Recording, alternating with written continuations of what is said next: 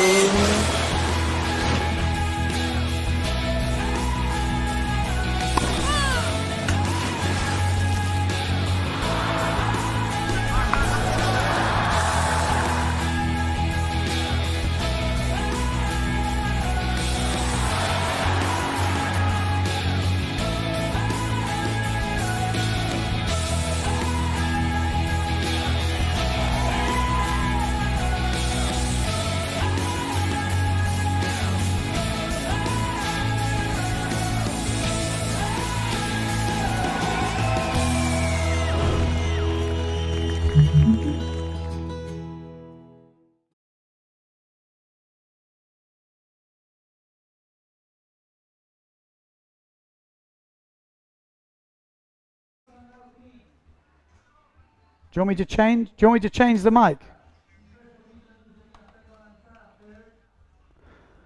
Okay, so we're back into the action.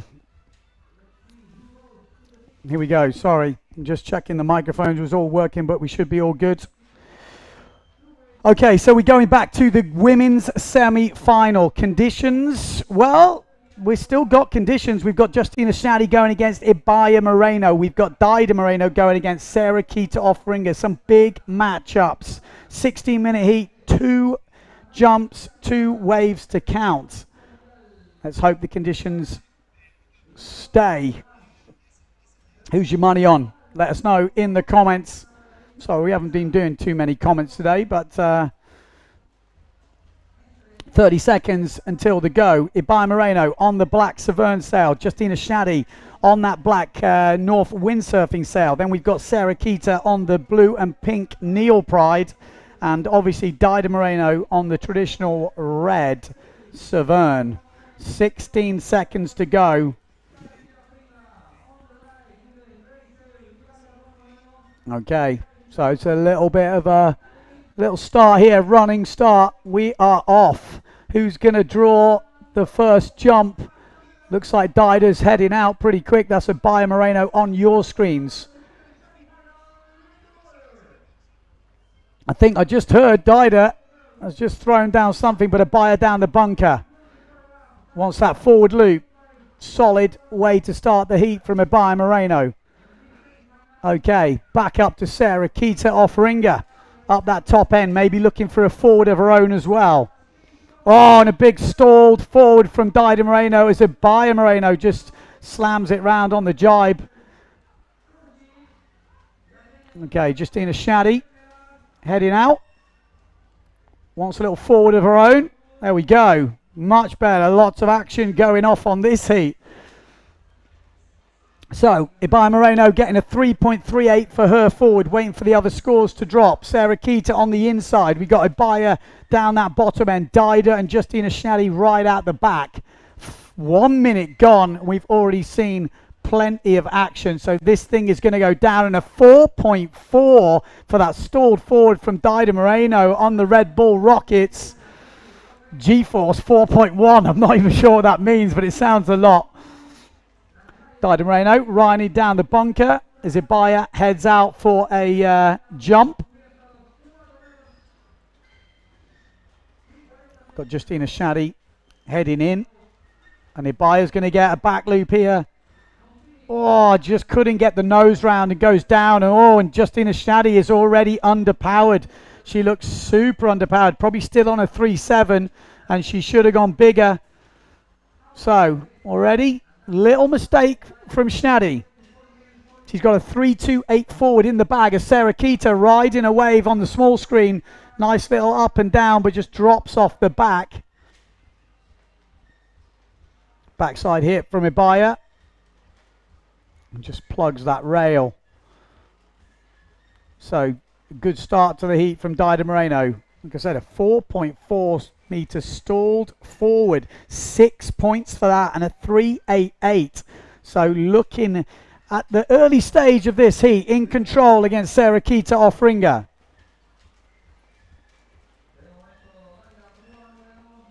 Oh, little scraping around a back loop. It's not going to be a big scorer. If anything we've seen from the judges is so far, you've got to land clean as Sarah Keita's heading out now, looking for a jump of her own. What's she got for us? She's lining something up. Forward loop. Boom. Plane in. Action is looking on in this heat.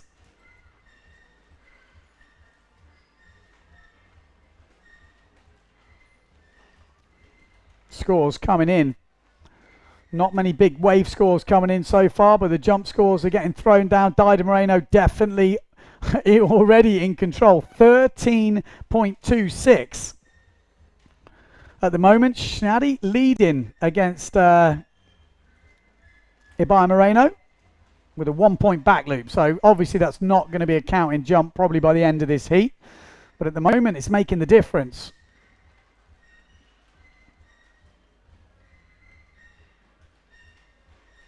So Sarah Keita off ringer making her way in. Say waves are few and far between, but there are a few coming through. We're still on the pushing tide. So we got to make the most of the push. 4.62 for that forward from Sarah Keita coming in. So solid from her. Ibaya Moreno just getting a 1 point wave, and it's actually put her in the lead as she's riding another one at the moment down the bunker. So used to seeing the Moreno twins up in the finals, although just going down on that wave.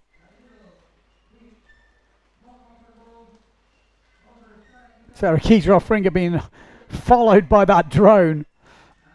Super close. She looks like she's got plenty of power as she's heading out, looking for something to jump off. She's already had a forward loop. What she wants now? She wants the pushy tweak and nails it. Full planing.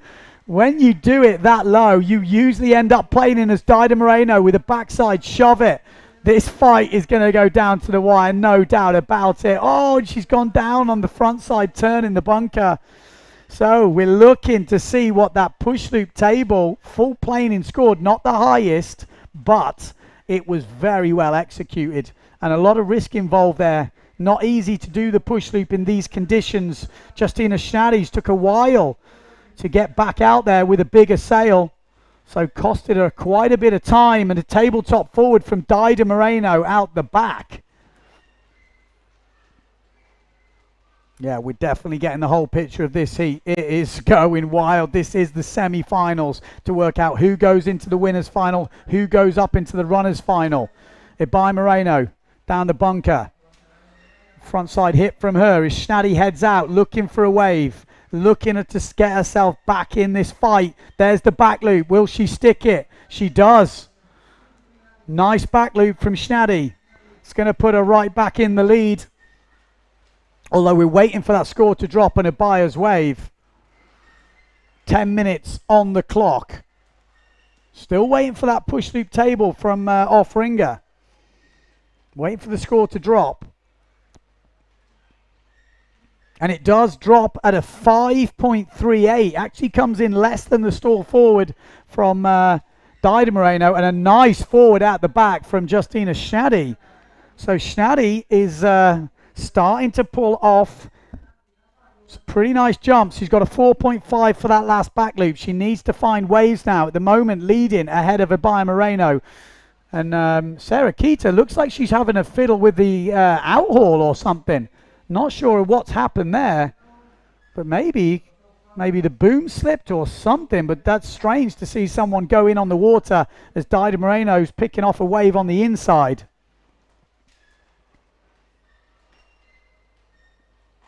Dida with a forward off the lip right onto the beach. There's someone sunbathing there, probably thinking, what the hell's this girl doing? She's jumping right up. I mean, that is pushing it to a whole new level. If you want to make the final, you've got to push the limit. Shaddy starting off a wave ride with a backside little slash.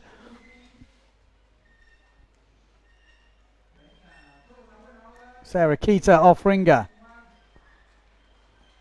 Shaddy still riding that wave. Little backside hit. The front side from Sarah Keita. Not easy wave conditions. Oh, by Moreno down the bunker. That's a good hit. Is she going to stay on? She does stay on. What the judges like to see. Oh, and then she's just dropped off the back of that right down the bunker now with Baya Moreno. So Baya needs to find a jump. She's got 8 minutes to do it. At the moment, only counting a 3-3-8 forward loop. On your screen now, Dida Moreno on the red sail. Sarah Keita offering her on the blue and pink sail. And Shaddy right behind. Are we going to see any one-footed back loops? Are we going to see anyone pushing the level? There's a few ramps coming in as they all head out. Is anything going to jack up? Doesn't look like it is.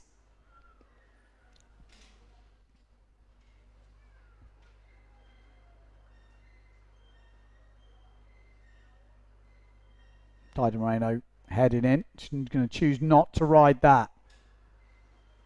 Over halfway through this heat. Still plenty of time to throw some moves down. On the one side of the draw, Dida Moreno leading ahead of this girl. Sarah Keita off ringer. Very light down that bunker. You can just see just pumping her way through. And Dida's actually struggling to get out of the bunker. We saw her right down in the corner. Oh, wants the tacker. Sarah Keita couldn't quite get it round as Schnaddy takes a wave down the bunker. Looks like she made it as well, so we'll wait to see some scores come through. Dida, I think, going for the backy, maybe one hand. All to play for in this semi-final matchup. Shaddy versus Abaya Moreno. Dida versus Sarah Keita off ringer. Dida leading the way, I think, with an over 4 meter jump. That was her last one. Just a small little back loop. And the Red Bull Rockets. And Abaya Moreno just dropping out the back of that last wave. Maybe feeling a bit of frustration now. The wind is dropping. She needs to find a second jump. Shaddy has a little lead here. But that could soon be erased if Abaya can find that second jump. But she needs to find something other than a forward. 6 minutes to go. On the other side of the draw, 19 points, Dida Moreno. 16.86 for Sarah Keita off ringer. Still super close in that matchup, but definitely edging towards Dida Moreno. This is Justyna Shaddy from Poland, heading out. Got a little ramp. Will she make it count? She's already got a couple of good jumps in the bag. She needs to step it up. We could see a one-footed back loop. We could see a table forward. There's the table forward. Will it improve on a 3.50? Dida Moreno. Whoa, throws that turn in and does actually make it back in, putting a lot of effort into the turn. Judges want to see that. Abaya Moreno out the back looking for a jump. She's got the back loop, has she? She has. And that is what she wanted. She punches the sky. Abaya Moreno knows she needed it. And that was a nice looking back loop. Lot of height on it.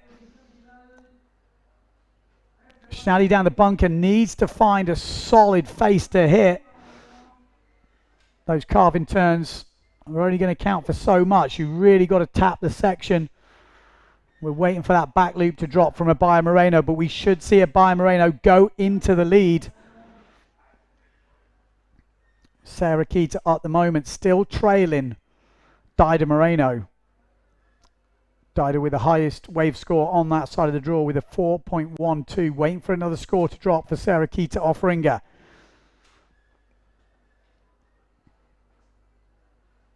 Four minutes on the clock. Like I say, waiting for that back loop to drop for Ibaya. We could see that going into the fours, I would imagine, for Ibaya.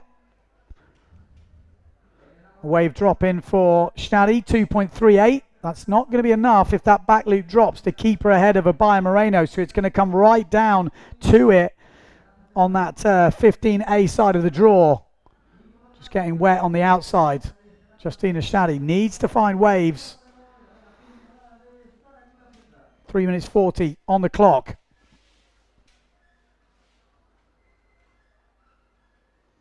Ibaya Moreno heading out.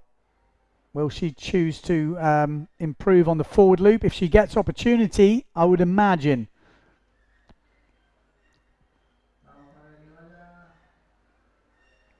Ibaya Moreno. Still back loop on my screen has not dropped yet. We know she's made it. We're just waiting for it to drop. This is Dider Moreno. What does she want?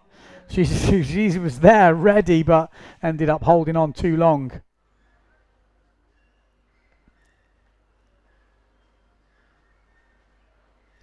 Well, she's going to get down really close. Still waiting for that score to drop on my screen. I'm going to try and refresh. Yeah, it's still not in yet. But we saw it on the screen, so it's going to drop at some point, and it should, well, it will put her into the lead ahead of Schnadi. So Schnadi is leading at the moment, but it's kind of a false lead. So she needs to step it up. She's got to find some extra points somewhere. Sarah Keita off ringer with a bit of work to do. 1686. 2 and a bit points behind. Needs to find over a 5-point wave if she's going to get back in this competition. Dider Moreno with that stall forward at 4.5 meter stall forward has really edged out the points on Sarah Keita off ringer, and obviously creeped out another point on the waves. So a point and a bit on the jumps, a point and a bit on the waves gives Dider that edge at the moment. Oh, and there's a bigger forward from Ibaya Moreno, and that might just have secured her lead in this thing.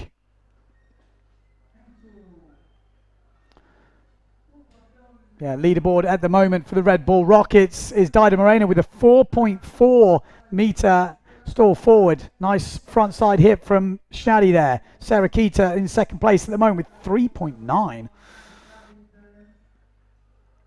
So all to play for. Dider Moreno just going about her business, trying to hang it all out. She's putting together a good heat, and there we go. The back loop drops. 5.38 for the back loop, and a 4 point for the forward has put her in the lead by about 3 points. So Schnadi has to find 3 points from somewhere, so a 5-point wave would do it. But as we say that, Ibaya Moreno gets a nice tap. She's sailing really good now. Really coming into her own. Had a super clean back loop, good forward, and now she's just demolishing this wave as she comes through. So looked a bit frustrated yesterday, but she looks a whole different animal today. Looks really into it, and a nice, looked like a table forward or a stall forward on the back from Dider Moreno. So the two twins, the Moreno sisters, are looking like we're going to see another matchup for them in the final. One-footed back loop from Schnadi, but doesn't get the landing. Could that have made the difference? Well, you never know. We will never know either. 14 seconds to go, and I have a feeling it's all over. Sarah Keita would need to find herself on a wave and absolutely tear the thing to pieces. But it's not going to be, as Dider Moreno pulls off a nice shove it on that inside, and that is the end of the heat. This wave will still count for Dider, but it isn't going to make any difference to her score. Dider Moreno and Ibaya Moreno make she's going to get nailed on the beach. Make the final of the 2022 Gran Canaria Windsurfing World Cup here in Pozo Obviously, this is just the single elimination, but with the way the forecast is looking, this could be it. So we are going to see an Ibaya and Dido Moreno final. Here we go. Highlights from the heat. There's that big stall forward from Dido Moreno. 4.5 meters on the Red Bull Rockets there. This was that back loop from Ibaya Moreno early on, which she didn't land. Schnatty's back loop, just a little bit low on that one, not scoring big points. A couple of the wave rides early on, which I don't think were her scoring waves, as we saw late on. She had some really good ones. That 5.25 at the end from Ibaya.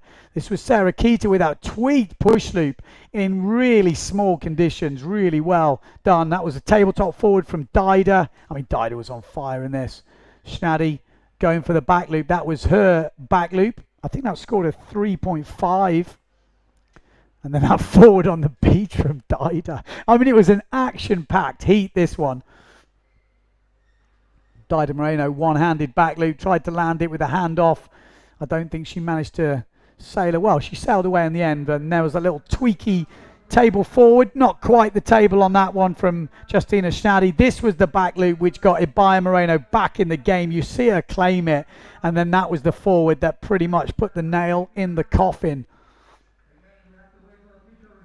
Schnatty trying to answer back with a one-footed backy, but in the end it wasn't to be. But what a close race that one was. But in the end, Ibaya Moreno and Dido Moreno too strong. So it will be the Moreno sisters in the final once again, and then in that runners-up final we're going to see Poland versus Aruba with Justina Schnatty facing off against Sarah Keita Offringer. Obviously Offringer was the 2019 Women's World Wave Champion.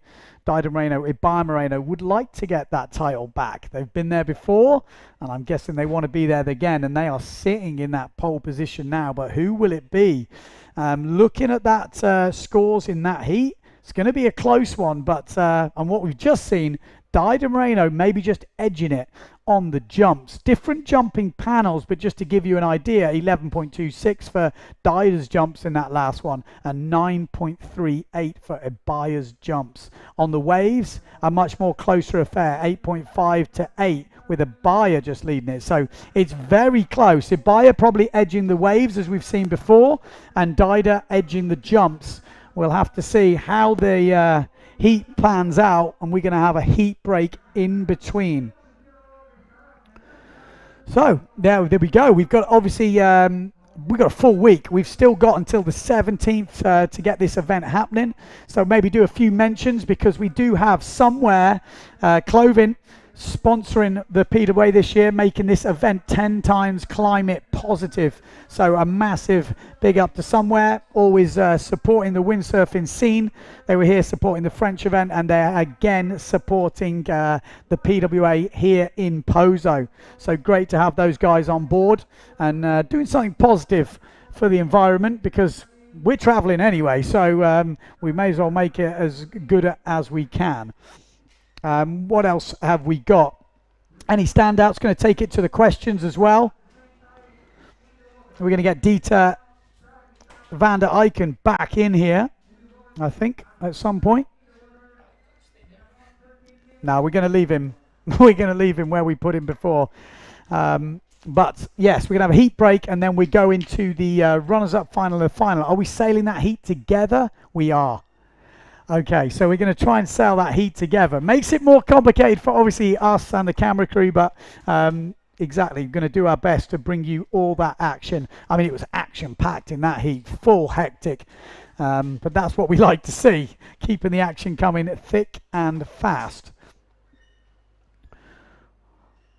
Right, let's have a look where we're at, which one platform you're watching on, whether you're watching on the YouTube or whether you're watching on Facebook. Who's tuning in? We got Kev's Windsurfing Adventures, Sarah Keita, a bit of cheering for Sarah Keita. And we got Yago saying thanks for the live stream. So that's on YouTube. If you're listening on YouTube, let us know where you're watching from, who you're rooting for. We've got the Moreno or Moreno final, like we've seen plenty of years. We thought maybe this year there might be a bit of a mix-up. In the end, They have managed to stomp out the results, and they will meet each other once again. And the interesting one for quite a few people, they've been organising this event for the last couple of years. And it's, you know, organised event is a stressful thing, but competing at the same time, you can only imagine, or I can only imagine anyway.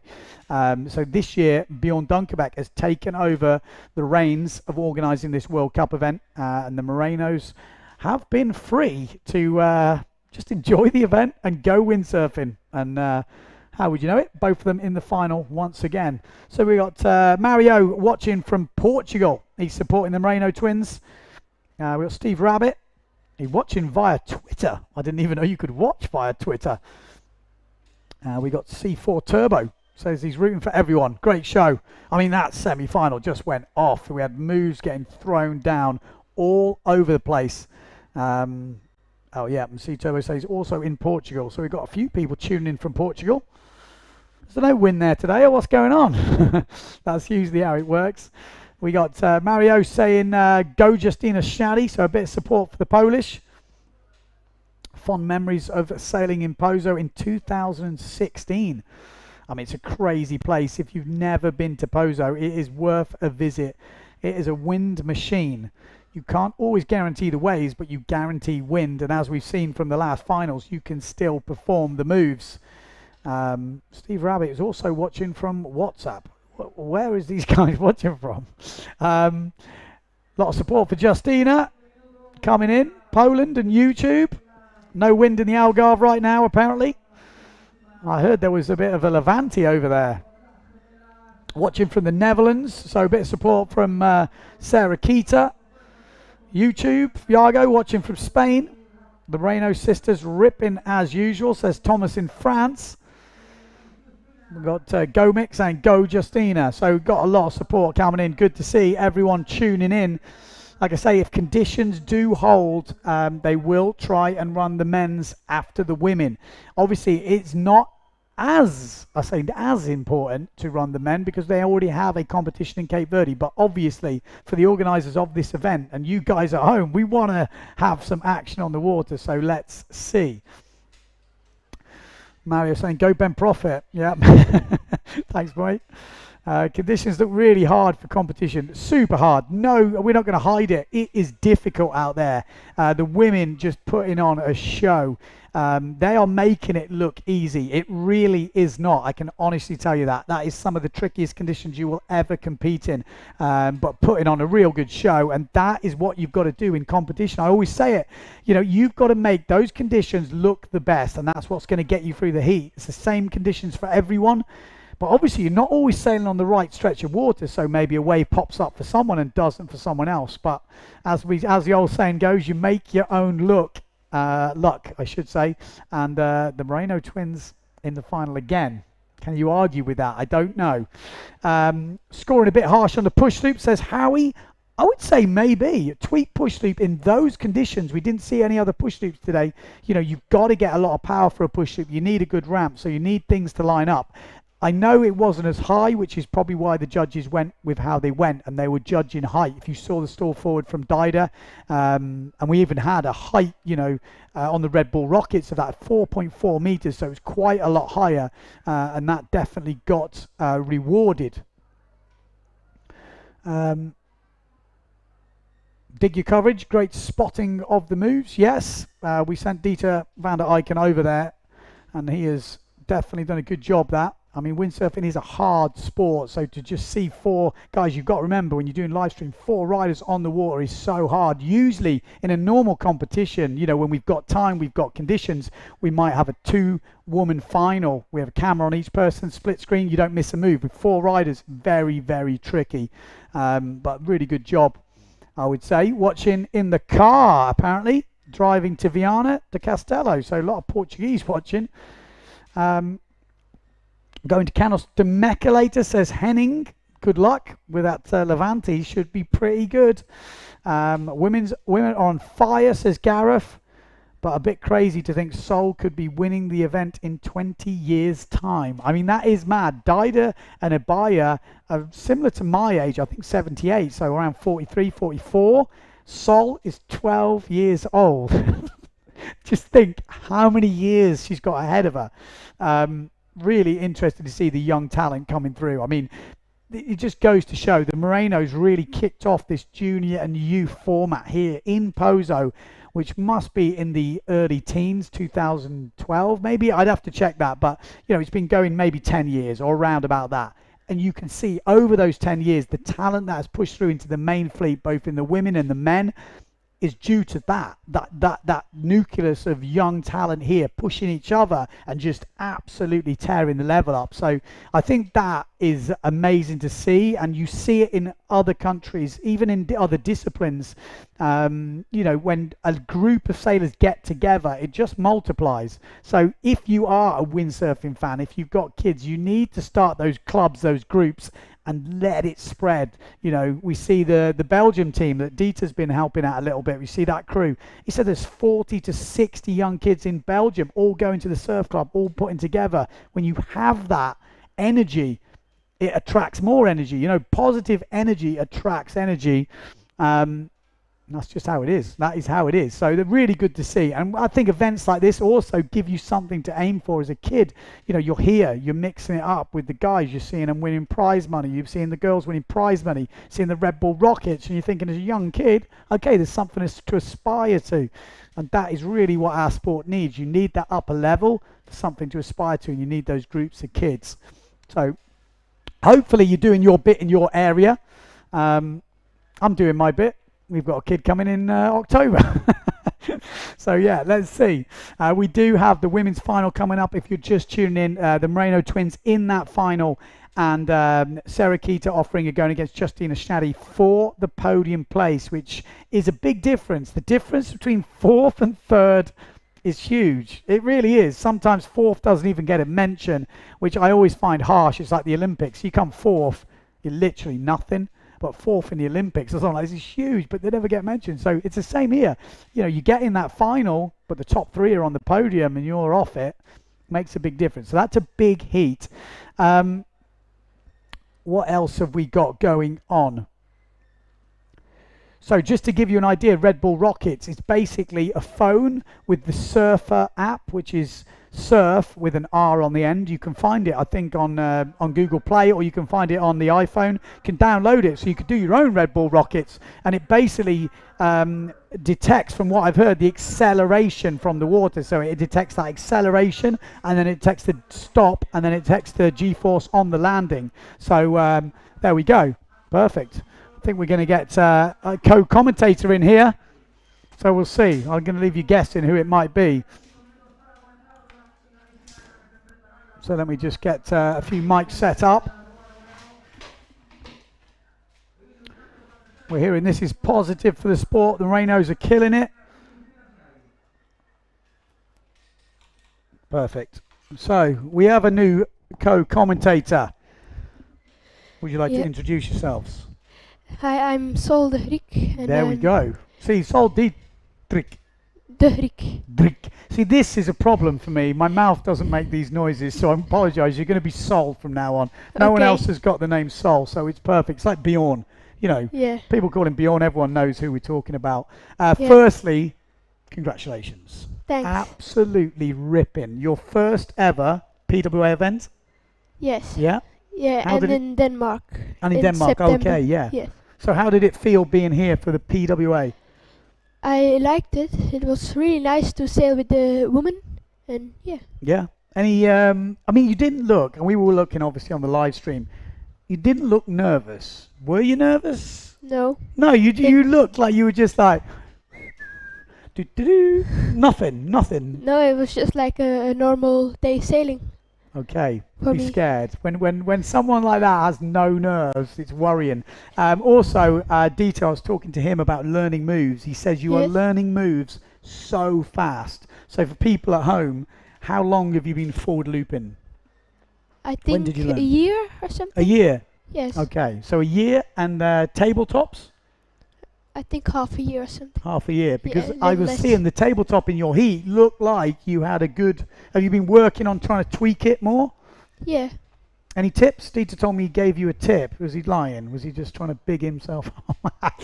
No, but he was saying something about you've got to get yourself into the rig. But Yeah, like with your back feet, you need to try to touch the mast. Okay, is that what you concentrate on? Yes. That's a good tip. Are you working on any other moves?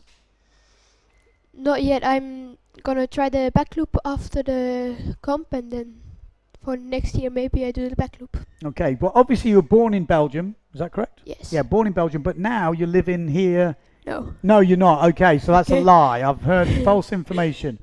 Yeah, no, I'm coming here all the holidays from Belgium, and then I go back in Belgium. In school? Yes. Okay, so there we go. I got that a little bit wrong. But someone told me you got a house here, so I was like, oh. Yes, I've got a Okay. house. Oh, she's got a house here. Okay, so we're going to see. But I don't live here. Okay, there is a big difference, you're right. But every holidays, on the plane, straight Yes. to Pozo, bang, Yes. bang, bang, bang, bang.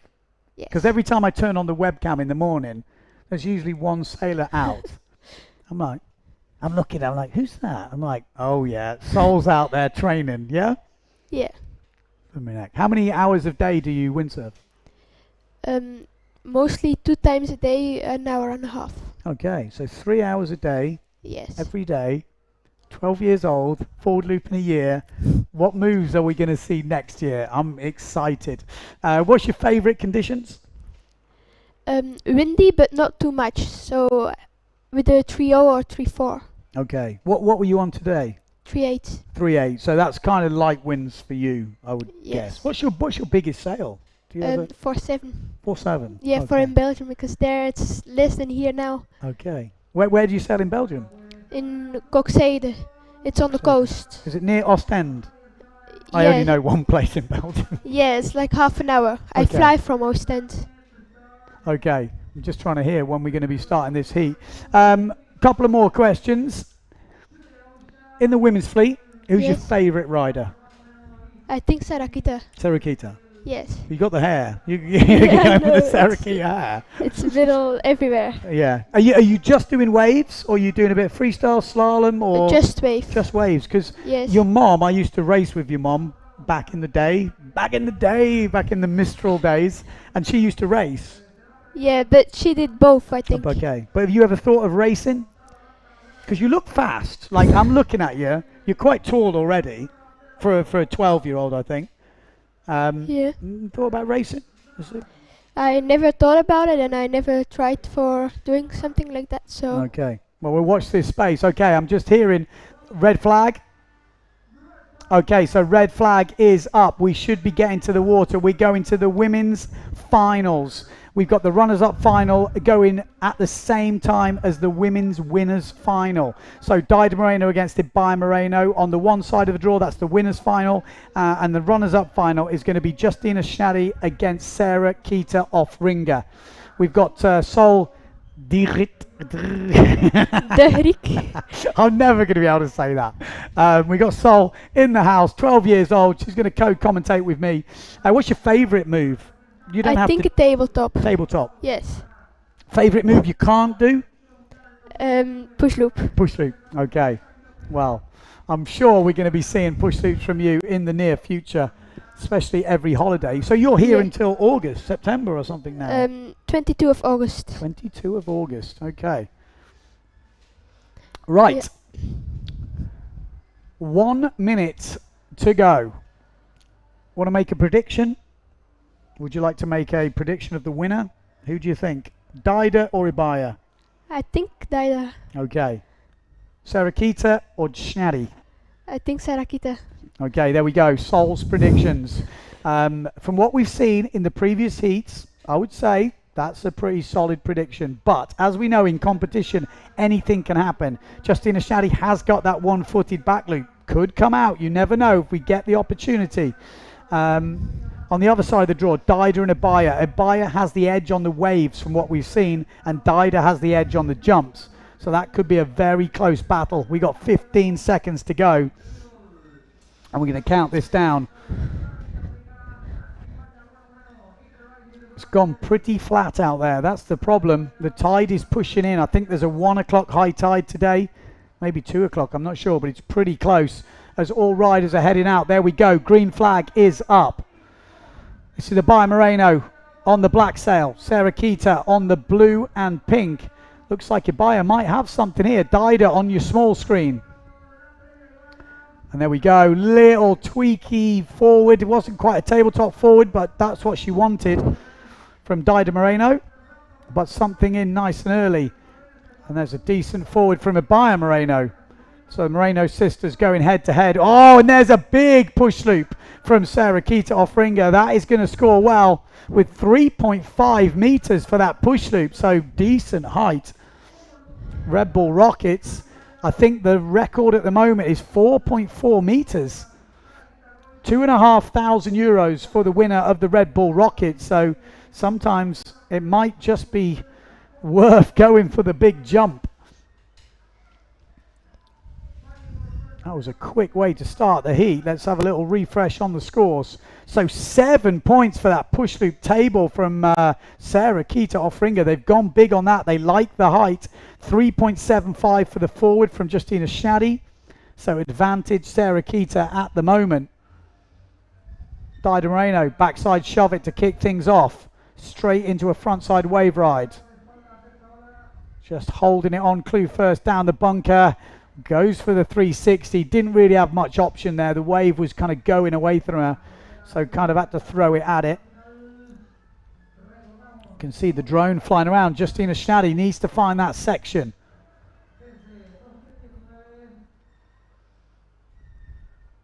Got to find that section. That's where the big points are, by tapping the big braking section. But it's not easy with so little wind down the bunker.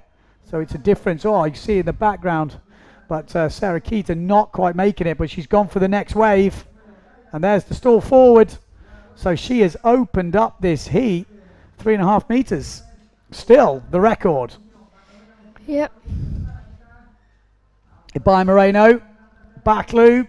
Opens up nice and early. She seems to be improving her jumps with every heat. The drone is quickly following her. So maybe we have a little bit at the moment an advantage to Abaya Moreno. She's put her jumps in nice and early, and we know that can be dangerous for an opponent because she's got the wave moves. She's got a very aggressive style. All four riders right in the mix. Super surprised we didn't go man on man or woman on woman in this heat. Looks very busy out there. Backside shove it from Sarah Kita. Just gets back in the wave straight into her front side. Tries to get up and round. And Abaya Moreno down that bunker. Boom. Solid. Backside shove it seems to be the move of the day. It's quite a functional move. Helps you keep your speed. Dida Moreno just not finding the wave she wants. Forward loop for Sarah Kita coming in at 4.75, and she's took a real early lead with a 2.88 on the wave. Schnaddy needs to find the lip. If she's going to put some big wave scores in, she needs to find the lip. Easier said than done out there. Abaya Moreno at the moment leading ahead of Dida Moreno. A 4-point forward and a 5.5 back loop. 3.75 on her first wave. So she has the edge on all waves and jumps at the moment ahead of her sister. 12 minutes still on the clock. So 4 minutes gone.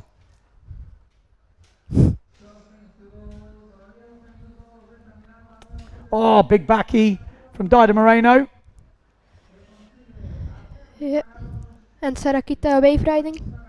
Yeah, nice wave ride from Sarah Kita, just getting that rail in. But there's just not much waves out there. We are dealing with really small conditions. We're not going to fake it, but they are making the most of it. And I think it's a very competitive heat already. We're seeing there is enough opportunity to throw moves down. Sarah Kita has absolutely tore up the beginning of this heat. Already on 14.63 points. And she's fiddling again with her out all. I'm not quite sure what's going on there, but a really nice shove it, but just goes down on the end of it. Getting super lift from Dida Moreno there.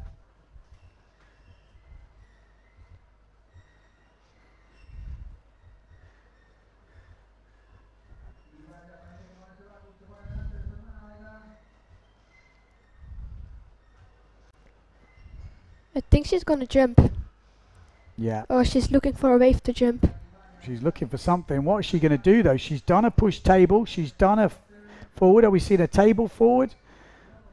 She definitely needs to ride the wave. She's got really solid jump scores already. Justina Schnally needs to find her big jumps, her one-footed back loops, push loops. She needs something big if she's going to challenge Sarah Keita for that third spot.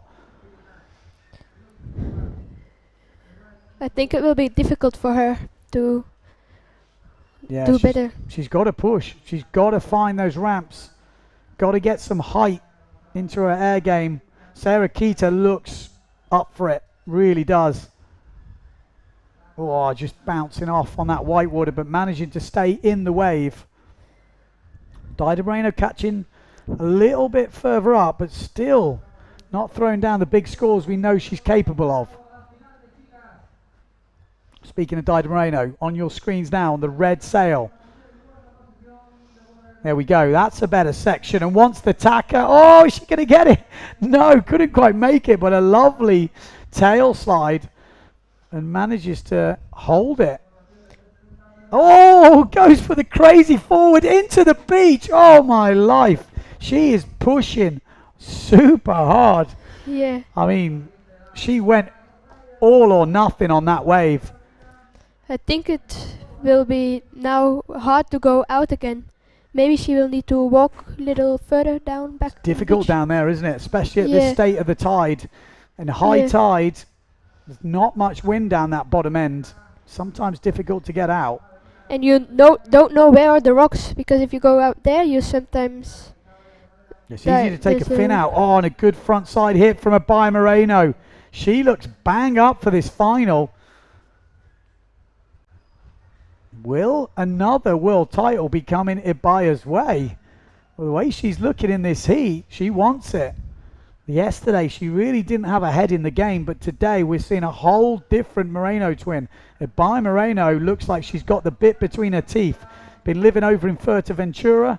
Maybe just took a couple of days to adapt, but these lighter winds might be suiting Abaya. This is Sarah Keita up that top end. Again, she's got plenty of power, loads of speed. Needs the ramp to get the air time. What is she going to get? There maybe? No. Oof. Thinking about it. There she goes. She's got a little ramp here. Oh, just tried to force it a little bit and doesn't quite make it. So still at the moment, advantage Abaya Moreno, but only by 1.5 points. So everything to play for. Shaddy's struggling for waves and struggling for jumps at the moment, and it's definitely over a 10-point gap to Sarah Keita. So with over half the heat gone, it's advantage to the Aruban. And the wind maybe has picked up. You can see all the girls at the moment look full power. Oh, just couldn't quite get the nice connection she wanted there. She knows it as well. But still half the heat to go.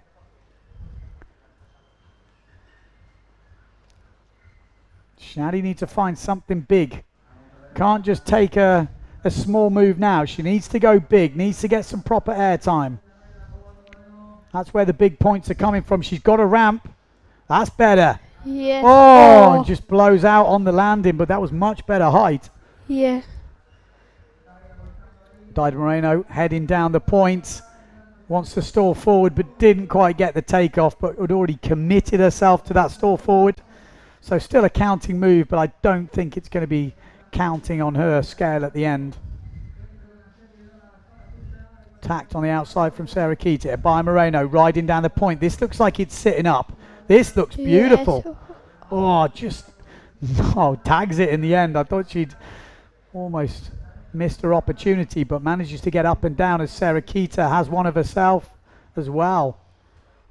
That's where the money turns are. Looks pretty comfortable at the moment.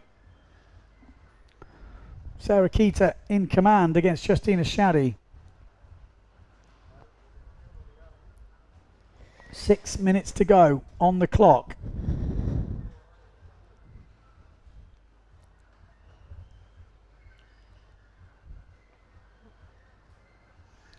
Can she bring it back? It would have to be a very big comeback for Justina Schnatty right now, as Dider just plugging a rail. Still manages a frontside turn, but it's definitely not seamless. Oh, a little tail Nice jump, aerial. but just goes out the back of the wave though. Tax on the outside from Sarah Keita, still in command of that heat. Schnatty failing to put any more scores on the board. Justina having a look around. She'll be getting a bit stressful now. She hasn't filled a jump card and she's not got any really big scoring waves. She no time is running out. On the other side of the draw, Ibaya Moreno still leading. She's just gone right up there now with a 4.12, 17.62 in the scores. She is about 4 or 5 points even ahead of Dider Moreno, which is huge.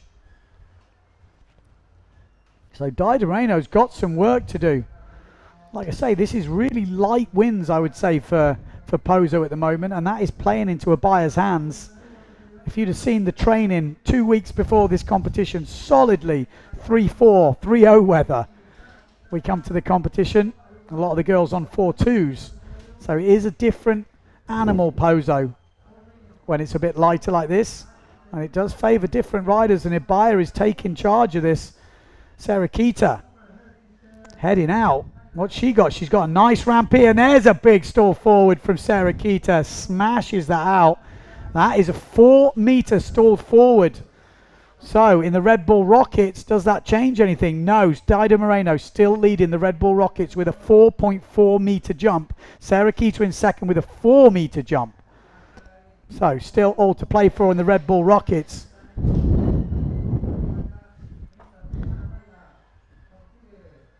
I think if I was losing this heat now and I didn't see anything else, I'd come in, get a bigger sail and just go for the Red Bull Rockets. See if you can just pull off the biggest jump of the day. Why not?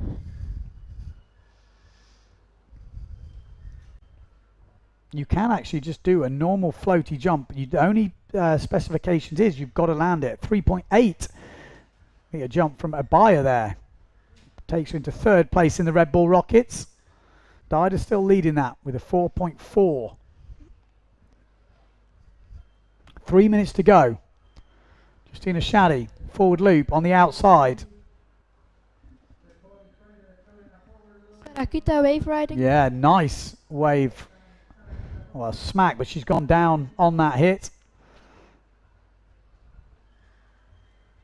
2 minutes 50. Time is ticking away. Ibaya Moreno looking so good for the win here.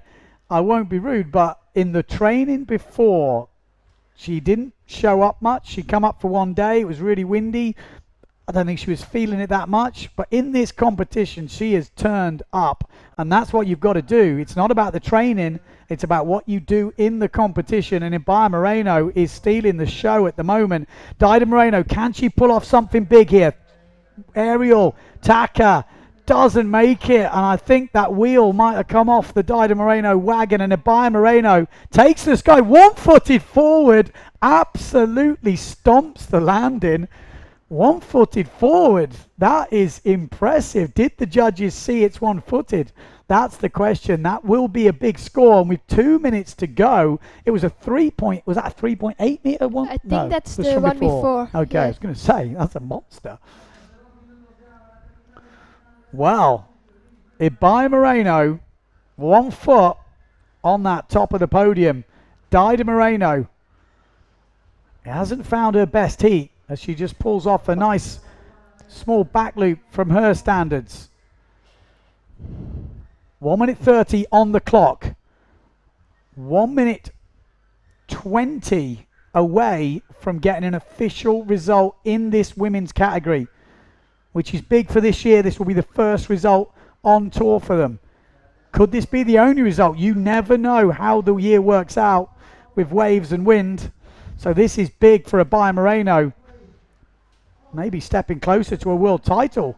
This is only the single elimination though. If we get conditions this week, we will be trying to run double eliminations, which then give the losers a chance to work their way back up the ladder. But at the moment, I would much rather be in Baya's position than anybody else. And Ibaya Moreno is still riding waves.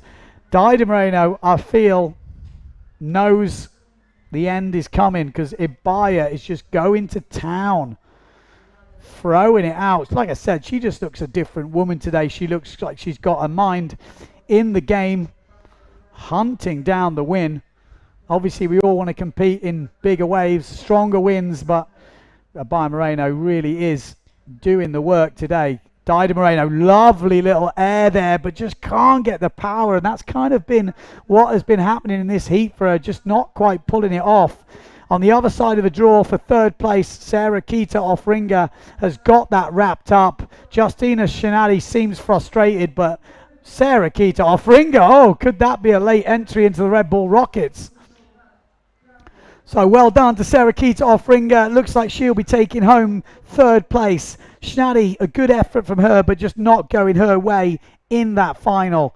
But the winner of the single elimination, well, quite away by over 4.5 points, is Ibaya Moreno, taking down her sister in the final in Pozo.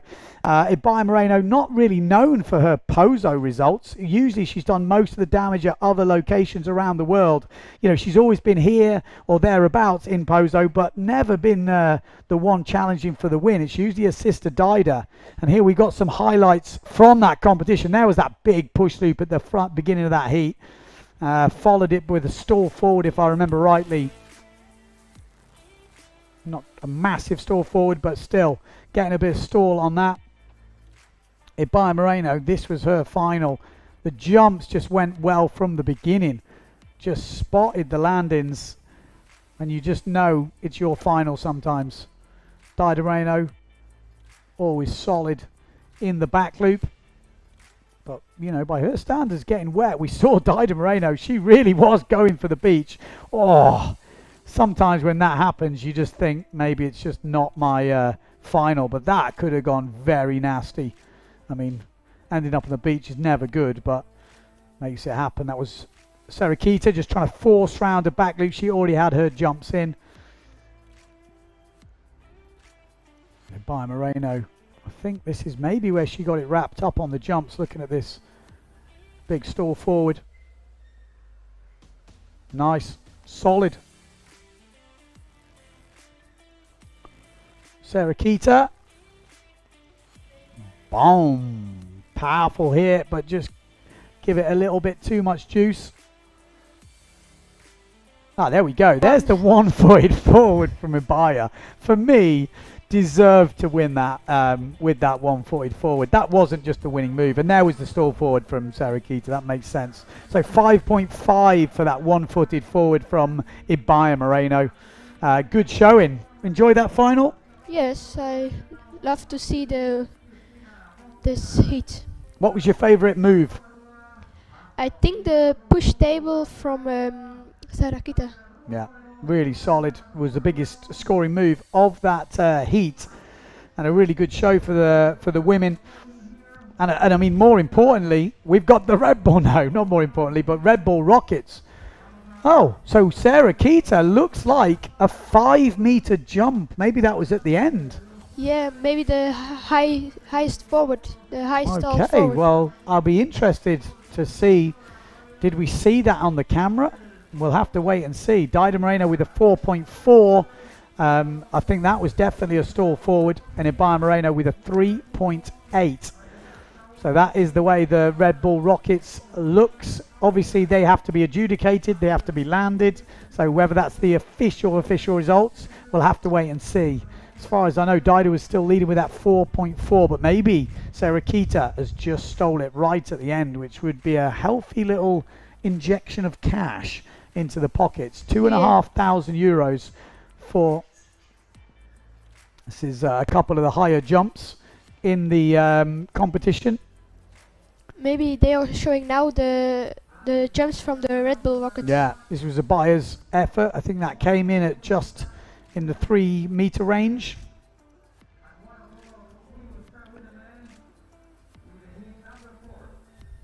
Okay, so that was one of the stall forwards. Okay, so we have seen a 5 meter jump. 5 meters is big.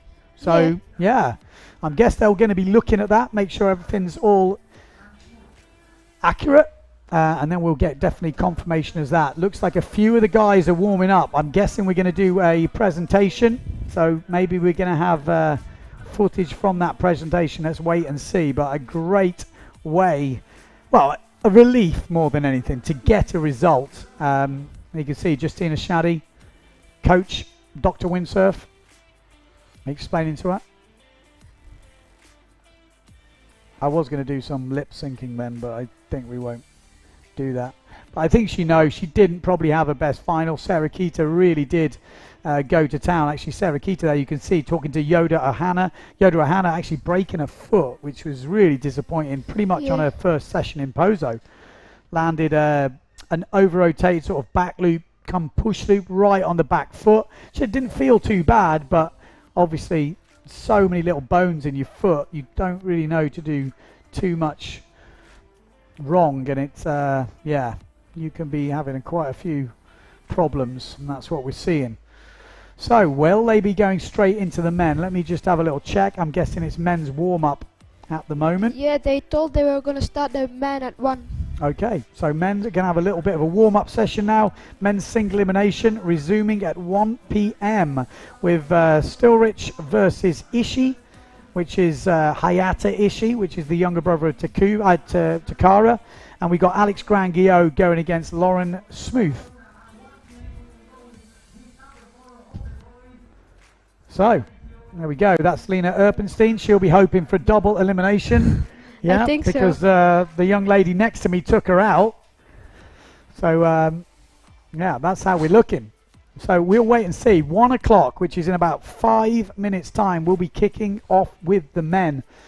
Until then, I think we'll probably take a short ad break, and we'll be back to bring you the men's action from here in Pozo for the 2022 Gran Canaria PWA World Cup.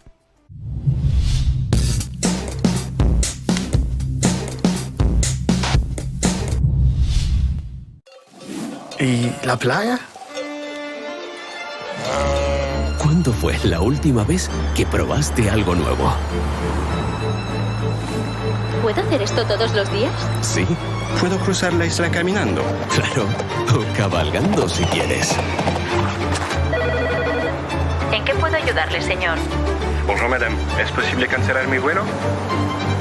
¿Qué es esto? Esto es nuestra flora autóctona. Oh. Y hay más. Mucho más. ¿Será por esto que sonreímos tanto? ¿O será por esto? Porque cada día es un nuevo descubrimiento. Dale un giro a tu vida.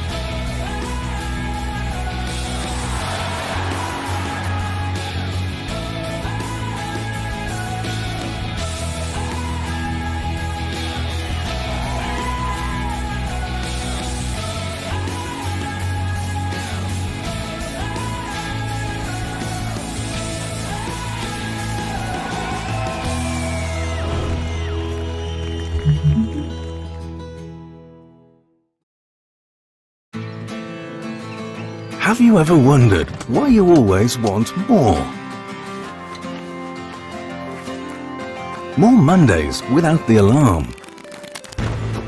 More first times. More leaps into the unknown. More breakfasts in bed. More whiffs of the salty sea and the countrified country. More smiles for the camera. More heartbeats per minute. More enjoying the journey. More dreams almost fulfilled. More unexpected friends. More races to anywhere. More flavors to discover. More being at a loss for words. More time.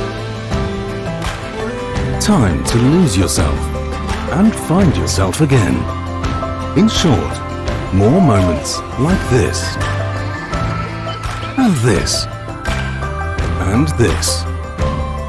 And what if the answer was never really what, but where? Gran Canaria. So much to live for.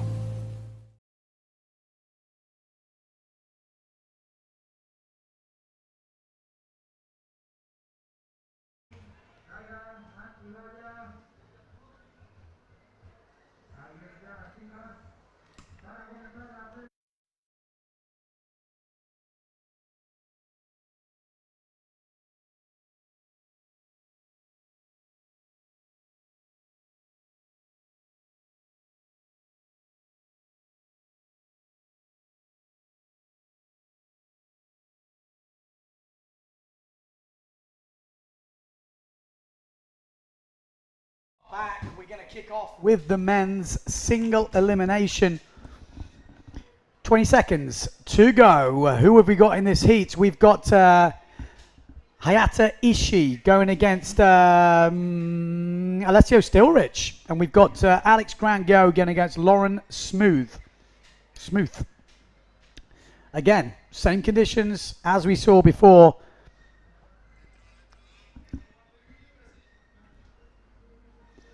This is Alex Grangio.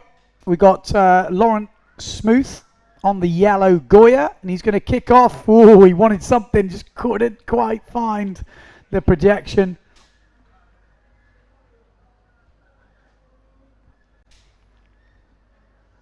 Oh, he wanted the double from Alessio Stilrich. Really wanted to kick off with the double, but had to pull it out. Lauren Smooth. Table forward. Nice tweak actually on that table forward from Lauren.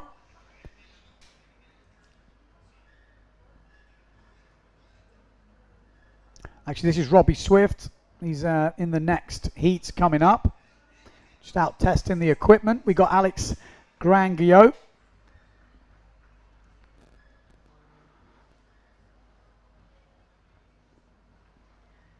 So, Alessio Stilrich.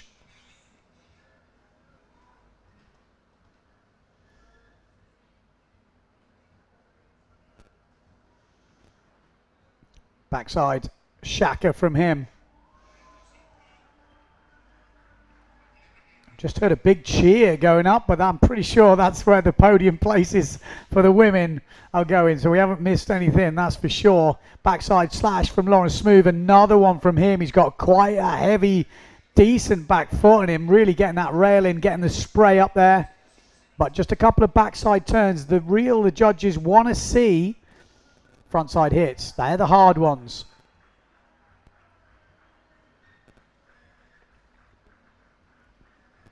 So, Alessio Stilrich. He's already had one opportunity. Went for a double and had to pull out of it. What can he do?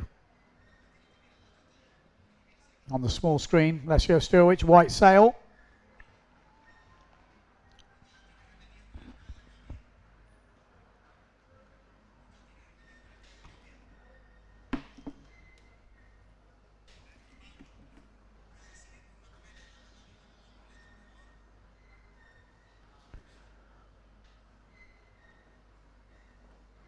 Okay, Lawrence Smooth. Alex Grangio on your small screen. There seems to be a few ramps coming through. Forward loop from Laurent.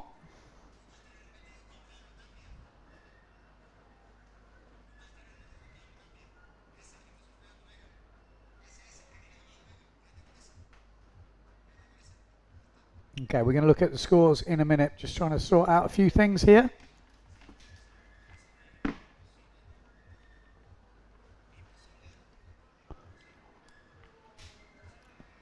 So, Alessio Stilrich at the moment leading, but only with a 1.85, so not much big stuff going down. Table forward scoring 5-1-2 for Lawrence Smooth. 2.5 on the wave.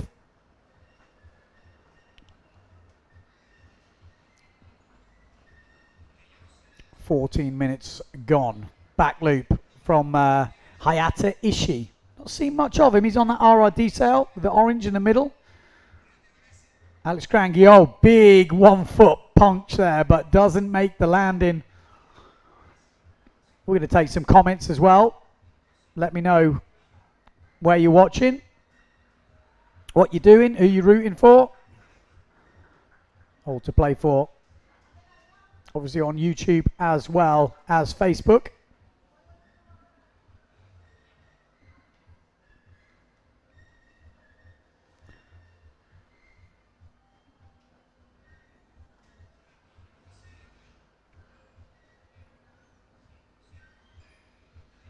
There we go. Smooth, what's he got? Backy doesn't make it. Has to force it. Hayata Ishii just going for his jump, not quite making the takeoff. Like I said, it's tricky out there. You're having to force jumps off sometimes something you wouldn't really do anyway. So it does make a difference. Makes life a lot more tricky.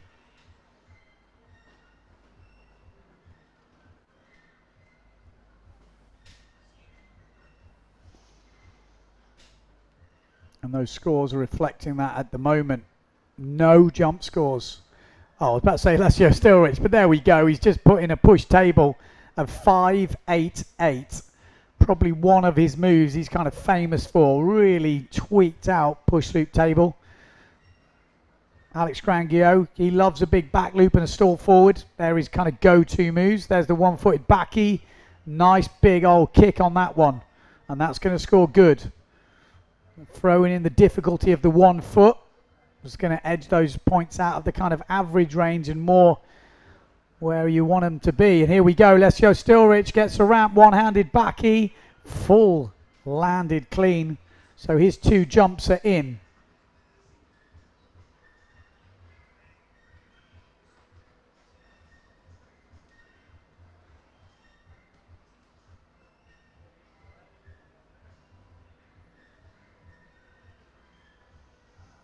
So, advantage Alessio Stilrich at the moment, advantage Lawrence Smooth.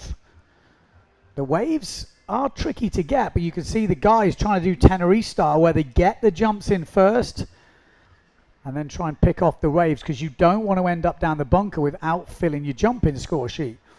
It's kind of like I say, Tenerife style. Laurent, oh, he's got a good ramp there. That's the back. Oh, he doesn't make it. He'll be upset with himself there. That looked like a good ramp. Alessio Stilrich, we know what he's capable on the wave. Just dancing around.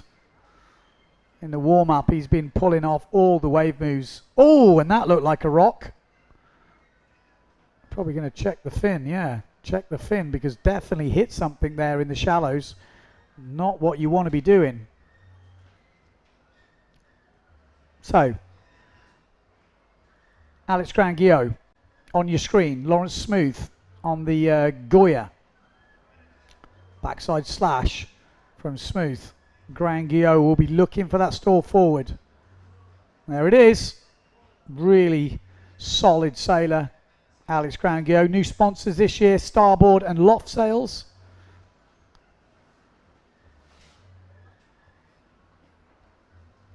And there's the... Oh, he overcooked it from Alessio Stilrich.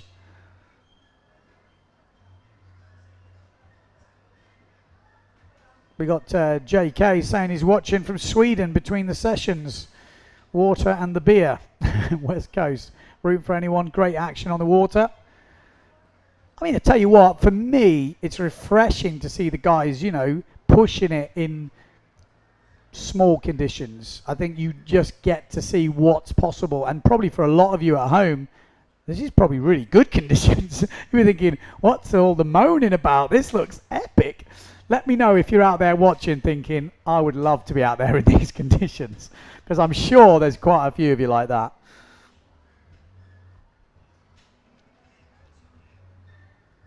This is to Thompson on YouTube. This is in Gran Canaria. So Pozo Beach, Pozo, if you're a local. It is probably one of the windiest places in the world.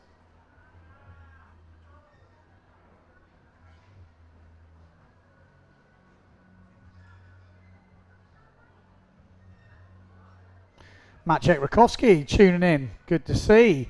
Says tough conditions, they make it look really good. I totally agree. But that's, for me, they're the best guys in the world, the best girls in the world. That is their job. They have to make tough conditions look really good. That's why there's prize money.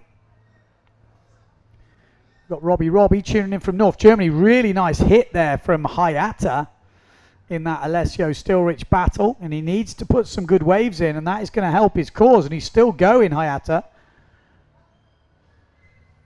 Oh, I didn't quite make that one right next to the beach. But he's got his jump scores in, he's got a back loop, he's got a push loop. He's now looking for wave scores. Oh, full planing, tweaked out push loop table from Alessio Stilrich into a forward loop. I mean, he's already got a 588 push loop table, but maybe we're going to see more points for that one. That was full planing and pretty decent height. Be interested to see. I didn't see his first one, but he obviously he thought he needed to upgrade it. And I would say, without seeing the first one, that looked pretty decent. I mean, you don't get a better landing than planing. Planing is the ultimate landing.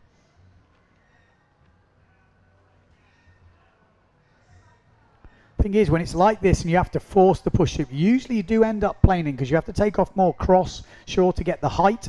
So then the landing is usually more planing. On the other side of the draw, it's still Lawrence Smooth leading against Alex Granguillot. 6 points, yeah, so did upgrade, and only by 0.12 though, not much. I think that's probably near maximum they're going to score in these conditions. Laurent just going for the rocket. So 17.38 for Alessio Stilrich, 10.88 for Hayata Ishii. Hayata Ishii down that bunker looking for a hit. Smacks it. It's one smack and then he's going to pull out because the rocks are coming in fast. So still advantage Lawrence Smooth, but a good wave from this man. Alex Granguillot could change things very fast. A couple of, you know, oh, there we go. There already has scored it. 1.3, 1.62 coming in. It puts him in the lead by 0.3. And he's ripping up this one, Alex Granguillot. So probably going to extend his lead. Alessio Stilrich, does he want the double? Looking at his scores, probably needs a few wave scores. The jumps, from what we've seen earlier today, not going to find much improvement, but a 1.75 on the wave, he can improve on quite significantly. There is some ramps out the back though. And there we go, that's the double. He wanted the double, and there's, oh, it's stalled forward. Absolutely pings the landing from Hayata. So plenty of moves getting thrown down, and then a little backy which he didn't make, Hayata.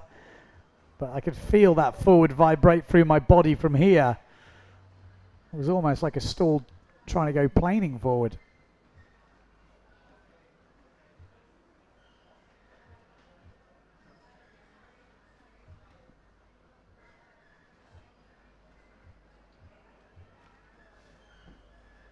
Yeah, so Alessio still, it's not quite making that wave. Couple of comments saying, yeah, I always hear the sail sizes and think, whoa, this is low wind. Exactly, they're on 4 meters, 4.2s, you know. It's low wind for Pozo. It's just a very windy place, and it is a kind of a different animal when you've got, you know, its usual wind. To get high, the waves aren't big, but when you've got the wind that they usually get here, you know, you're relying on that to get the lift. So for Pozo, this is quite light. For most places in the world, this is a windy day at their local spot. Alex Granguillo. Oh, that was beautiful. That was a proper hit. That is going to, well, that's going to score big. Pretty sure of that.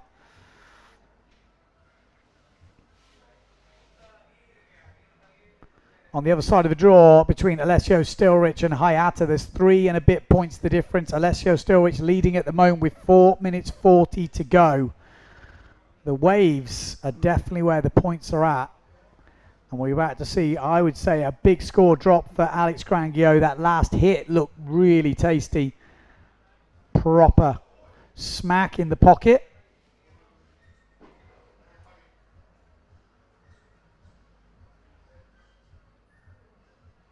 This is the first round of the men's single elimination. So we haven't got a lot of the seeded riders in this round. Round 2 is where the seeded riders come into it. So the winners of these heats go into the seeded round. So winners of these heats go against seeded riders, if that makes sense. So we've already had Pons advancing from this first round. He goes against Denel in the next round. We've had Baptiste Collet going through, and he goes against Traversa in the next round, and that's an interesting matchup.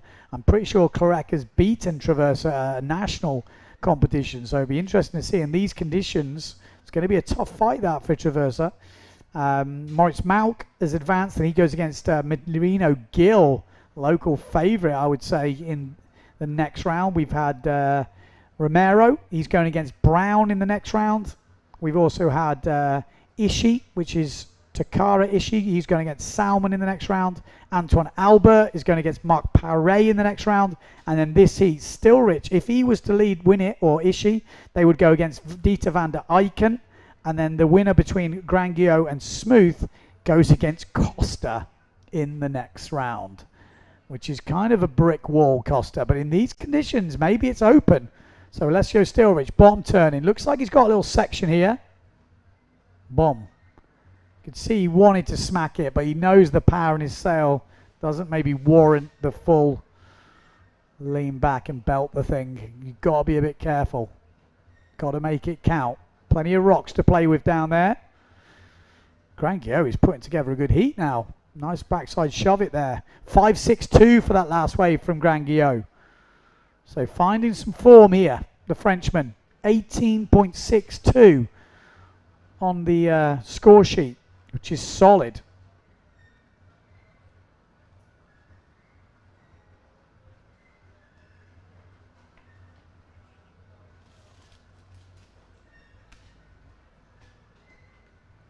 Two minutes left on the clock.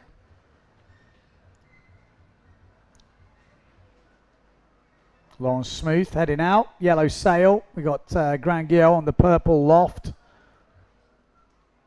On the stripy number, we've got the RRD, and then we've got the white sail of Alessio Stilrich. Stilrich leading. Granguillo, 5.25 on the last wave, moves to 21 points. I think this is the highest heat score we've seen in the competition so far from Granguillo. I'll have to check that, but that looks... no, Moritz Malk, 24 points with an 8.5 and a 7.5 on the waves. So yeah, he's a little way off that. He's got about 3 points to make up.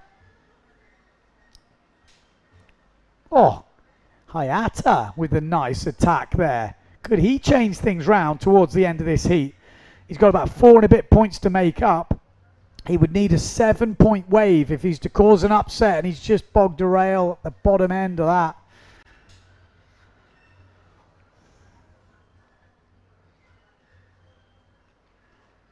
40 seconds to go.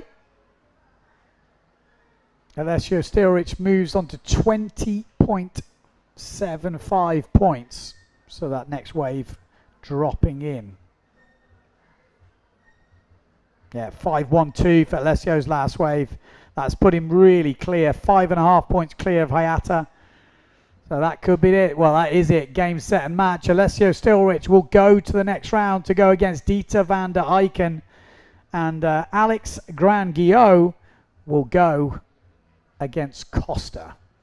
Hayata finishing with a little table pushy there. It's not going to be enough to close the gap on Stilrich, but gave a good account of himself. He's only 17 years old, Hayata.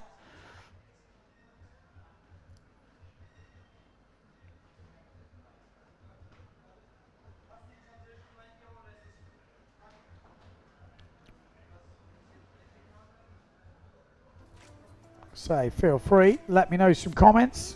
What size are they using? I'm pretty sure Alessio Stilrich on a 4.2 or 4.0.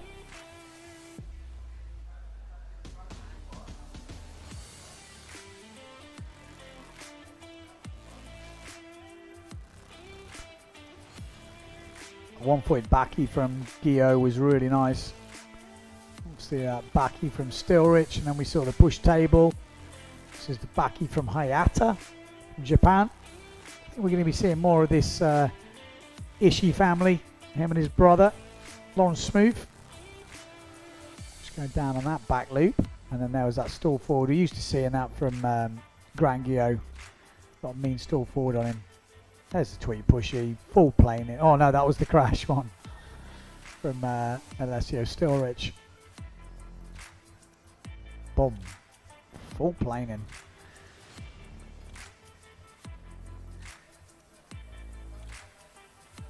Oh, Lauren just lining something up and it didn't quite just work out for him.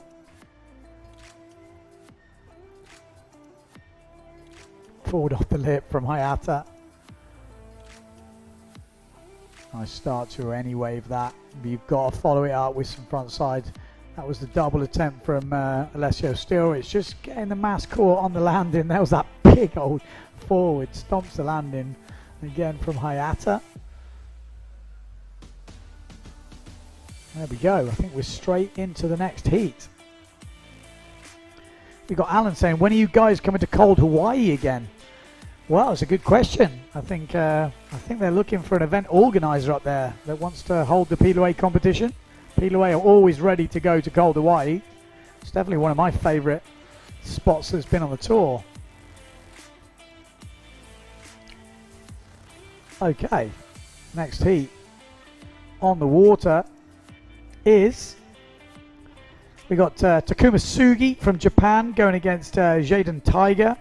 And we've got Pablito Ramirez going against one of the Fleche brothers.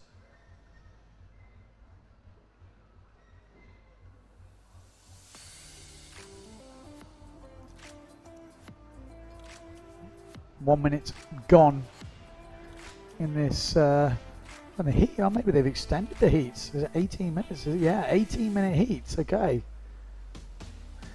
It's official. Gran-Guillot and Stilrich are in the next round.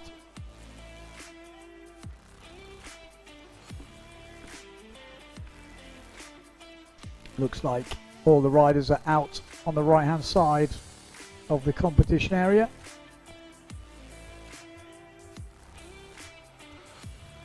Takuma Sugi already putting a 5-point back loop in. Jaden Tiger with a 3-point forward. And Pablito Ramirez 3.25 forward and a table forward 4.5. This is one of the Fleches.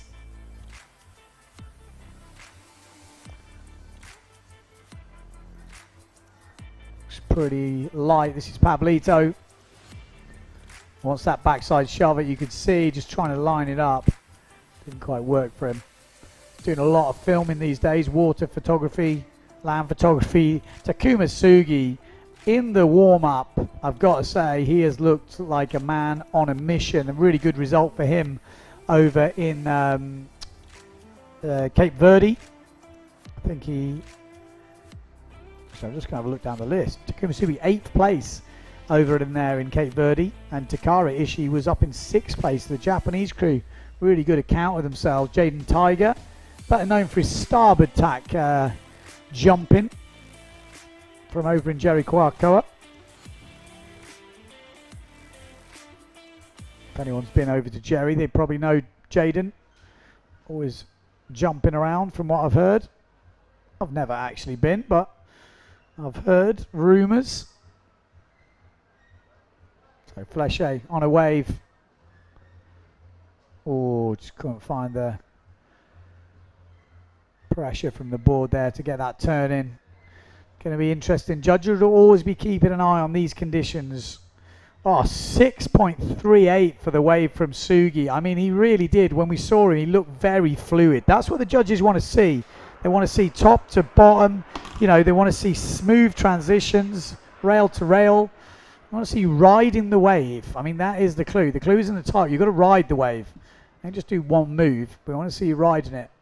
Obviously, one move can score well, but if you ride it properly, link together the moves seamlessly, with speed, power and flow, that's what's going to get you the big points.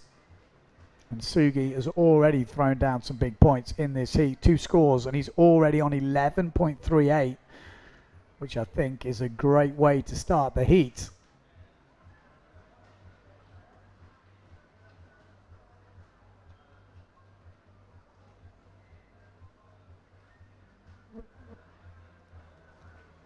Oh, I think he wants a bigger sail maybe.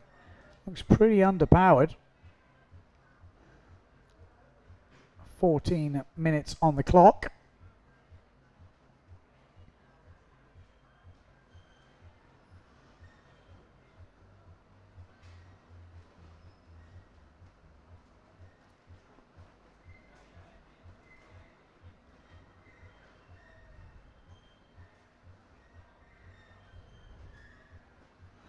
There we go. Sugi, there's the push loop. He's a machine, that fella. It reminds me of a Japanese Robbie Swift. Super talented, both tacks. Not just on port tack. And that's the interesting thing for the Japanese riders. They're very good on starboard tack. Sometimes you can forget that. Oh, just a forward loop from Fleche going down. Very easy to forget. You know, you get a lot of local guys here just sailing here. You remember, some guys are sailing just as good on the other tack, and this is their bad tack. You know, Brasinho is one of them. When you see him sailing here, you can't believe this is his unfavored tack. It's crazy. Another good wave from Sugi by the looks of it, racking up some scores.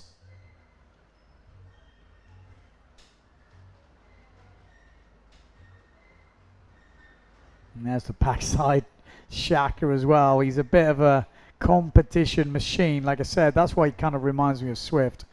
Good all-rounder. Does freestyle as well. I think he's going to Fuerteventura after this event to train freestyle.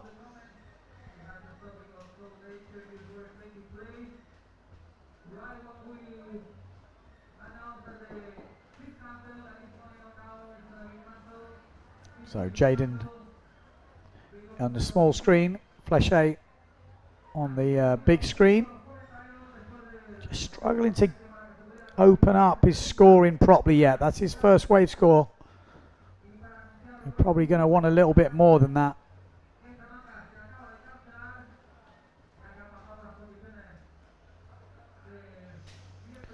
We are getting towards high tide, which is notorious for dropping. The wind might drop a little bit and waves get a bit soft, so judges will be keeping an eye on it. Obviously the heats were timed earlier to get the women in the most favourable conditions to finish that competition, but judges are watching.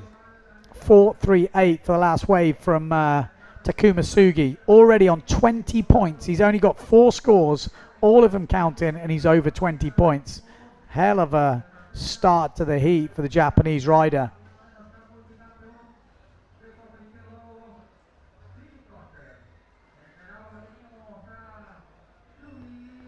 Well, just seeing a few riders heading out, does that mean...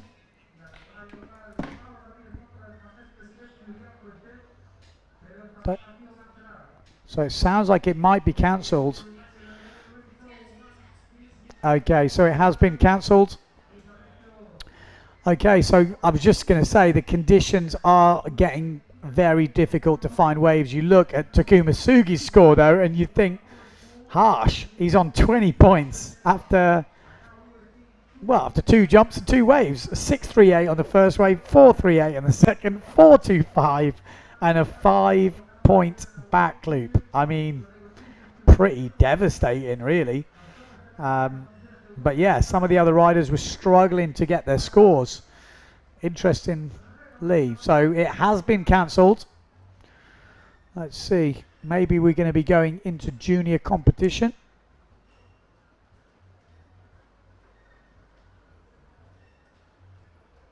Okay. Like I said, I'm sure it's to do with conditions, but I always feel, yeah, if I was, Takuma Sugi, I'd be thinking, oh, it was actually all right. Don't know what all the fuss was about.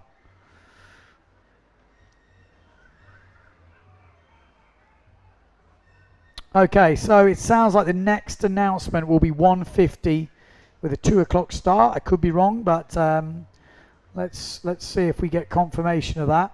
And then, yeah, next announcement will be 1:50 with the first possible start at 2. So if you have just joined us, you've missed some great action from the women actually in, tricky conditions, but we definitely saw the cream rise to the top. Ibaya Moreno put together a really good final and took home the win. Absolutely great style, put down her jumps, which has always been her lower point. That's where she's always struggled a little bit against her sister, but actually she stomped out the jumps, she got the rides in, took home the win. So Dida in second, Ibaya in first, and in the runners-up final, Sarah Kita off ringer just came out of the blocks, stomped the beginning of that heat, and from then on it just looked like a one-horse race, and Sarah Kita takes home that 3rd place in the single elimination. Justina Schnaddy having to settle for 4th. We've just got through 1 heat in the men's, and we've just cancelled on the 2nd heat of the day. Alessio Stilrich going through and Alex Granguillo. So there we go. That is the update. We will be right back as soon as we've got any more action for you. It's going to be a very stop-start week this week. We're going to be working on tides. When we get the pushing tide towards the high, that's when we're going to get the action. So at the moment, we've got a very high tide, and that is why we have stopped at the moment. But stay tuned to the channel, and we'll be right back as soon as there's more action.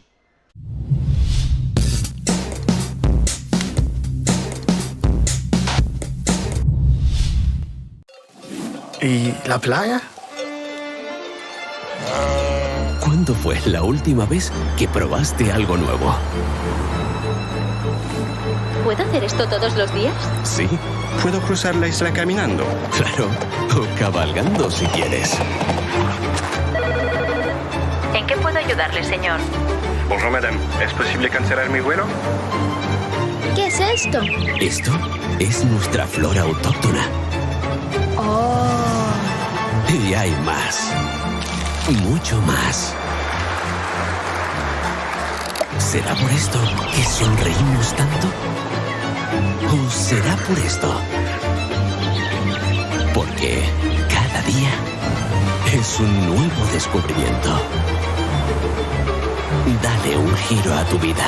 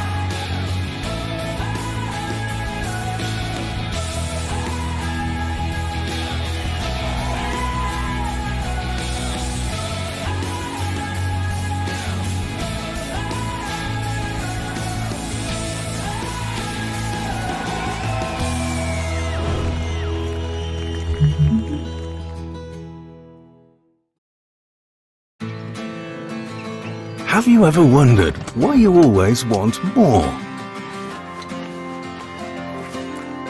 More Mondays without the alarm. More first times. More leaps into the unknown. More breakfasts in bed. More whiffs of the salty sea and the countrified country.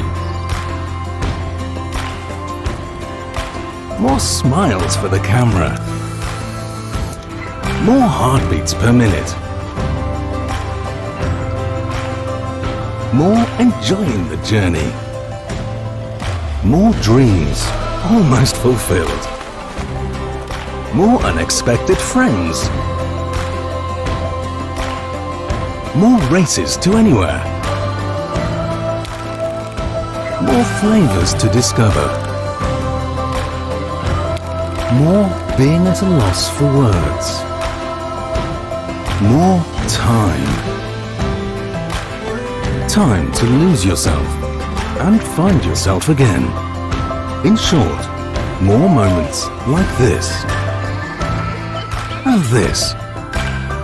And this. And what if the answer was never really what, but where?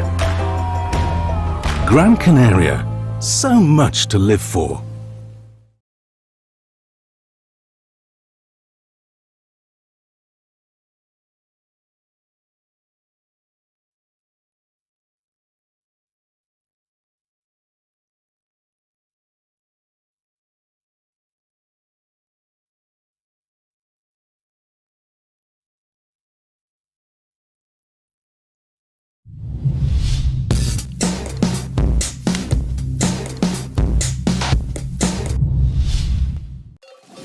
¿Y la playa?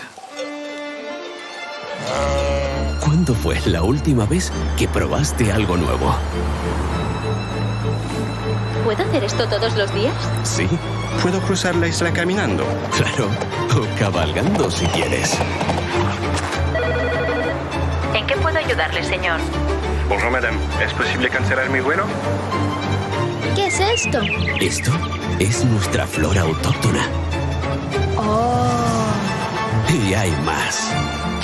Mucho más. ¿Será por esto que sonreímos tanto?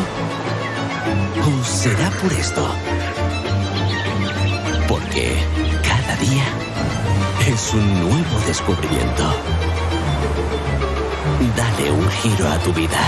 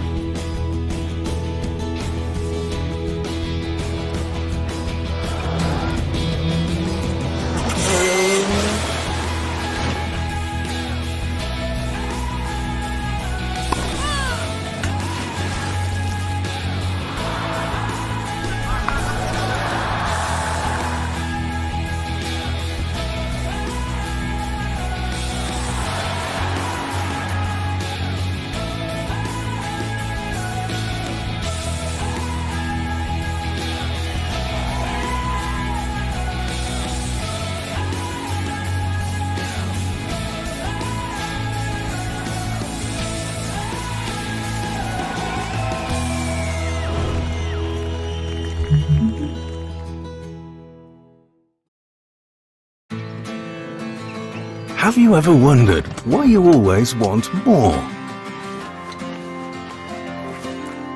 More Mondays without the alarm. More first times. More leaps into the unknown. More breakfasts in bed. More whiffs of the salty sea and the countrified country. More smiles for the camera. More heartbeats per minute. More enjoying the journey. More dreams almost fulfilled. More unexpected friends. More races to anywhere. More flavors to discover. More being at a loss for words. More time.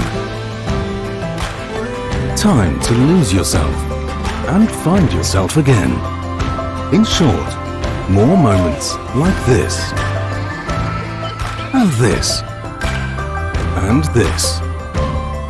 And what if the answer was never really what, but where?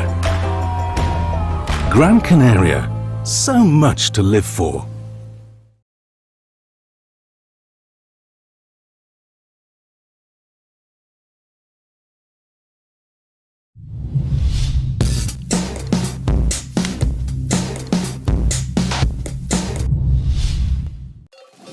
¿Y la playa? ¿Cuándo fue la última vez que probaste algo nuevo? ¿Puedo hacer esto todos los días? Sí, ¿Puedo cruzar la isla caminando? claro. O cabalgando si quieres.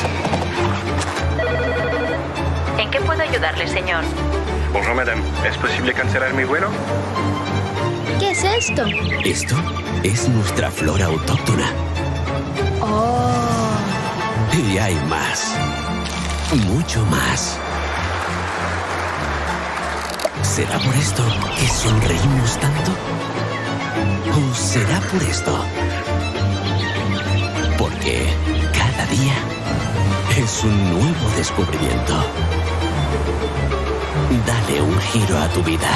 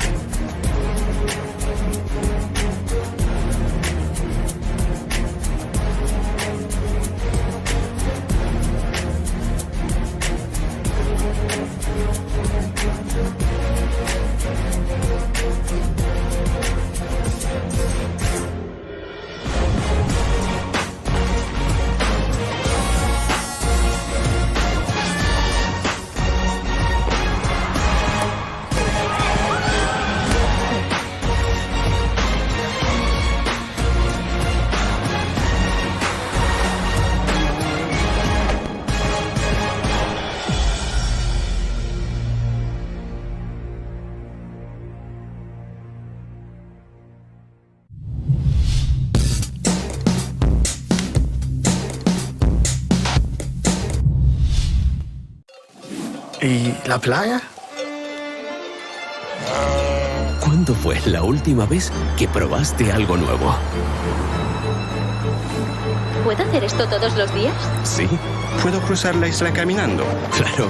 O cabalgando si quieres. ¿En qué puedo ayudarle, señor? Bonjour madame, ¿es posible cancelar mi vuelo? ¿Qué es esto? Esto es nuestra flora autóctona. Oh. Y hay más. Mucho más. ¿Será por esto que sonreímos tanto? ¿O será por esto? Porque cada día es un nuevo descubrimiento. Dale un giro a tu vida.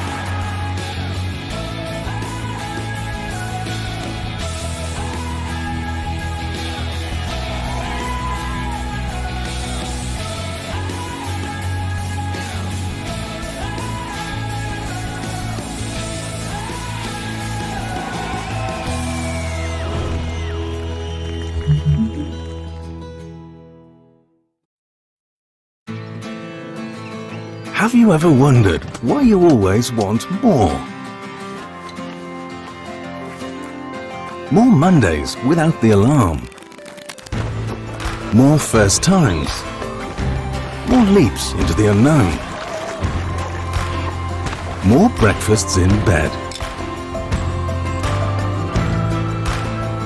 More whiffs of the salty sea and the countrified country. More smiles for the camera. More heartbeats per minute. More enjoying the journey. More dreams almost fulfilled. More unexpected friends. More races to anywhere. More flavors to discover. More being at a loss for words. More time. Time to lose yourself and find yourself again. In short, more moments like this. And this. And this. And what if the answer was never really what, but where? Gran Canaria, so much to live for.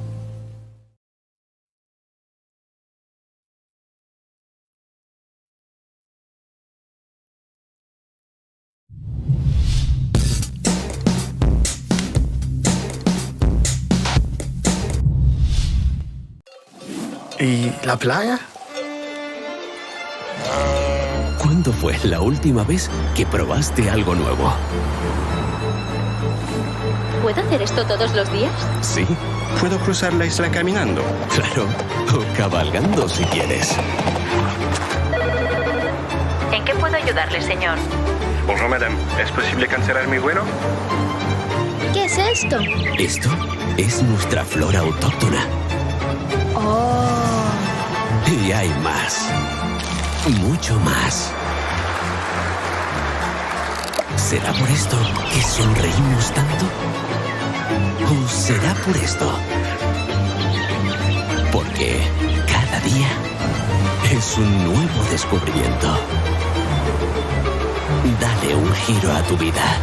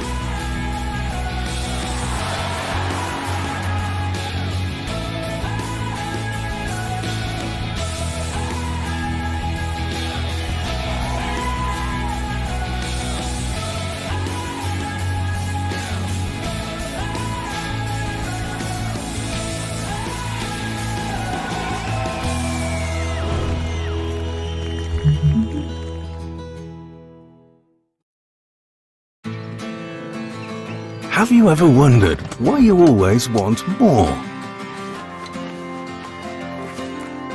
More Mondays without the alarm. More first times. More leaps into the unknown. More breakfasts in bed. More whiffs of the salty sea and the countrified country. More smiles for the camera. More heartbeats per minute. More enjoying the journey. More dreams almost fulfilled. More unexpected friends. More races to anywhere. More flavors to discover. More being at a loss for words. More time. Time to lose yourself and find yourself again. In short, more moments like this. And this. And this. And what if the answer was never really what, but where? Gran Canaria, so much to live for.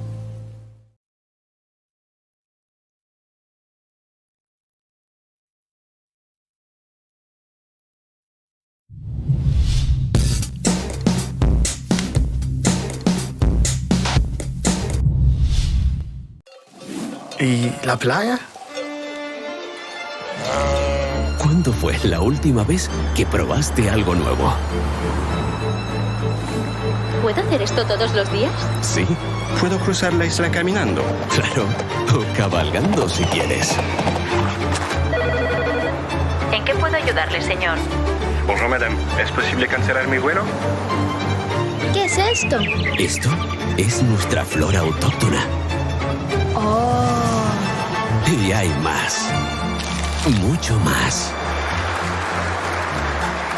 ¿Será por esto que sonreímos tanto? ¿O será por esto? Porque cada día es un nuevo descubrimiento. Dale un giro a tu vida.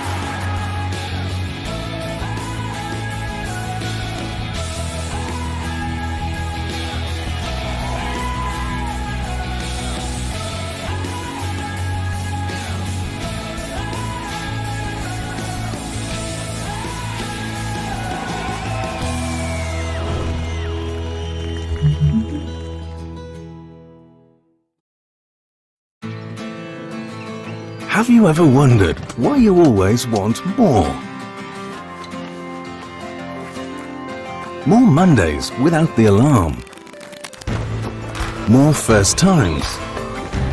More leaps into the unknown. More breakfasts in bed. More whiffs of the salty sea and the countrified country. More smiles for the camera. More heartbeats per minute. More enjoying the journey. More dreams almost fulfilled. More unexpected friends. More races to anywhere. More flavors to discover. More being at a loss for words. More time. Time to lose yourself and find yourself again. In short, more moments like this. And this. And this. And what if the answer was never really what, but where? Gran Canaria. So much to live for.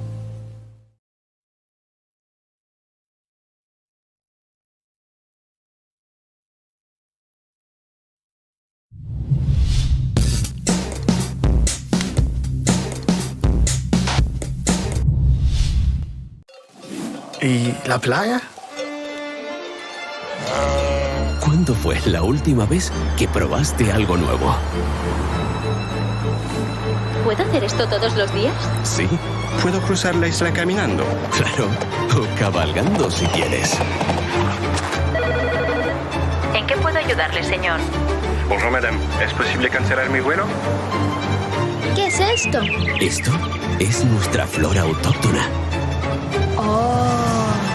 Y hay más. Mucho más. ¿Será por esto que sonreímos tanto? ¿O será por esto? Porque cada día es un nuevo descubrimiento. Dale un giro a tu vida.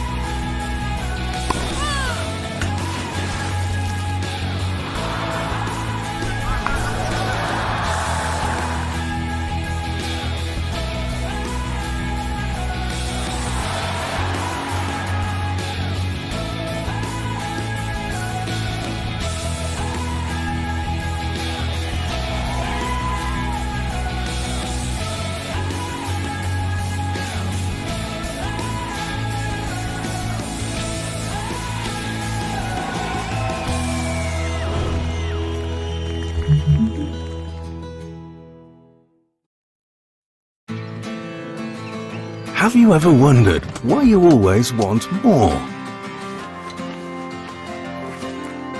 More Mondays without the alarm. More first times. More leaps into the unknown. More breakfasts in bed. More whiffs of the salty sea and the countrified country. More smiles for the camera. More heartbeats per minute. More enjoying the journey. More dreams almost fulfilled. More unexpected friends. More races to anywhere. More flavors to discover. More being at a loss for words. More time. Time to lose yourself and find yourself again. In short, more moments like this. And this. And this. And what if the answer was never really what, but where? Gran Canaria, so much to live for.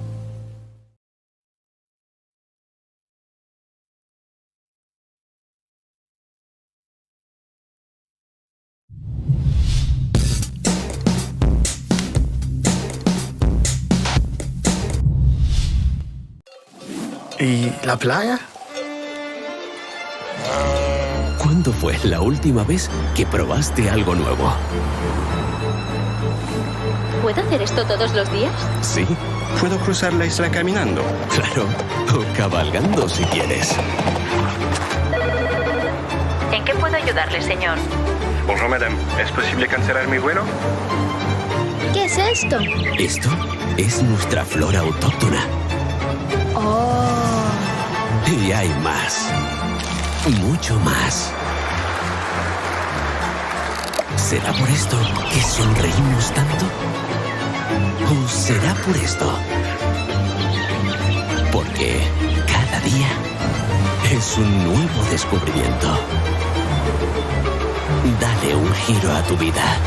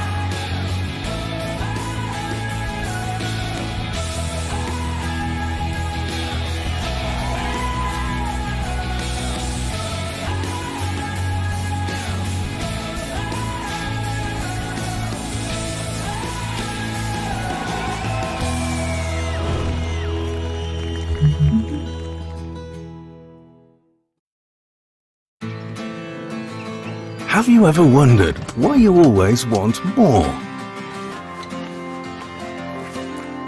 More Mondays without the alarm. More first times. More leaps into the unknown. More breakfasts in bed. More whiffs of the salty sea and the countrified country. More smiles for the camera. More heartbeats per minute. More enjoying the journey. More dreams almost fulfilled. More unexpected friends. More races to anywhere. More flavors to discover. More being at a loss for words. More time. Time to lose yourself and find yourself again. In short, more moments like this. And this. And this. And what if the answer was never really what, but where? Gran Canaria. So much to live for.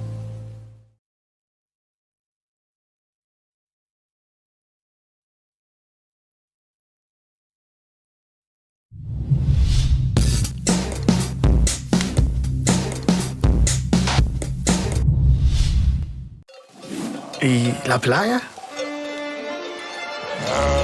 ¿Cuándo fue la última vez que probaste algo nuevo? ¿Puedo hacer esto todos los días? Sí, ¿Puedo cruzar la isla caminando? claro. O cabalgando si quieres. ¿En qué puedo ayudarle, señor? Bonjour madame, ¿es posible cancelar mi vuelo? ¿Qué es esto? Esto es nuestra flora autóctona. Oh. Y hay más.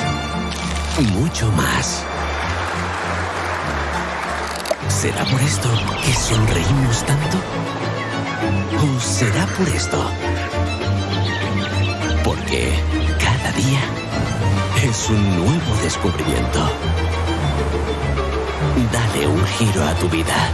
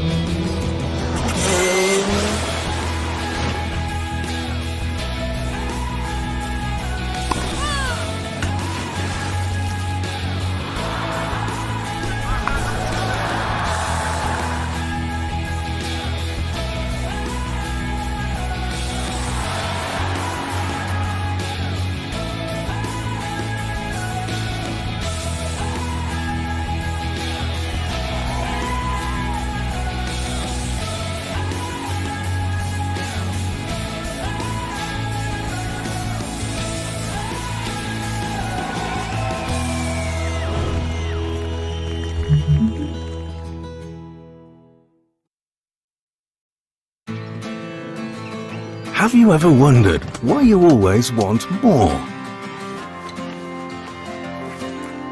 More Mondays without the alarm. More first times. More leaps into the unknown. More breakfasts in bed. More whiffs of the salty sea and the countrified country. More smiles for the camera. More heartbeats per minute. More enjoying the journey. More dreams almost fulfilled. More unexpected friends. More races to anywhere. More flavors to discover. More being at a loss for words. More time. Time to lose yourself and find yourself again. In short, more moments like this. And this. And this.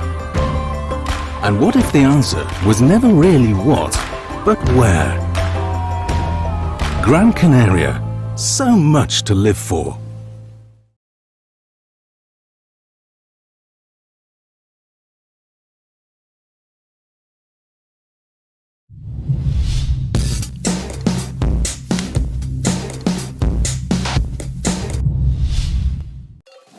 ¿Y la playa?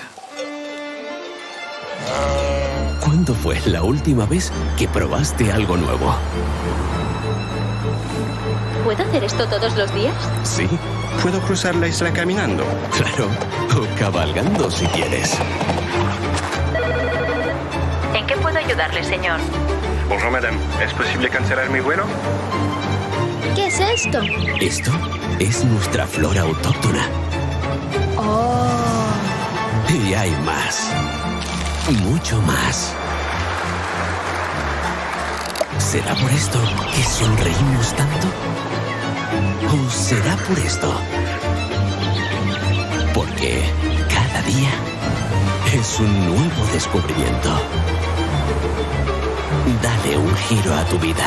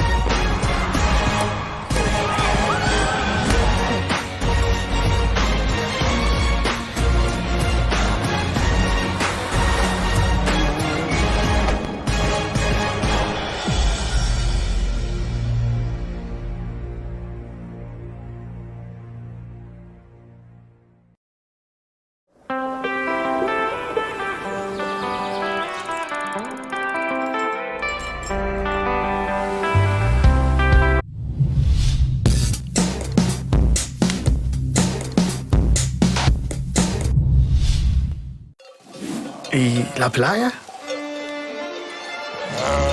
¿Cuándo fue la última vez que probaste algo nuevo? ¿Puedo hacer esto todos los días? Sí, ¿Puedo cruzar la isla caminando? claro. O cabalgando si quieres. ¿En qué puedo ayudarle, señor? Bonjour madame, ¿es posible cancelar mi vuelo? ¿Qué es esto? Esto es nuestra flora autóctona. Oh. Y hay más. Mucho más. ¿Será por esto que sonreímos tanto? ¿O será por esto? Porque cada día es un nuevo descubrimiento. Dale un giro a tu vida.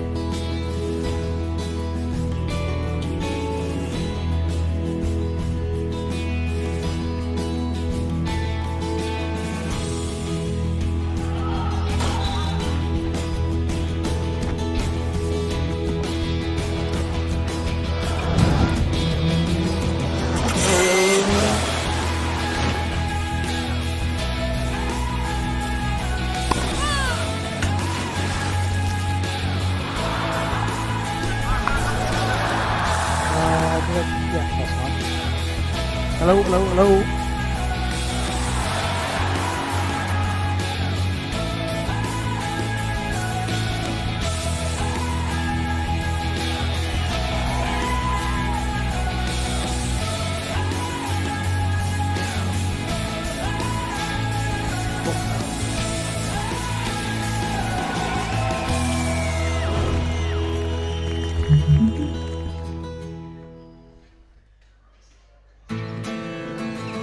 Have you ever wondered why you always want more?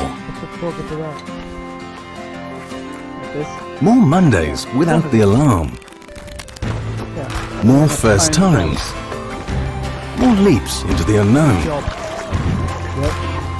More breakfasts in bed. More whiffs of the salty sea and the countrified country. More smiles for the camera. More heartbeats per minute. More enjoying the journey. More dreams almost fulfilled.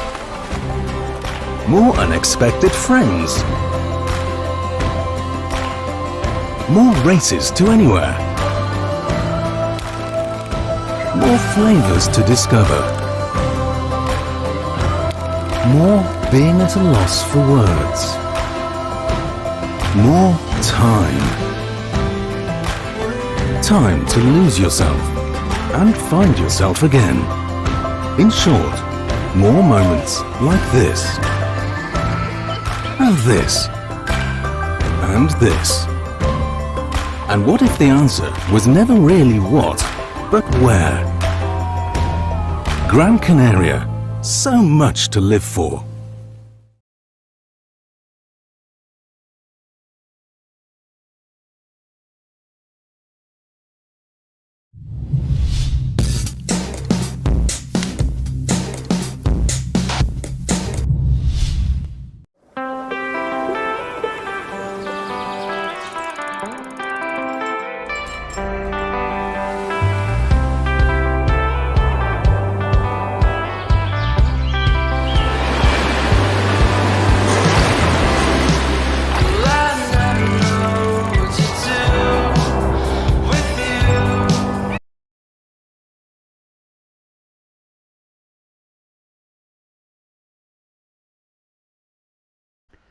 Okay, welcome back. Day number 4. We are just starting the afternoon session. As you know, we cancelled the last heat, but we have conditions again. Joined in the box with Henry Kohlberg. Hey, from thanks. Germany. Yes. He's spent a time everywhere else, but he's originally from Germany. And still, you live in Germany now? Yeah, I do. Still live there. Sailing North Germany, Klitmuller way? Yeah, Denmark, Northern Germany.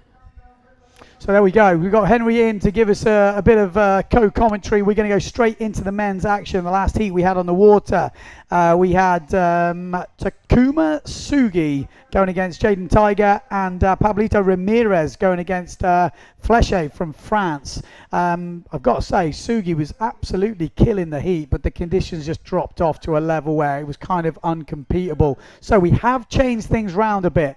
Head judge has lowered the heat duration, so 14-minute heats. There's still 2 jumps, but they're only counting 1 wave now. So just 1 wave to count. There's plenty of breeze on the course area. You've had Brasinho out there pushing out doubles. We've had a fair bit of action getting thrown down. I mean, it definitely looks windy now. It's just really flat here. So I think it's a good decision to just go for 2 jumps in 1 wave. So I think the boys can do something in that.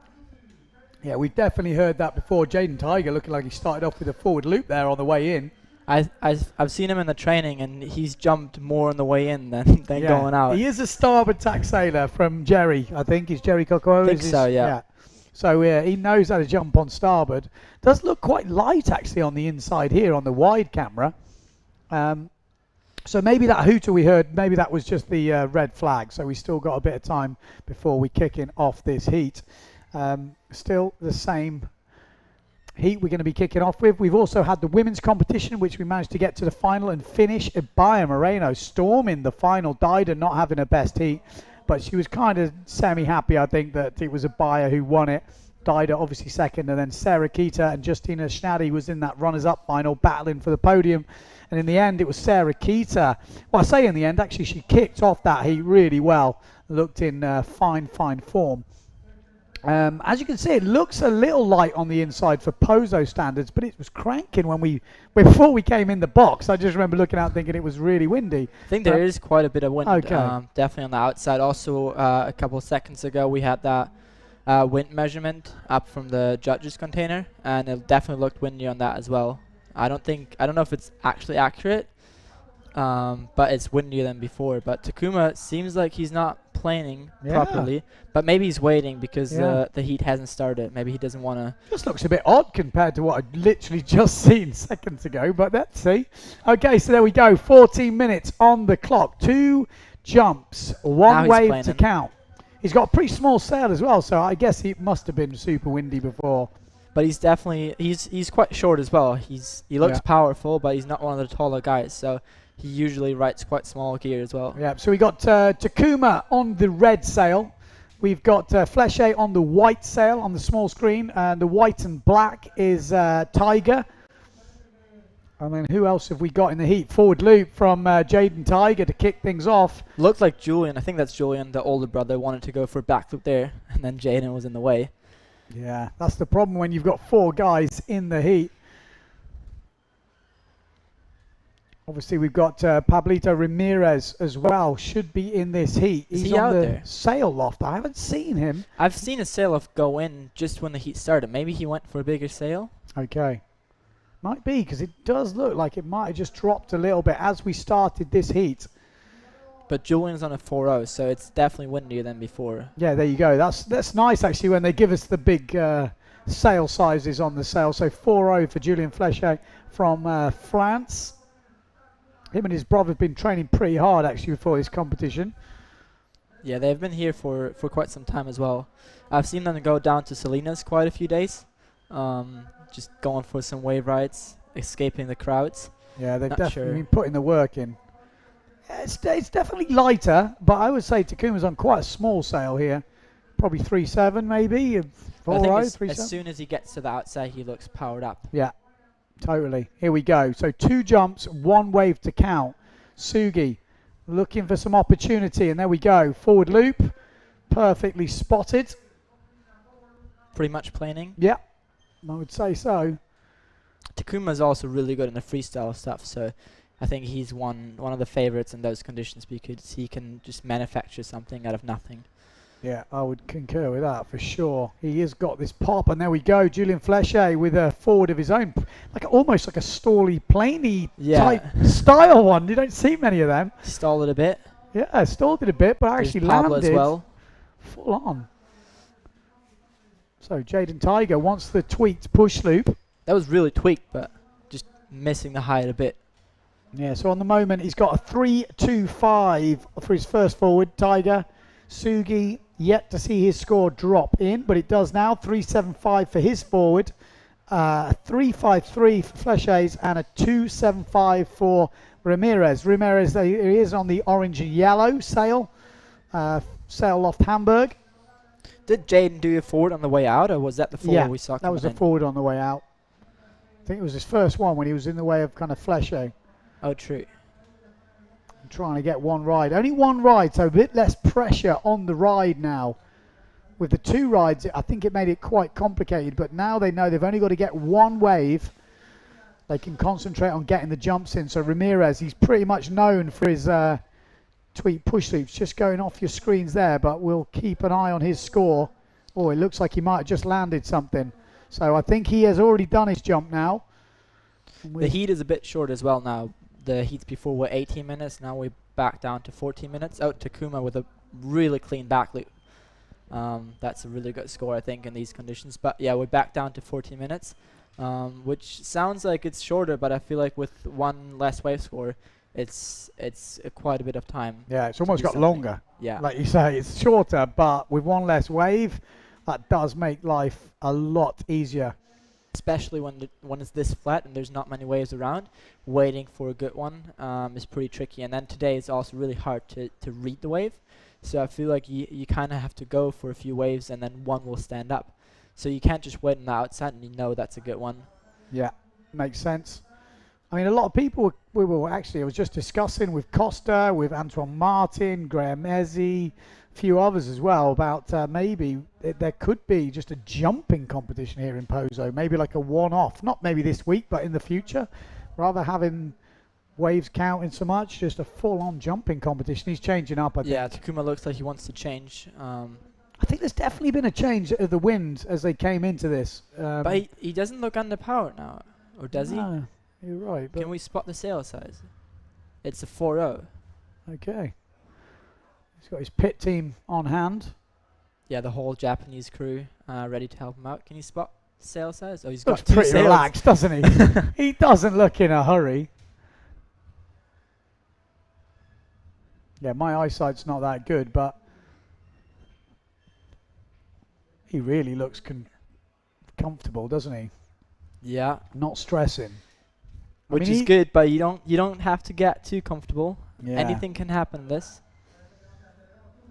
It's mad, actually. To be honest, he's been one of the standout sailors in the pre sort of training before this event. He has been definitely standout. Finished 8th in Cape Verde, so he's sitting in a good position, top 10 in the world. So he wants a good position here in Pozo. Wants to stay up there in the top 10. That's usually the goal of most sailors, getting the top 10. So He's improved a lot over the last years. I remember back when we were all in juniors, he was one that I sailed with all the time and kind of compared myself with.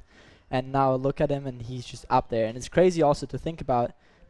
Oh, really good push loop by him as well. Yeah, I still look at him as just one of the other juniors, but he's definitely stepped up the game and is one of the top ones in the world now. yeah, for sure. I mean, on both tacks as well, because I said this earlier. Got to remember, Flèches as well, really good on starboard tack. It's probably their preferred tack. Port tack is their second tack, if that's the right way of putting it. Takuma as well, really good on starboard tack. In Japan, I think they have a lot of starboard tack. But they have been here training the last couple of years, so they're putting it together. And there's that forward, Jaden, another guy really good on starboard tack. He does need to link it though. Yeah, he prefers jumping on the way in, but he's got to turn it into a wave ride. That forward loop won't really score that much. It's just a jump unless you turn it into a wave ride. Oh, back loop. that was Sneaks a it very around. small one. Yeah, Sneaks it round from Flèche. it's crazy. I've seen Jaden land a couple really clean back loops off the lip. Like he seems to have a good technique for the back loop off the lip. I think he's practiced those back loops a lot at his helmet spot. So Sneaky got that one round, that backside 3. Shaka off the lip from Takuma. that'll be a decent score. He got a front set turn, which is really important, and then backed it up with that back set 3. Yeah, just looking at the scores, it looks like everyone has tried to fill their jump score first before venturing down the bunker to get a wave, and I think that's probably the best tactic. 5-5 for the back loop from Takuma, 4 for the push loop, and he's just put in his first wave score. Jaden still looking to fill his jump scores, only got a forward that he's completed, the rest of crashes. Ramirez is actually leading ahead of Flèche, but again, no waves on the board just yet. Takuma is the first one to fill his score sheet probably with that wave coming in. We're waiting for that score. There it is. Yeah. 388. Doesn't sound like a lot, but I think the judges will keep the scores for the wave pretty low to start off. Yeah, they're not giving away easy points on the waves or on the jumps, to be honest. It's really hard to get some decent points. You've really got to do something, a difference maker. There's that forward off the lip. Needs to link it. There we go. Backside slash. Needs that front side hit. The wave does ball up a bit. Oh, and that's what the judges won't like. It didn't get that. So the first couple of maneuvers, even though they look pretty tasty, the judges will see it as a kind of a jump. So I wouldn't expect big points. If he'd have linked it in with the front side, smooth flow on the wave, we might have seen some big points.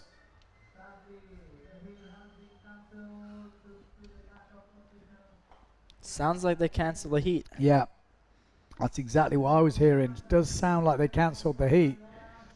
I mean, it's difficult to say because, I mean, the way I look at it, yeah, heat has definitely been cancelled. We are hearing that. But as far as I know, they could have done this World Cup as top 32 man, but that would have given no opportunity for 16 other riders.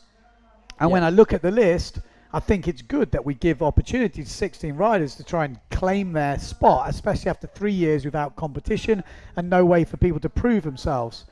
So I'm thinking you've just got to run this first round in maybe not optimal conditions, because these guys who are not in the top 32 wouldn't have had the chance anyway. So it's kind of like a bonus. So it's like, True. I don't think if you're in the first round you can moan too much about the conditions. You have to just go, look, we're happy to try and prove ourselves in not ideal conditions. We know once we get into top 32, maybe then they prioritize certain conditions. I don't know. That's kind of how I'm looking at it. Again, it's very hard because we don't have many qualifying type events where, you know, guys like you, where you can prove yourself. Like, that's what needs to happen. And that's probably what the PWA are looking for now, is to have these smaller events where they can kind of act as a qualifier. And then they can maybe make the actual heat, the amount of people in a World Cup smaller, which means it needs less time. They can do man-on-man heats. It's easier for live streaming and all the media stuff. But there needs to be a way to prove guys, up-and-coming guys that have just left the juniors. Like I said, you're a key example, Henry. Like, how do you prove that you should be in the top 32 man without being given the chance? Yeah, it is like, it's hard. It's not easy, and especially in the last 2 years or 3 years with COVID. I did my best to be good in the juniors, and then like we didn't have many events. We had one event in Denmark. I gave it my all. I won that one. Yeah.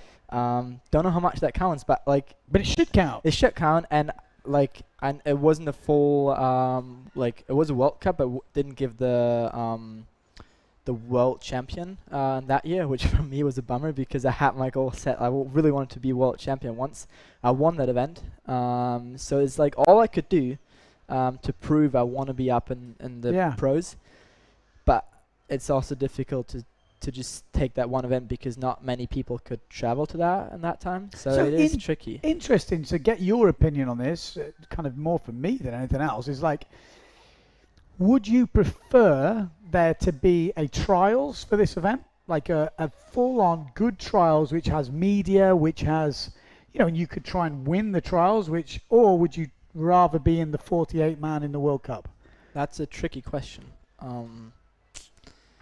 You know, let's say they picked 24 guys from the ranking, and the other 8 places were picked on a trials basis. So you'd have a proper competition here at the spot with proper judges, maybe even live streamed, which you could then possibly win.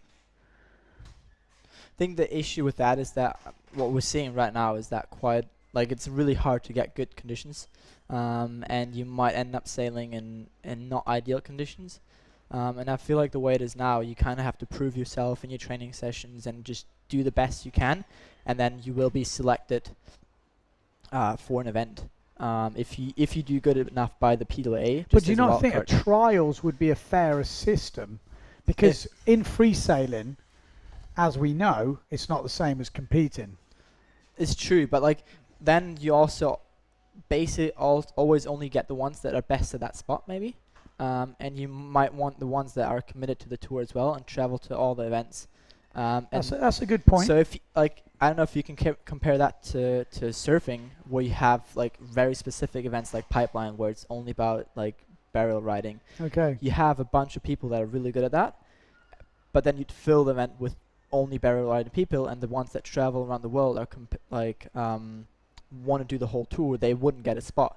And maybe it's the same here. There's a lot of locals here that are extremely good, but that only sail here, and they're not interested in going to Maui, Cabo Verde, or Sylt. I always think that's a bit difficult. The best, of course, would be to have a qualifying tour where you could prove yourself all around the world, or at least in different conditions, and then the best of those will get the chance. So that's why I'm not the biggest fan of those trial events. That's a good point, actually, you make there, because we've had this problem again with Maui. So let's say you're doing the whole tour, or a couple of the events have been 48 man. let's Yeah. say. You've got in, you're doing the whole tour, but then Maui, they cut down to 24 guys from the ranking, and then you have to qualify through the trials. But the problem is, in the trials, all the ex-world champions that live in Maui, all the local rippers who are, that's their spot, Yeah. are then in the trials or in the main event. And it does change everything. So it is difficult. That I would agree with that. That is a good point. And in 2019, I was lucky enough to get a spot in Maui. I guess because I've spent some time there, and I've proven that I'm committed to the tour. I was here. I was in Tenerife and Sult. I think maybe that's just because I'm that way, but for me that helps a bit because I'm trying to be good at every spot kind of. Yeah. So and that it is hard, and that's what people sometimes don't realize. Like, yeah, well, whatever. But you're like, no. If you want to get good, like you say, the surfing is a good example of that. There is probably, I don't know how many guys at Pipeline that could do better than some of the tour guys, I guess. Yeah. Because that's where they surf, but they don't do the whole tour. And the other guys are having to bust their balls in all these other locations and train for all the other locations as well as Pipeline. And we've seen that with the PWA Tour regulars in Hukipa. They spend like 2 months in Europe going through Klipmuller, maybe there's no wind, then they had La Torche, then they had Silt, and then they had to go to Maui. 2 days later they were competing, whereas all of the locals were there ripping it up for the last month, getting tuned in, no jet lag. And then you read stuff like, the locals, you think, yeah, well, the playing field's not quite level. Yeah. But I get what you're saying. It's an interesting point, actually. So then what is the way to do it? Because, like I said, 48 man here feels like a lot of people. But when I look at the list, I would struggle to cut a lot of people out. There's a couple who maybe are not dedicated to the tour. They're here because they're locals and they've got a good level. But then they rip as well. Yeah, but they rip, exactly. So it's hard to kick them out. So you think, okay. Then you've got like guys like you that want to do the whole tour. You come back from injury. There's a couple of guys that moved up from youth, so they haven't got the youth results to back it up anymore because we've lost 3 years due to COVID. I think, well, how do you tell those guys they're not in? Of course, and then you have a couple people who are like, okay, that might be an easier heat. I would rather sail against that guy than someone else. But quite often, those are the people that sail really well at another spot, that are really young and they need their chance to prove themselves. So cutting them would be a loss of the tour as well. So all of the people that are in here really deserve to be there, I think, and so it's super hard to cut the tour down. Yeah, it's tricky. And again, you need to have, if you're going to do that, you need to have this other tour in the background. Yeah. But again, another tour in the background would probably cost more money than doing the world tour. Because I'm sure we could have events like, I know in the UK we've got Tyree Wave Classic. That could easily be like a qualifier for the PWA, but it's nowhere near like Pozo. So you might win Tyree and go, won Tyree, and they go, okay, you get into Pozo, but it's not even close. But I mean, that's just the nature of it, I guess. Yeah, I think the best would be to use local events like the one in Tyree, or another really good one is the Danish Open, which I really like to go to. But then there as well, it's super hard to crack into that top three because last time I was there, Mark won it. Then you have Mats Bjorna, who he is a bit older now, but he rips up there. He knows that spot, and he just got his turns down. And Kenneth Danielsen, he's also a bit older, but I think we all know that he knows how to sail. And then you have Lumpy there as well, who does it sometimes. So, but again, if you can't beat those guys, not including Mark Paré, but if you can't beat those, local rippers and guys that have been ex-tour, regulars, let's say, should you then be allowed in the PWA? I know when we used to do the Tyree Wave Classic, we had John Sky, me, Horrocks, and all that. So to do well there was quite difficult. We were all in the top 15, top 16 in the PWA at the time. And someone to go, okay, you've got to go and prove yourself in Tyree. But if, let's say, you had me or Horrocks in the first heat or Skyboy, it's like, yeah, but it's difficult, isn't it? Yeah, it's like, true. But then it's so tricky. I feel like it might be like a bit different scenario, but those guys like Kenneth and Mats, they sail like Hansson and the Reef and Klipmuller is similar to like Jason Pollock or those guys in Maui, and if you have to go up against Jason or Yeah. any of those guys, it'd be super tough heat. But Too right. then, or like probably a lot of the other guys that definitely deserve to be here, they would maybe lose against those guys because they sail there every Well, it's true. every Look day. at Kenneth when we had the event in Clipmore. I think he finished 6th or 5th or Yeah. something like that. So, So you know, those guys do super well at those events, and you can say, okay, if you can't manage to go against or win against those World Cup guys at their local event, then you don't deserve to be on the tour. But then again, who would win against them? Yeah. Like, what maybe some people that are like world champ material, would they even win against them? I feel like when I watched the final, Mark sailed like extremely Yeah. well, but it was close. Yeah. So, and he's definitely, I mean, we haven't seen him in a while. I mean, we have like with COVID, and Yeah, he was yeah. injured, but I think he's one of the guys that has stepped up and can definitely be number one. For sure, for sure. I mean, and that is the problem with these local events, because I have heard this before. People go, "Oh, you just have local events." You're like, yeah, but it's still not easy, because if you're coming up against Mark Paré, just even one in the first round, Yeah. let's say you draw him in the first round, you lose to him, there's only a single. You might be the second best rider in that competition, but you came up against the best rider in the first heat. Yep. You will never know, you know, and this is the problem with having those events. So then you need a lot of events to even itself out, which we don't have. Exactly. That's So where are that's we getting super with this? tricky. Well, we don't know. Yeah, it's a super tricky but it's a good talking situation. point. You know, I think if you have just joined us, we are just talking about qualifying series. There's 48 men in the men's fleet here. I think there's about 20 women. And obviously, to make events happen more seamlessly, to you know, really optimize the conditions and get exactly what you want, less people would be optimal. The problem is, how do you narrow it down? If you go on world ranking, that's all very well, but how do the other guys get back in, and how do the other guys get kicked out?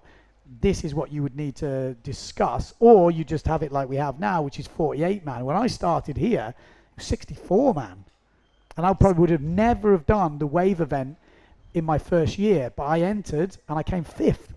Crazy. 64 man, and that probably is why I'm sat here today talking to you guys, and I've had a career in windsurfing. I'm involved in the scene. I think I came the year before, did freestyle, because I didn't realize you could enter both on the same entry fee, and I was like, oh, because I didn't have much money then, and I was thinking, don't have much money now, but I was thinking, oh, I could have entered the waves as well. Okay, so next year I'm going to do the waves. Next year I did the waves, and turns out I did really well. And I was like, wow. And then that offered me sponsorship, that offered me stuff, and, you know, before you know it, it's all changed. So this is why I'm always the one arguing with the other guys when they're all saying, like Antoine Martin before, it should be less people. This should be less people. We should have it more compact. I'm like, but what about people like me? You know, like, I would have never probably done it. I might have not entered that year. I might have not got that result. I might have got a job, and I would have never been involved in windsurfing. And I feel like there's a story like that. Okay, there's lots of stories like that, and you can't live your life like that, but you've got to give opportunities. Adam Lewis was a classic example. I made him pretty much go to Klipmuller and said, right, you're coming with me, you can keep on the floor, we'll give you a lift.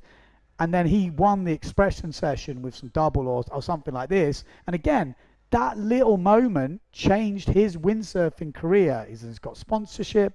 He then ended up 5th in the world for 2 years in a row later on. You know, so little moments can be the difference between whether people carry on with the tour, which I think is super interesting. And with our sport, you've got to give opportunity as well as we want to promote the top guys. We have to feed from the bottom. I think one good thing is, let's just hope that this COVID thing is kind of past us. I think it's done. And we can move on. And then we have a tour with a couple of events, and we have a couple of juniors events as well. Then we already have a bit of a ranking for the younger guys. So we can see, okay, who's like a favorite, who definitely needs to be in the event. And then with the pros, we kind of have a ranking that we can base like the selection off. And if there's new people coming in that didn't do the juniors because they weren't as good back then, or people that, like, I don't know, improved a lot in the last years or whatever, then we can have like a couple wild cards for those. We can have a couple wild cards for the juniors, and the rest we do off based off the rankings that we have established over the last years. So I guess that is maybe the easiest way to have it structured. Maybe I'm a bit biased because I was feeling like I was in my prime when Cape Verde was happening, and it had always been 64. Then they cut it down to 48, and then for Cape Verde, whenever that was, I can't remember, 2007, they cut it down to 32.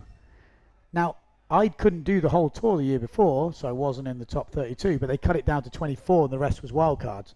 So I was like 33rd, and I never got in. So then because I didn't get in, I didn't have an overall ranking for the next year. So I didn't get in again. And like, even if I'd have just been in the event and come last, I would have still got points because you would have finished 20 whatever.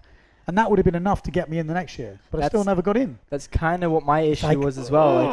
Like I just got in for France last year. I went down there. Then we haven't had any wind there, so I didn't get any results there. I got a spot for Cabo Verde, and just one day after I got the announcement, I heard from my doctor that my ankle was broken and I needed surgery and I couldn't do the event. If I had gone there, I would have had like at least the top 32 ranking and would have definitely been in this event if it was 32 as well. With this, there's 32 other people that have a ranking. So even if I'm the best out of the other people, I'm just 33rd. So wouldn't even get a spot here. And that's just super difficult just because in France and it's usually 30 because there's two wild cards, which one's the organizer and one's the local wild card. So you have to be top 30. Yeah, I mean, you also have like a couple of people don't do it, like Bernd. But I think I would have been just out. So for me, just because I got injured and needed to be 48 for me to make a spot here. Yeah, it's really is tricky.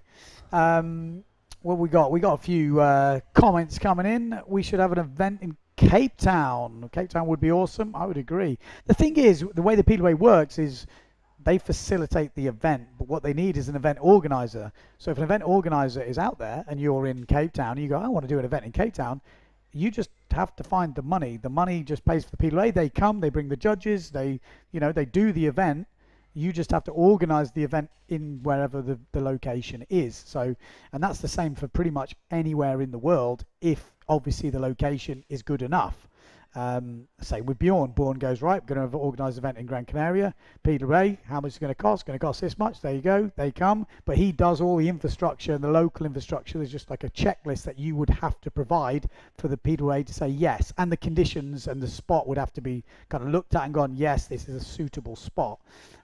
Cape Town would be a pretty cool event to go to. And the PWA would like to go there, I think. If 100%. If there was anyone to do it, I think the PWA would like do a lot to get there as well, because there's a lot of wind, there's good waves usually, and a lot of the riders go there anyways to train.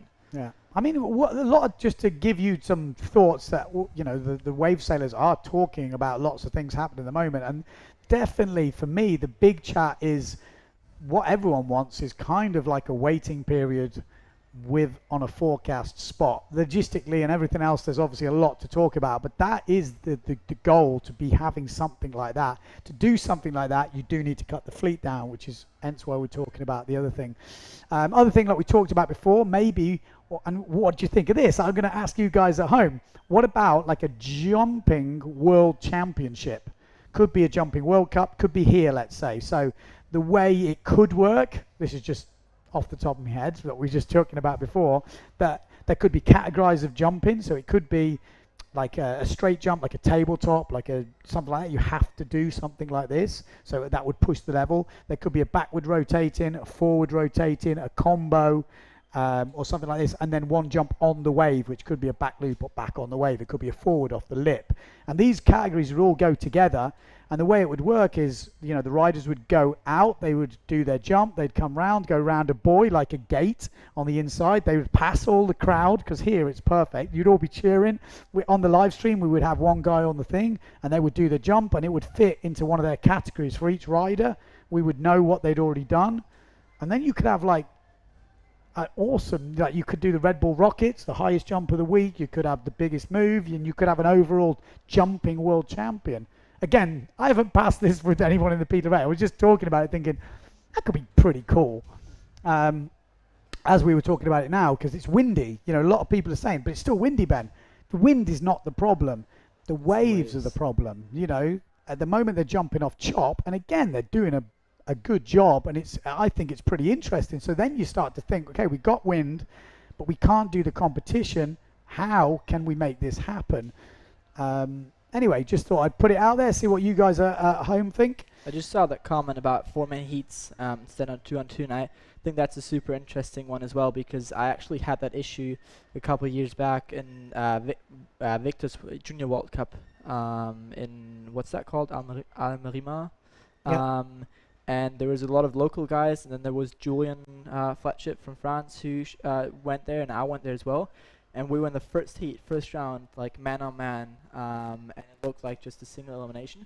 So it would have been like one of us was quite likely to finish up in the final, and one would have lost first round. Yeah. So we actually went to the judges and we were like, okay, can we make this like a 4-man heat? Because in that 4-man bracket, it looks like we might be the better ones. Yeah. And they were like, we can't do that if everyone agrees, because if we have to look out for 4 people, we might lose some scores. We can't see everything, which I actually experienced as well. I did the judging for the Junior World Cup in Denmark last year, and it's super hard to see that. It's way tougher than you think, and you have to be extremely focused on what's going on. So it is a good idea. It's not as easy to do. I'm going to say, I've judged before a 5-man heat in the UK. It was literally impossible, especially with the jumping and riding event. If you notice in the PWA in Maui and stuff like this, they do 4-man heats, because if it's a riding only, they can judge everyone quite easily. Well, even then it's still difficult. But when you're doing jumping, especially here, there's jumping happening there, there's riding happening there, and there's someone over there, and there's someone doing this, and this one's still riding. It is almost impossible to get accurate scores. And the way the seeding is done is it is done on those individual heats. So sometimes you might think, yeah, but that guy beat that guy, but that guy wouldn't have been against that guy. You know what I mean? It's like he would always be against the hardest seed. So it doesn't always work like that, but it sometimes can be a bit frustrating. And maybe they've got their seeding and their ranking at another event, and they deserve to be where they are, but maybe the conditions here don't suit them. So, but it's frustrating when you beat someone on the other side of the draw, and you're like, I killed him. I would have built, and I can see that. That was what happened to me here. I when I look at the score, I'm like, shit, I got second in my 4-man panel. I could have advanced, but Antoine Albert, he killed it in his heat. He got like 23 points, like second highest score of that day, just short behind Moritz. Okay. And I was like, I could have beat the other guys, but also it's a different panel, it's different judges. You can't like properly compare it. Like maybe the other judges were just giving out lower scores. Yeah. So I mean, it does make me feel a bit better, but also you can't properly compare it. Agreed. Totally agreed. Okay. We got Timo saying, if there is wind and no waves, do freestyle competition. I mean, yes, and that is talked about. The problem is, and again, this is where we're at the moment. We're very split. It's not like the old days where you turned up with one board, one rig, which I kind of like this idea. Again, we'll get to this in a minute, but you turn up with one rig. When windsurfing first was invented, you go, right, we're going to go windsurfing. You go, okay, today, what we got? Okay, we're going to do freestyle. Right, go and do some freestyle. Okay, we're going to do slalom. We'll do some slalom. Okay, we're doing racing. Okay, we're going to, it's just one equipment. When you turn up here, as special as it is now, everyone's got this wave stuff, and they're not set for freestyle. And if you have to bring all the gear, it changes stuff. But there is something like, again, Paul Van Balen suggested this, and I just was talking to Graham Ezzy about it, and I've probably mentioned it yesterday on the stream. But as a fun event, and to make this whole event happen, let's say we've got wind and no waves. What about just some slalom on the wave kit? It'd be just fun to see Brazinho going against Ricardo, sticking people in the whole mix. Yes, it's not a world title, and yes, maybe some people are, Ben, that's stupid. But actually, for me, watching, I think it'll be super interesting to see it as it is. But again, have we got too serious? Or should it be this serious? Maybe it should. Maybe that's what it is, and we just focus on just doing wave sailing. I think that's the thing is, you do your pre-competition videos as well, and what we see is the level is as high as ever, I think. And it's like everyone's throwing down doubles. It's like push forwards, crazy in the waves. And the thing about it is, I think every windsurfer knows that windsurfing is even harder than it looks. And to nail something, it takes forever. Like conditions change, especially in the waves. You need a good ramp, you need a good wave to ride, and to get that to actually like practice something, it's super hard and takes forever. So to get to the top level in waves, you have to have such a high level, and you need to put so much time into that. Yeah. And the same goes for freestyle. The freestyle level is also insanely high, and you kind of need to like focus on one fully, like. Yeah. Right now, I think, to actually get to the top. I think back in the days, there weren't as many moves, so it was easier to learn those moves and those moves. Yeah. Well, I didn't do it, so I can't talk about it, but I think it was a bit more that way. What we have to try and eliminate is us sitting here with everything ready to go. The live stream's ready, the cameras are ready, we've got 4-2 weather of wind. But we're not competing this now. And you think to yourself, like for me, if I was an organizer, I'm thinking, okay, for the people at home, you like want to see some action. You know, the sailors, and some of them rightly so, go, well, I don't want to jeopardize my world ranking in this rubbish. But then as an organizer, you're going, get out there, put a show on. Yeah. So that's when you could do this jumping competition, or maybe it's part of the results. We do riding only in Cape Verde. Why couldn't we do jumping only here? Should it be part of it? Again, it's all opinions and stuff, but like I'm with Timo. He said we don't need more formats, but more events. And I would say the same. Like I don't like more formats. I like the format that we have, and I also like just focusing on one thing. But what we're talking about here is not like doing like a proper new format that would be like a world championship. We're just talking about like doing some fun stuff that is interesting to look at, that would do some entertainment, and just like a super session basically. Like we're not creating a new world championship scenario, but as like there's quite a few people watching now, and they're just watching us talk about windsurfing, and we could do that, but we could also do that while we look at some of the best wave windsurfers in the world just racing. Yeah, which would be kind of cool. It for me, as a windsurfer, like I'm looking from a windsurfing fan point of view, I'd be interested. For sure, I'd be as well. super interested. It's like, I think it, and again, maybe the brands would be interested. Okay, they haven't got the specific gear, but would we find out the fastest wakeboard out there? That'd be maybe sick. On every reach we could chuck in a forward. Yeah, but also who's the fastest one? Yeah, who's got the fastest gear? Is Philip faster? Is Brasilia faster? Or is someone like completely else? That'd be pretty cool to see. Yeah, it's again, and I know how he's been in the past because it's a wave event. They come here to wave sail. They want to keep themselves fresh. So the guys don't want to go fanging around doing freestyle and nearly breaking their ankles, because freestyle is extreme now. And if you want to put on a good show, you do risk it. So if they've got their world title on the line, they don't want to hurt themselves like the toe-in happens. So then they're like, oh, a bit. So I know they don't want to do stuff like that, but there is talk of maybe getting freestyle here in the future, maybe getting slalom here, full discipline. But what about, like, I hate to say it, the Wings are doing at the moment, where they literally turn up and they just do slalom or freestyle or whatever. They're keeping the crowd going. Again, it's a new discipline, so they're all trying to please everyone, and we're, you know, I don't know, it's interesting. But also I think this year we're talking about all that, like in basically all the other years there were days where it wasn't as good, but I feel like this is one of the worst years that I've experienced. Mm-hmm. So usually we do have wind and we do have a bit of waves to do the waves here, and this is, I guess that's the focus here. And maybe there's years where it's just like big waves, and then you're looking at and you have all the slalom guys here, and you're thinking, okay, we can't do any slalom, we need the wave guys. Yeah. And usually this is the wave spot. Yeah. Yeah. Well, I mean, Bjorn did say at the beginning of the week, okay, so sorry, I just had a news flash. We are going to go back into action by the sounds of it in 15 minutes time. So stay tuned. We're going to be back in with Heat 5. But yeah, there is talk of getting slalom here next year. Obviously, Bjorn, I mean, he's a big slalom fan. He's a big wave fan. Those are the two of the main disciplines he did. And he would love to bring slalom back here. So then that would maybe just cut out all this talk anyway, because if it was windy and no waves, they'd be doing slalom.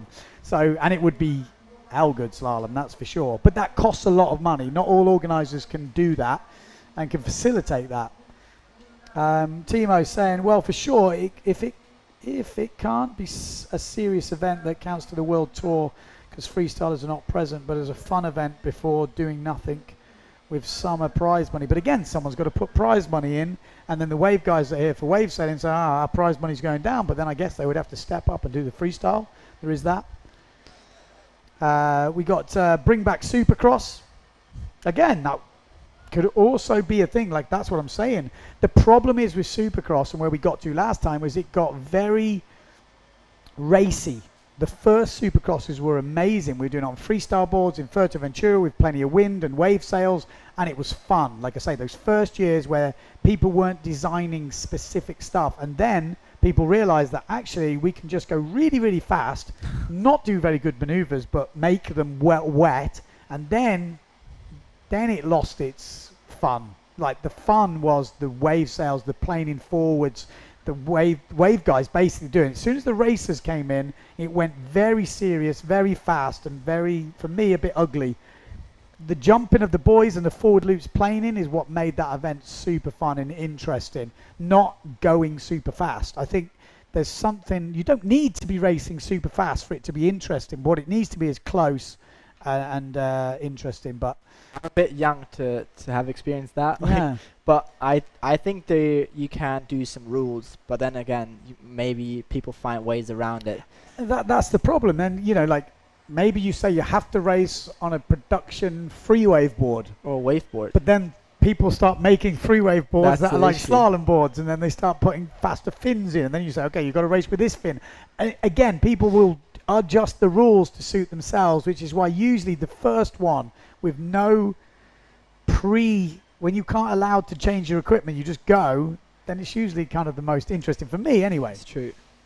I guess you have the thing in F1 where the teams are always trying to work around it, and F1's trying to do the best racing, but the teams are trying to build the fastest cars, so they're always tweaking, and at the end of the day, it's not what it was like planned to be. Yeah. And I think that would be similar here as well. Exactly, and like, again, I've said this before, but for me, I'm not a massive Formula One fan. A lot of Formula One fans, I love the media around the Formula One. I'm a big fan of that. I think they do an amazing job. But I genuinely think some of the best racing I've seen is the MotoGP, which is the bike racing, because it's closer, it's more action, and the touring cars where they're hitting each other, they're going inside. They're not going as fast, but the racing, if you had the media for the Formula One in the touring cars and all the names bigged up, I reckon it would be mega exciting, way more interesting racing for me. I'm going to probably have a few hate messages because a lot of people love the Formula One. I like it as well. I got into it just because it's like really professional, and they have those big budgets, and it's something that unfortunately we're missing in windsurfing: big budgets, big teams, and I just love the idea of having all that, and now I'm fully into it. So that's why I was comparing to that. Yeah, no, I think it's a good point. We got Keeler saying, what about extending the event to a month? All the riders are near Gran Canaria and ready to give a week's notice. Yes and no, because not all the riders, I mean, Ricardo Campello, Brasinho, Swift, Maui, you know, probably to name a few. Graham Ezzy was in Maui, Morgan Nareau's in Maui. You know, not everyone lives in Europe. I mean, but yes, like we have talked about this, like we maybe had the discussion come up in between the riders to have a possibility of extending it, but then it's not just people staying here, it's all the stuff that we have here, all the judges, and there's a lot of things that need to be paid here, and people that have flights already booked back, places places that need to be paid for, the tent, everything, the cabins we're sitting in, you know, they rent these for the event. If you have to have them for a month just waiting here, it's not as simple as people realize. We'd have to cut a lot back, but that is, you know, it does get talked about. But after anywhere, this is the windiest place in the world. We've got wind. This is not the problem. And we are starting in 10 minutes. Just but so also, you know. I feel like that's what I always thought about. Like, it's easy to just show up with your boys and organize a little event, but there's a lot of politics that happen behind the scenes. And it's not just the PWA wanting to go to a place. There have to be like contracts with the local like authorities that have to work out. Here we have to have that jet ski ready in place, and they work from like a specific hour. So even if we want it to, it'd be super hard to push the times that we compete like backwards. And so it's not just like us doing something, we always have to work with the local people and the politics and Yeah, exactly. You've got permits. You've Yeah. got all this stuff. And like, for example, we can't go to Vargas. It's only up the road, but it's in a different district. And you need a different permit to sail there. So it's never as simple events and never as cheap as you think to organise an event. Yes, it is to turn up in the back of your van, open it and judge, Yeah. you know, with a couple of bits of paper. Yes, but to do the rest is massively different. Surf Humanity saying, how much money are we talking here for a full event? Off the top of my head, I don't know, but roughly it's got to be near 100k. But that's, you know, with the prize money, with all the other stuff, probably more than that, I would guess. Again, don't take that for granted. But But just to also- give you a rough idea, probably over Yeah. that with the But- accommodation and flights and all this sort of stuff. But some of the riders, we had like a couple of meetings that it also depends on what place do we go to. If it's like a dream destination where all the riders want to go to anyways, then they are willing to say, okay, we don't need that much prize money because we just want to have a sick trip there. Yeah. And then if we compete there, it'd be sick anyways. Then the costs can be lower as well. But if it's like a place where the riders don't usually go to, it's big travel for them, then they need other reasons to go there. Yeah. Because some spots you go there and you'd end up with no wind, and then it's pretty hard to travel to a place. Travel to Europe for the Maui boys and from Australia as well when Jaeger was here. So yeah, it's definitely a tricky one. There's no simple way around it. But again, we definitely need more. Well, I mean, the idea is we want more events in good locations. yeah. That's it. But let's just hope that as soon as this COVID thing kind of clears out and it's past us, and we get back to like a tour, and things settle down more, then let's hope we get a couple of good events a year. Yeah, I totally agree. I think we are getting towards that point now. It feels like we're all kicking back into gear. Yeah. So yeah, let's see. I'm kind of hopeful that we're all going good.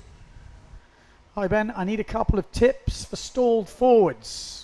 Well, Henry's a pretty good stalled forwarder as well, so I'm sure we can give you a few tips. What I always like to say is, what bit you're struggling with. You know, can you forward? Have you tried any stall forwards? That does usually help. But stall forward has to be, for me anyway, one of my favourite moves Yeah. on port tack. It definitely, like, now since my injury, it's been a bit like I haven't done that many. Is that how you injured it? Nope. Okay. I injured myself on a big aerial in Klitmüller Okay. after like a long session. I actually took Jake Shetui from Maui up there. He was studying in Madrid, and he always made fun of me of sailing in cold Hawaii. So when he was in Madrid, I was like, you gotta come up to cold Hawaii. He was like, down for it. And then in January, worst time to go there. It's freezing cold. January, jeez. I told him, hey, there's a big forecast. You want to fly up? He said yes. So then he flew to Hamburg. I picked him up. We went up to Klitmüller. The first day we had some waves, not that much wind, but clean waves. So we went surfing. I gave him like a winter wetsuit with a hood, and he always ripped that hood off because he hated that feeling of it. Yeah. And the next day was actually one of the most epic days I've had up there, with like a proper bowly wave, because they had a massive storm.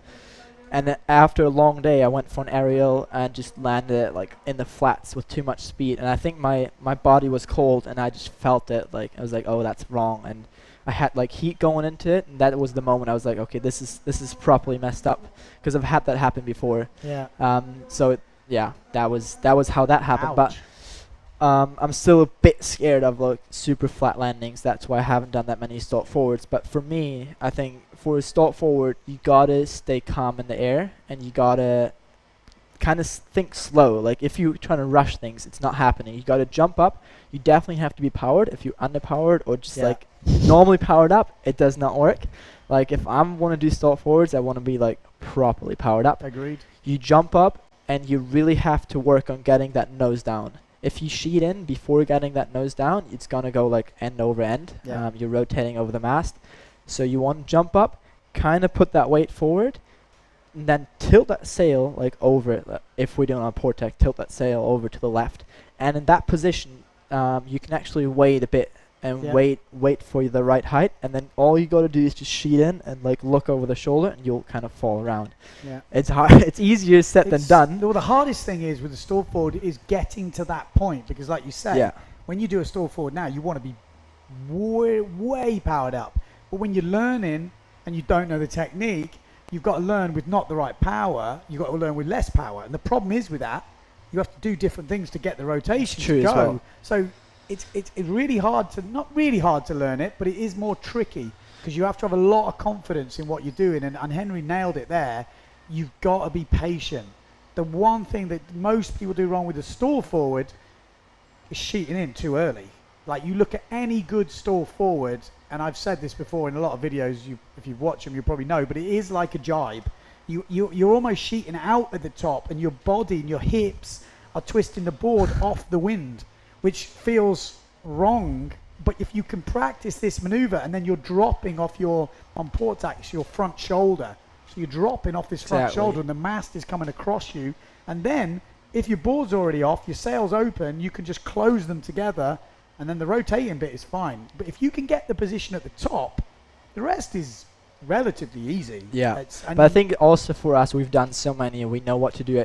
So it might be hard to start with that. Go up, tilt your shoulder. I think when I learned them, I tried to like take off like above my board. Now I'm like fully taken off on a steep ramp, leaning back, then bringing it forward. I think to start off, you want to be like centered over your board, not leaning into the sail, and kind of just jumping up straight like you would do a chop hop. Yeah. And then fly up, like keep the nose like down the whole time, or like keep the board level to the water. Don't shoot in. And then just fly, and then sheet in at some point. I think that's the easiest way. And the more you learn that, like just jumping up and sheeting in, the more you can bring the nose up and bring the nose down. And that, I think that's the way you get to like properly flying up, putting the nose down. I mean, that's the key, the nose down. Like, focus on nose down. That's a really good way, because that makes you wait. Yeah. It makes you wait. If you can't get the nose down until you've pretty much got to the top and you drop, and then this makes you wait. So that's quite a good tip, I would say. It always used to be the thing with my friends. It doesn't count unless the nose is down. If you're doing a forward and nose up, don't count. Yeah. I don't even see it. So the nose has to be down to count. But it is super tricky. And I feel like with a forward loop, it always feels like a catapult. Or I guess it is kind of a catapult. And you feel like you're just getting pulled towards the water. And then the last second, you spin around. And with the stop forward, it's even worse. You go up, and then you couple meters up, you look down, and everything just pulls you straight to the water. And you feel like you're just about to smash into the water, but most times. Yeah, and don't, another key thing with the stall forward is don't take off downwind. True. If you're taking off downwind, it ain't going to work. You've almost taken off a back loop ramp, a steep ramp. You're going a little bit up into it, and then you're at the top of the thing. That's when you drop in. But if you take off downwind, when you try and rotate, well, you're just going to have a hell of a landing. You can't get the float. The back loop ramp is as soon as you get to like a more experienced level. I think if you just starting to learn, you want to take off like exactly like sideways to the wind and just get up, float, and then spin it. And again, like you said, get yourself on top of the gear. Yeah. Get yourself on top of the gear. Really, really key bit of information that. And as soon as you have done a couple, you can start to have the weight not on top of the gear and move it on top of the gear in the air. But when you're not as experienced, you want to start just on top. Again, a separation between the board and the sail. Your board needs to be off the wind. This means your hips are already in the position that you can pull in. And I'm hearing the red flag is about to go up. There's a fly in the studio and he's really annoying me. But it's also like giving tips to windsurfers when you haven't seen what they do is always a bit tricky. There's there's so many things to think about, to like know so many angles you kind of have to have right, that there's so many tips that we can give. And for someone watching that wants to learn it, they're like, oh, how am I supposed to do all of that?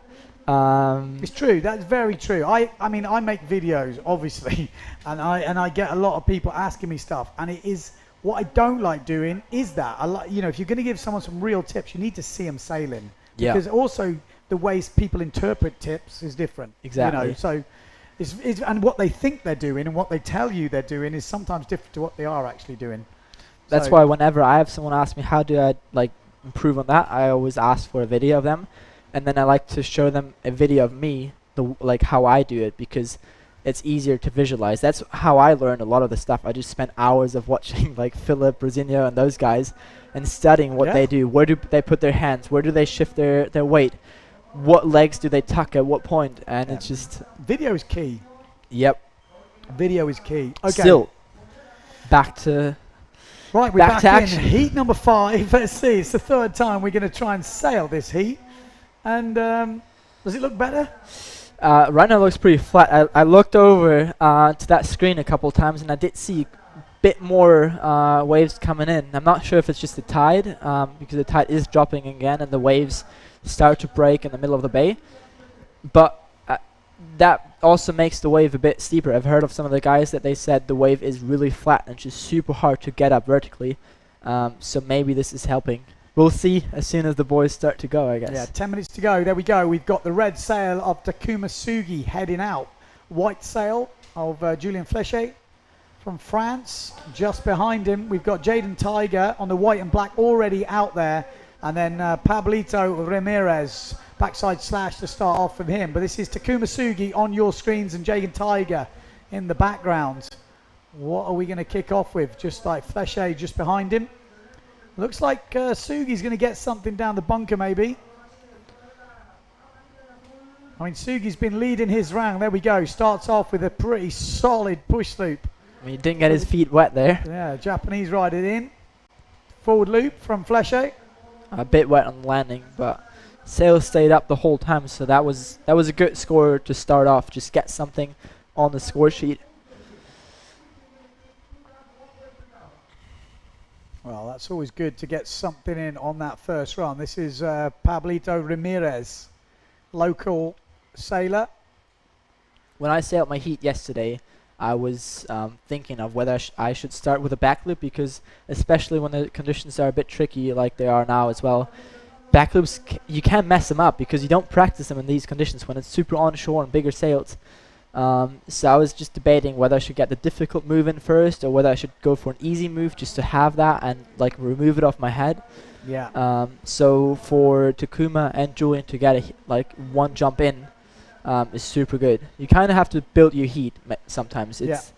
It's good to get something down and don't like start with a banger right away. Yeah, it's nothing worse than crashing your first move. It always feels like a disaster. If you crash the first two, you start to feel the heat a little bit. Also, when I do backloops in the heat, I'm super nervous when I'm at the top, and I think about the landing way more. That was a picture-perfect backloop basically in these conditions. Yeah, not big conditions at the moment, but solid performance there from Takuma Sugi. I mean, that was a really good start for him. He has had 2 runs and 2 jumps. He's waving, Julien Flechet. Was he waving or just changing his boom height? Oh yeah, maybe that's what he was doing. That's a bit strange, because you'd think after him like being here for a couple of weeks, he'd have his gear like all set up. 4.5 coming in from that forward loop from Flechet. That's a big score. Big score, yeah. Especially when you look at the push loop score from Takuma, which, in my opinion, was a pretty good twig push loop, pretty clean landing. That's very interesting. I wasn't expecting to see it score. Looked like Takuma had a frontside turn, is now trying to go backside. 2 waves, 1 jump. Oh, he does stick it. Boom. That was like the equivalent of a speed loop, but going backwards. Yeah. Speed loop, back loop, speed back loop. From Flechet. Jaden Tiger, I think we're going to see a forward loop on the way in at some point from him today. I guess he would like the event to go like super onshore, and so you could jump both ways. Yeah. Yeah, interesting. He's been landing some back loops off the lip. He has a pretty good technique for that as well. Like some of the riders, they land and they lose a bit of their speed, and he kind of puts the nose down and rotates well. But in those conditions, it's going to be hard to do that. Yeah, for sure. Right, 12 minutes 30 on the clock. Advantage to Takuma Sugi at the moment once again. Already on 12.37. We've had 2 goes at running this heat so far. Both times he's already been out of sight after the first couple of runs. And it looks like he's doing pretty much the same thing again. not as big a wave score before, and we've only got one wave score to drop in now. So he is definitely one to watch in this overall competition. Could cause some upsets. If he qualifies through this heat, he will be going against Graham Ezzy in the next round. So that won't be an easy heat for Graham Ezzy. Not probably the one he would have wanted to come through.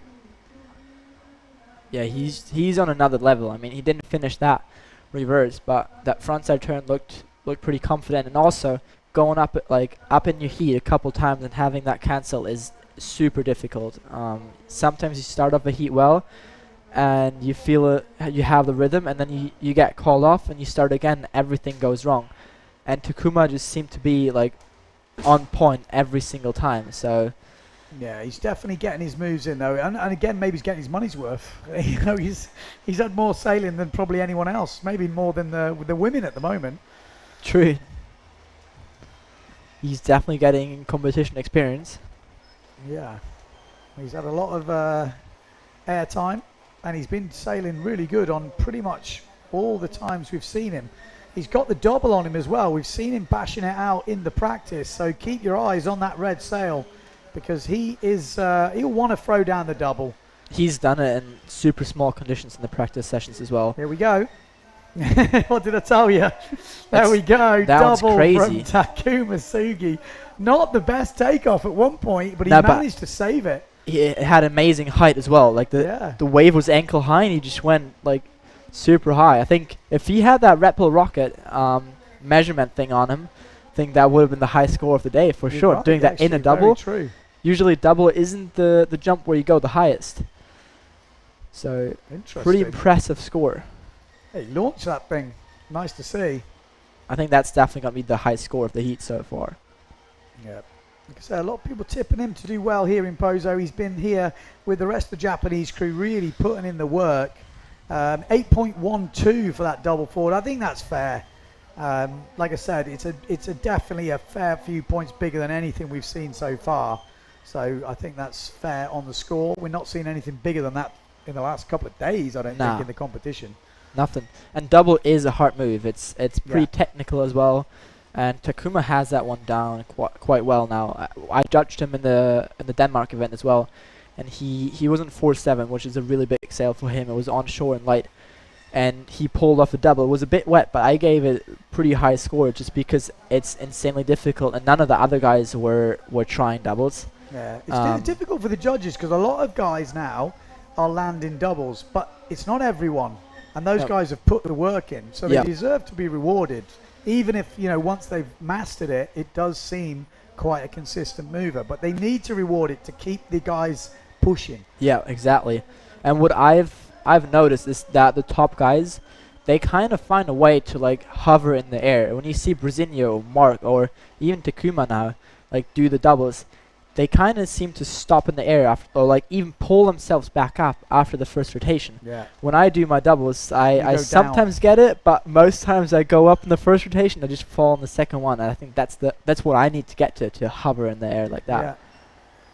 But I haven't figured that out. Yeah, it does make a lot of sense. That first rotation, you have to be going up, and then the second one down. A lot of the guys who are not doubling great kind of go down on the first one, and then the second one is painful. Yeah. Okay, 8 minutes on the clock. Takuma's putting like together super solid heat. I mean, he's definitely the standout in this heat. Julian's linking some turns on this one. Start to go front side.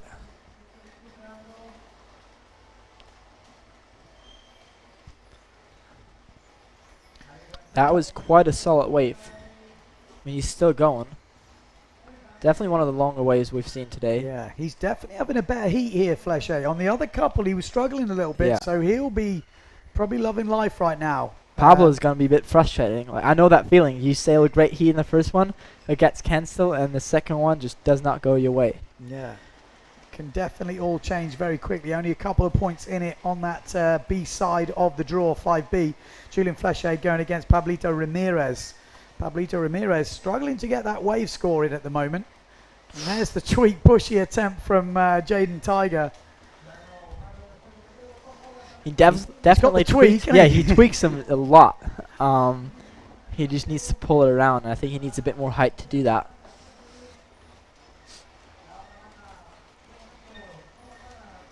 Okay, so heading out.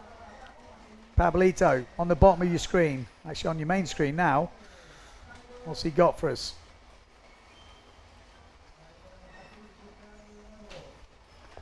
As Takuma comes slashing his way into the screen. Pablito struggling to find that jump still. I mean, he has 2 jumps, but 3.1. Oh, that's a forward. Okay, he's counting a single forward and a table forward. I think he definitely wants a back loop.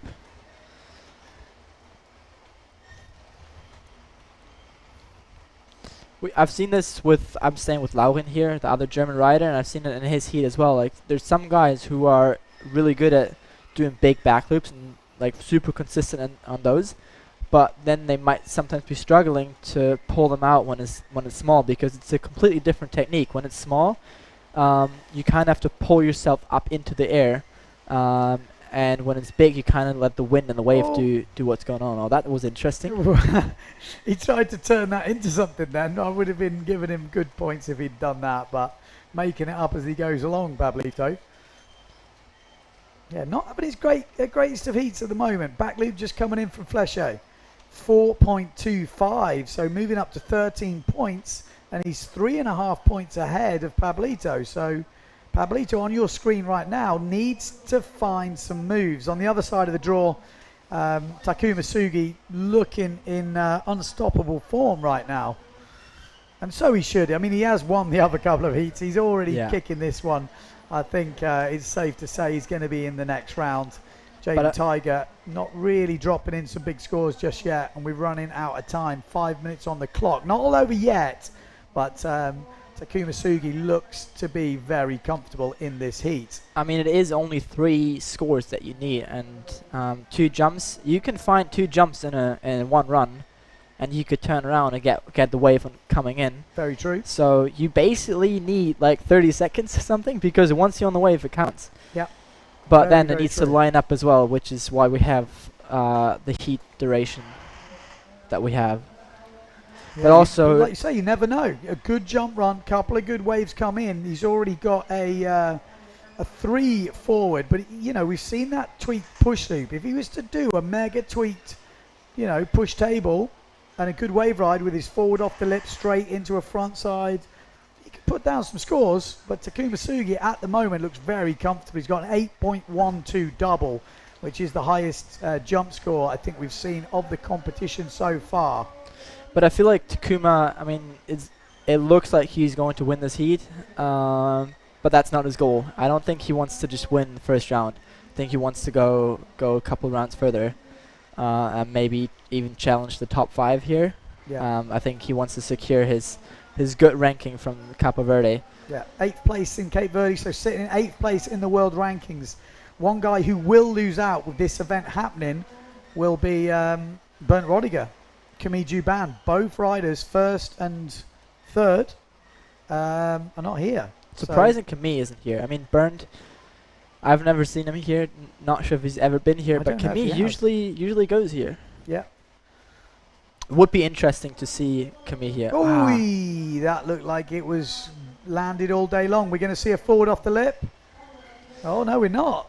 But that's the issue Pablito had. Like, when it's this flat and it looks like it's a bit windier now, you come down with a lot of rotation, and then there's just a lot of pull on the sail, and it's super easy to have that sail ripped out of your hands. But Jaden's also struggling to find a section that is standing up for him.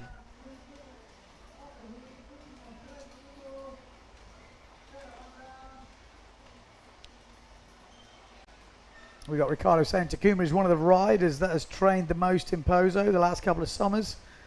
It's too right. I mean, it's definitely paying off. I totally agree. I mean, the Japanese just in general, they are machines. You know, and I talk about them as a group because they do sail as a group, don't they? They're always sailing, always. They really put the work in, and for sure it has definitely paid off. I do feel like Takuma has matured a bit, and he's not on the water every second of the day. Yeah, anymore. not like when he first came. Yeah. Yeah, I'd I think agree. now it's the younger Japanese guys that are that way, that you see on the water all the time. But Takuma now picks his sessions a bit more, and maybe gives his body a bit more rest. But I think he's not just one of the ones that sails the most here, but anywhere in the world. He travels a lot. He's in Maui. He went to Denmark for the Junior World Cup. He's at home in Japan. He's everywhere. He's everywhere. He's yeah. everywhere. He's going to Furta after this to train freestyle. I mean, machine. Honestly, absolute machine, and deserves it all for sure. I think the only thing I haven't seen him do is Cape Town or Australia in the winter. Yeah, it's very true. Well, watch this space. I wouldn't put it past him. He's going to end up for sure.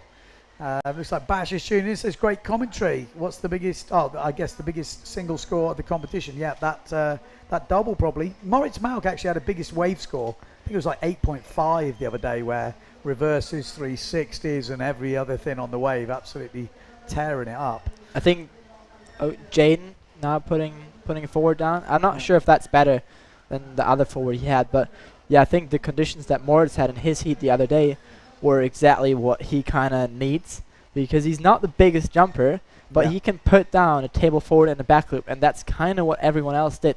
But as soon as it gets to doing doubles or big salt forwards, something like that, I don't see him do it as much.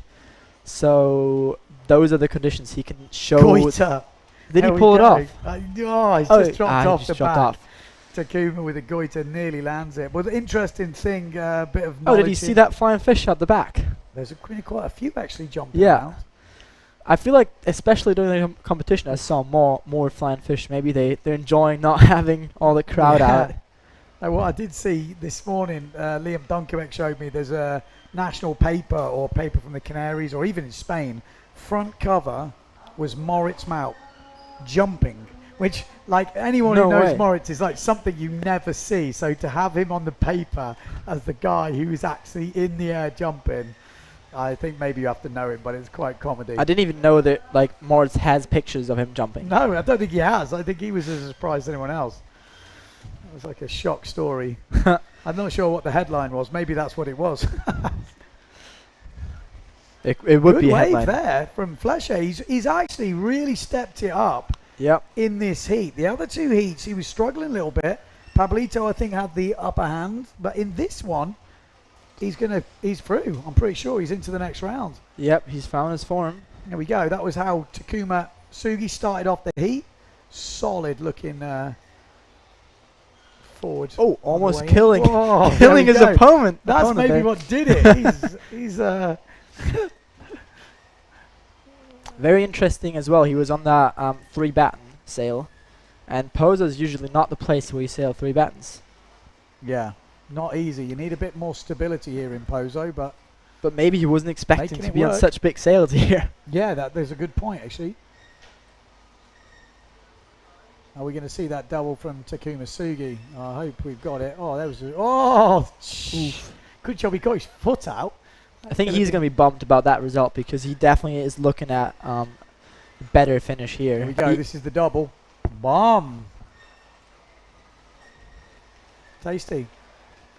Tasty for the conditions we've had. There's that table forward from Pablito as well.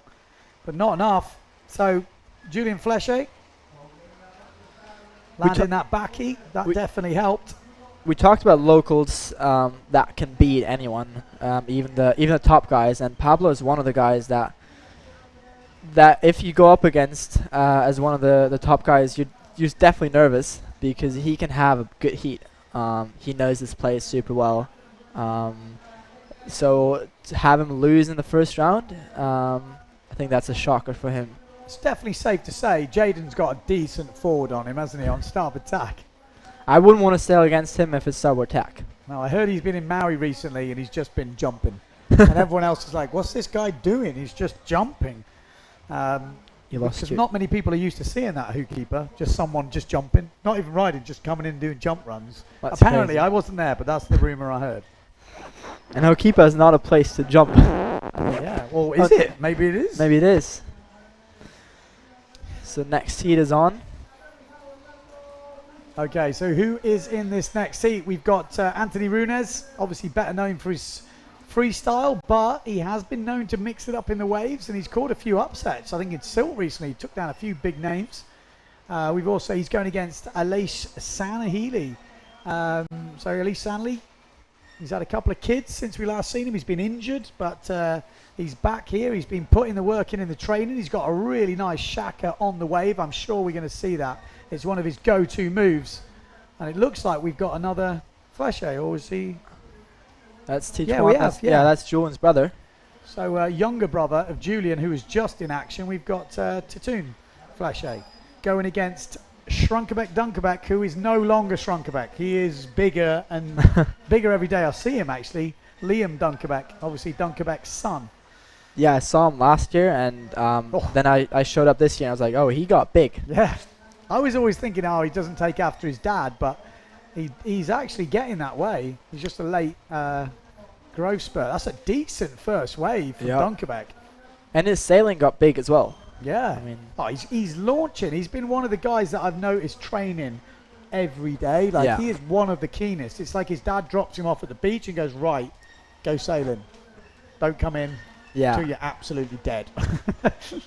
No, but I think it's super cool to see that as well. Like, I'm always like a bit skeptical when like some sons of big names start in the sport, because they usually get like a lot of attention, and then it's sometimes like a bit questionable whether they are actually as good. But Liam is definitely showing that he would be a big name if his name wasn't Dunkerbeck as well. Oh, he's grown into it as well. Yeah. I would say in the early days I was thinking, oh, he's not even keen on windsurfing.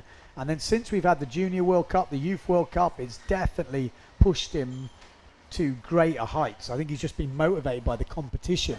Yeah. And he thrives off competition. And all he's the a other competitive juniors. fella. On Good the small surfer. screen, we just saw Anthony go for a shifty. So definitely putting that freestyle bit in. Be interested to see what a shifty scores.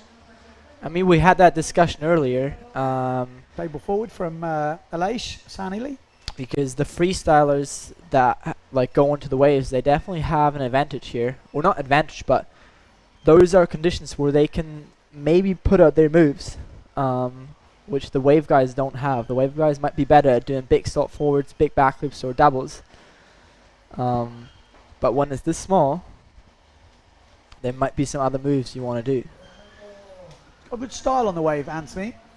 Obviously a physio in his own right now, so going down the Jaeger Stone route. Whee. Oh, still forward out the back from Tatoon.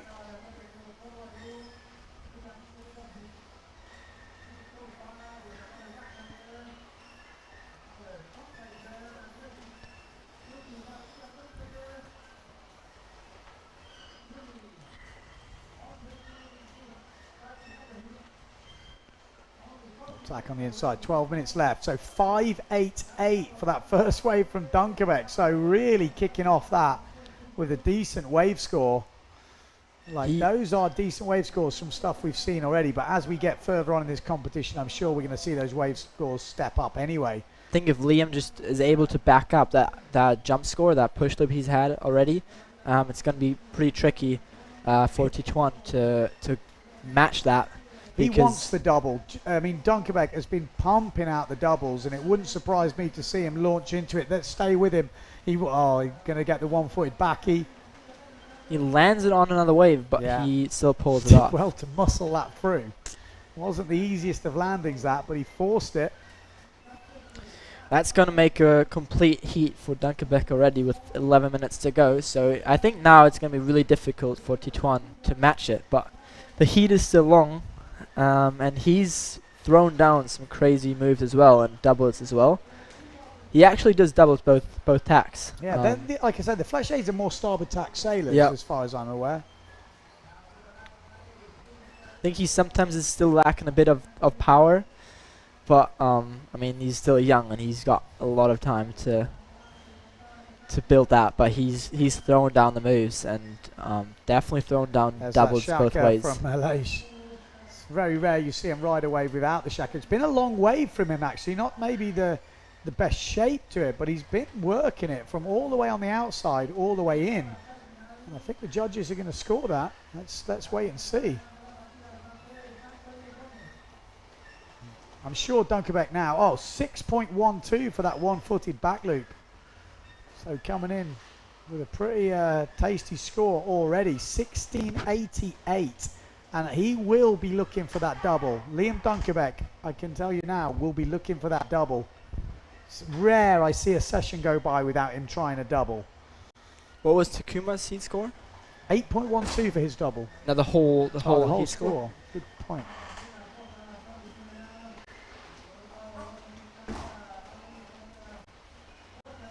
$16.37. He lands that back loop, not that small. Oh, here we go. Oh, Dunkerbeck, was that another one-footer? That was a better landing than the last one. And bigger. I just bigger, don't know yeah. if he took a foot off or a hand off. Ah, Let's okay, see could that. have been a handoff. I saw something I didn't see what he flailing did. around. But he definitely, I mean, his heat score is matching Takuma's then. Yeah, I don't think he's going to see much of an improvement on that last score. It was already a big score, I think 6.12 from Yeah. what we've seen. So I wouldn't expect a massive change, but they were all 6.57. Decent. The other heat is very close. Oh, and a forward loop off the top from Tatoon. Can't get back in. You're right. It looks like Runez has just took the lead on the A side of that draw with that 4.62 back loop. They're struggling to get the waves in at the moment. And Tituan is like really close in on the rocks. I mean, he's running out, which is pretty difficult, and you can definitely hit some rocks and step into some sea urchins there. Well, he's back on the board. Yeah, the Fletcher brother is not flow, actually, Anthony, from backside to front side. Got a nice smooth style.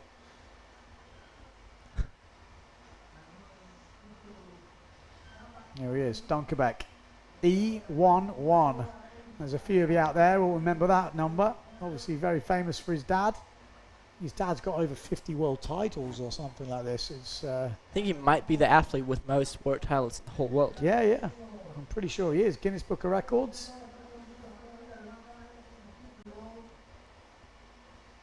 If you look at Tituan's heat score, it's definitely like, I know you can't compare the two panels, but right now it's the second highest score. Yeah. He's putting together pretty good heat. There we go. Wants the double, I think. Wow. Oh, That it's hurts. like a table double almost, but lands a planing forward. yeah. I've had that happen the other day. I think I told you I want to go for doubles, and then I went out and I tried one forward, and I just didn't get the height and landed planing forward, and it hurt. I did the splits, like 1 foot count of the straps. Ouch. Anthony, what's he got? Shifty. Well, I want him to land it because I'd love to know what a shifty does score. It was landed. Yeah. Just Bit just wet. wet. I mean, very tricky move, but how does it score? It's got to be high to score, and that wasn't that high, obviously.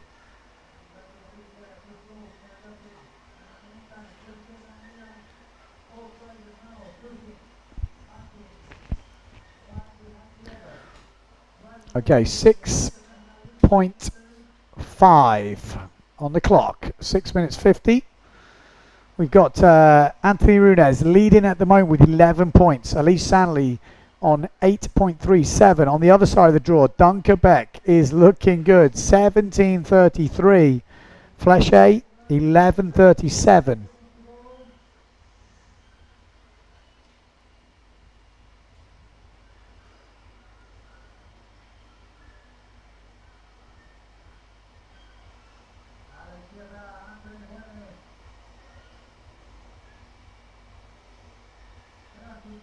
So 2 jumps, 1 wave to count. We're still in the first round of the single elimination for the men.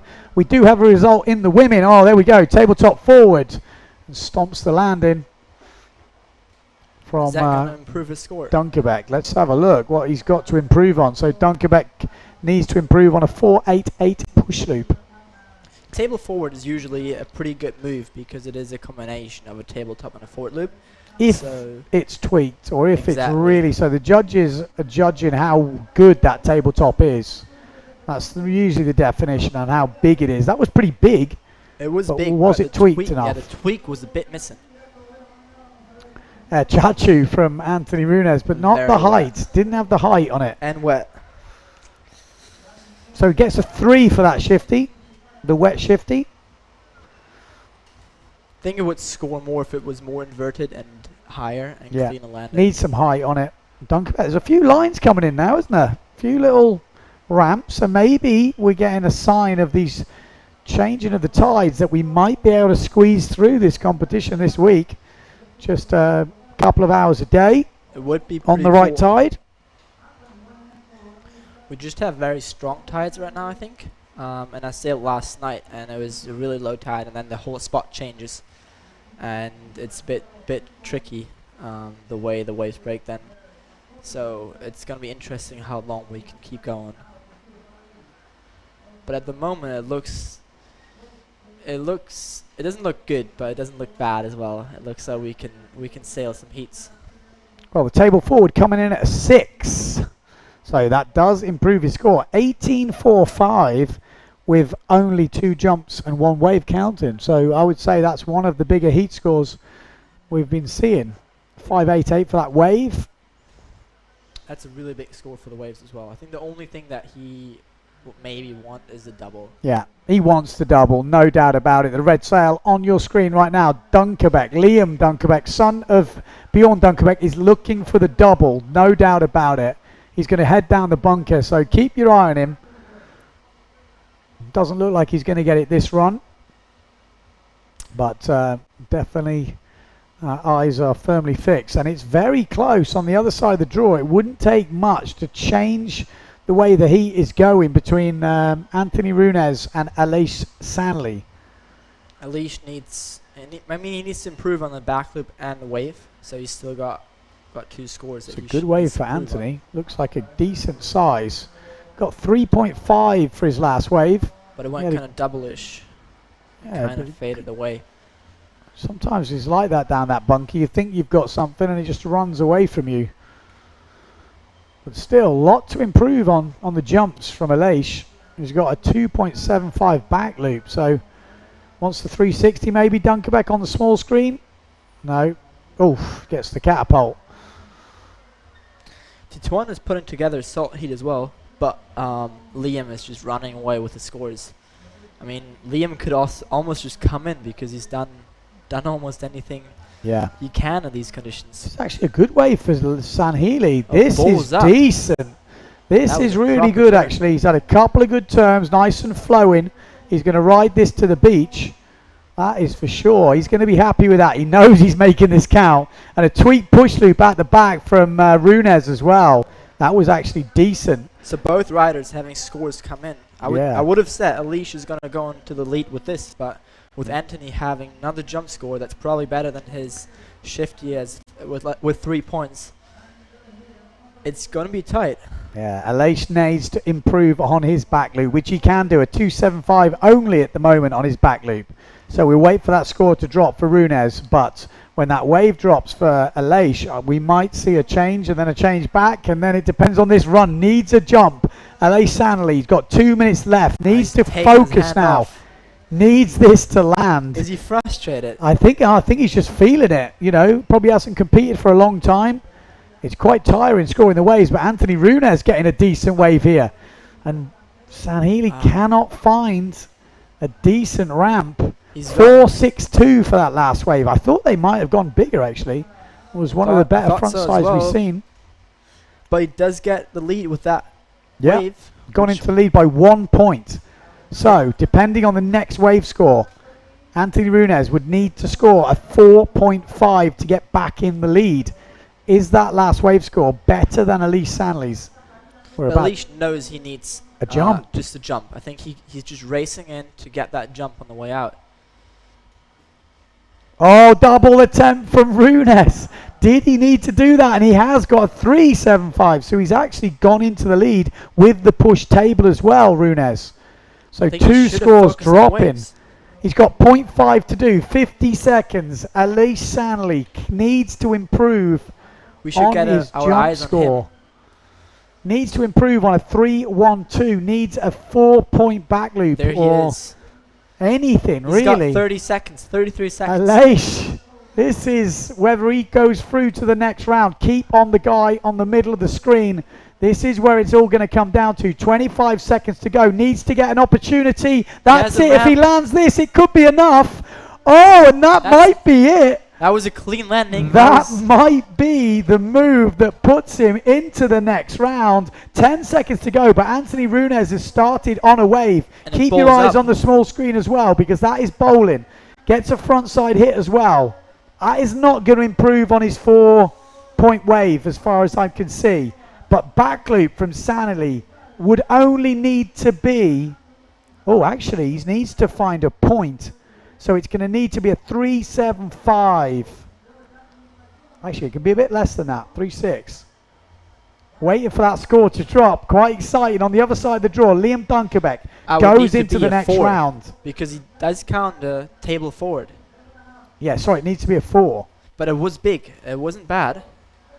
Oh, and it is. It's a 5.38. There we go. At least Sanley has made it into the next round by the buzzer beater. Yeah, buzzer beater performance, very clutch. Oh, right in the last and he pulls it off. 10 seconds of that heat. That wave just sat up for him, but he had to land it. Are we going to see it? Is that the one? He had to nail it. Oh, no, that was this was early. Forward. This was the table forward. Oh, he's going to be stoked about that. And bummer for Anthony. He still had a good heat and just got that win stolen in the last seconds. Right in the last seconds. I think Elimination in the end deserved that. That back loop, that wave we saw, I think could have got more for it as well. It was a really decent looking wave. Push table, which we know he's so good at. Dunkerbeck though, Liam Dunkerbeck really did own that heat. 18.45 in the end. Not to forget about Tituan, he put together a very solid heat as well. Yeah. Wow. That was a tight one. Exciting heat. Definitely exciting. That's the good thing about competition. You never know sometimes which way it's going to go. Yeah, I mean, the conditions aren't great, but we're definitely having something to watch. And the guys are throwing down the moves. I saw a comment about like bigger sails earlier, and the issue when it gets too light in Pozo, the wind is not the same. I feel like here you need the wind. You need to be on small sails, otherwise the wind is just not there. That push to look. Well, that was underscored, wasn't it? 4.62 for that. That thing was mega tweaked. Yep. That for me is a proper push table. That thing was as tweaked as you get, and only scoring 4.62. Yeah. And that wave is looking good as well. But in the end, it put together, I thought, a really good heat. Yeah. Got a really nice section. It could be this one actually. Nice. Yeah. I mean, it doesn't. They don't count it, but I like the way he looks as well. That scored the same actually. That push table scored the same as Elimination, which. Well, that's crazy. Interesting. We've already started the next heat by the looks of it. Is it on? We're not going to see that back loop at the end, but a 4.62 back loop from Loic Le Savage. This is Jaden Tiger just sailing in from the previous heat. So we've got Tomer. Very interesting. It's his first ever competition he does, I think. Okay. Seems to have been around for ages. I've been seeing him in the videos for a while. Or has he? Or maybe it's not. Maybe he has competed. But I just heard him ask about the flag system and stuff the other day. Okay. So we've got Tomer Shamgar in this RRD and Future Fly boards. We've got this fella, Arthur Arukin, who is, he's got some moves on him. We've got Flo Young, been around the block. And he's got some moves as well. Flo, he knows how to sail, yeah, that's he's for the sure. more experienced one in Team Germany. There we go, Flo. This is Flo Young. Oh, he got some spray off it, but just plugged down. And there's a few rocks down there. Be careful. This is Tomer Shamgar. I've been sailing with him a bit, and he's definitely pushing. I saw him in Cape Town and here. And I think he's come to the scene a bit late. He wasn't one of the ones that was here during the junior events, but he has really improved in the last years. It is definitely up there. I saw a video of him doing a push forward. Yeah, he's been working on them in Cape Town actually, pretty hard.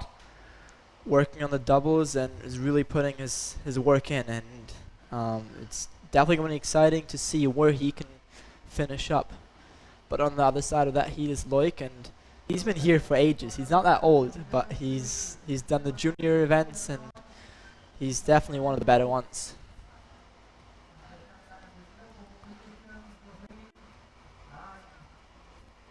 There we go. This is Tom Air down the back. Goes for the double straight off the bat.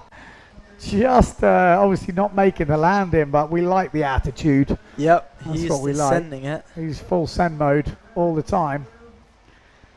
There we go. Flo Young trying to line up something. Living over in Cape Town mostly these days.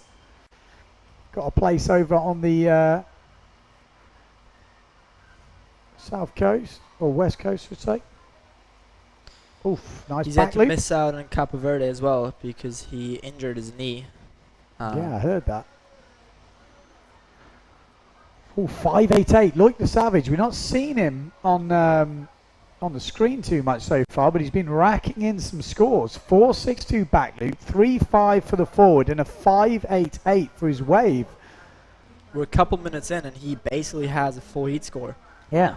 Already on Yep. 14 points. I I mean, mean, that's what you want. You want to have your scores down early, and then improve on the lower ones.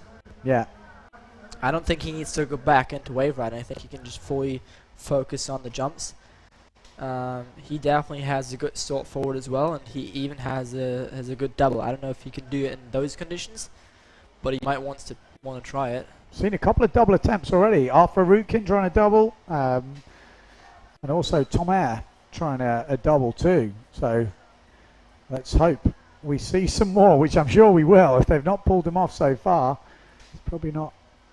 Flo is a very solid competitor, and I don't think he really wants to fight it out in the first rounds. I think he wants to be somewhere further down the draw. Yeah, it was a kind of almost a collision there where they had to avoid each other, but managing to get through. But it's Arthur Rukin.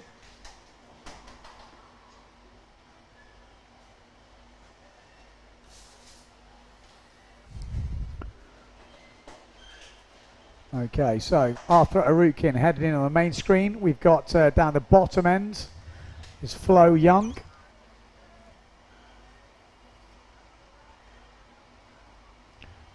There we go, Loic the Savage just going through on your screens. It looks like he's going to try something. Oh, a Chachu attempt from Flo and gets it. Wonder what that's going to score. Is that wet? Is that and he good? goes Is that- straight onto the wave. Yes, It like a doesn't nice count, transition. but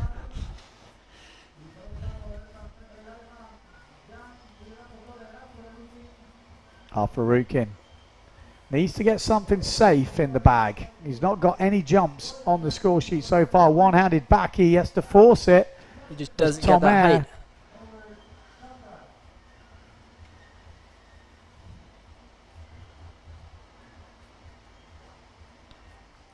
Flo. Is that wave standing up for him?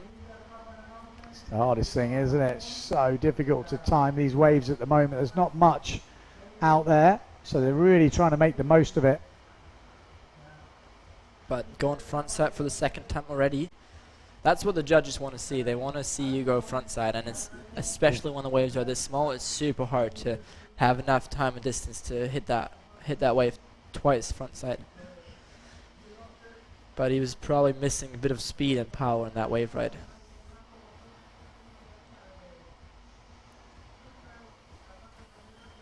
But it's definitely going to better his score of a .88, and it's just good for him to get a score down in the waves. Oh, something.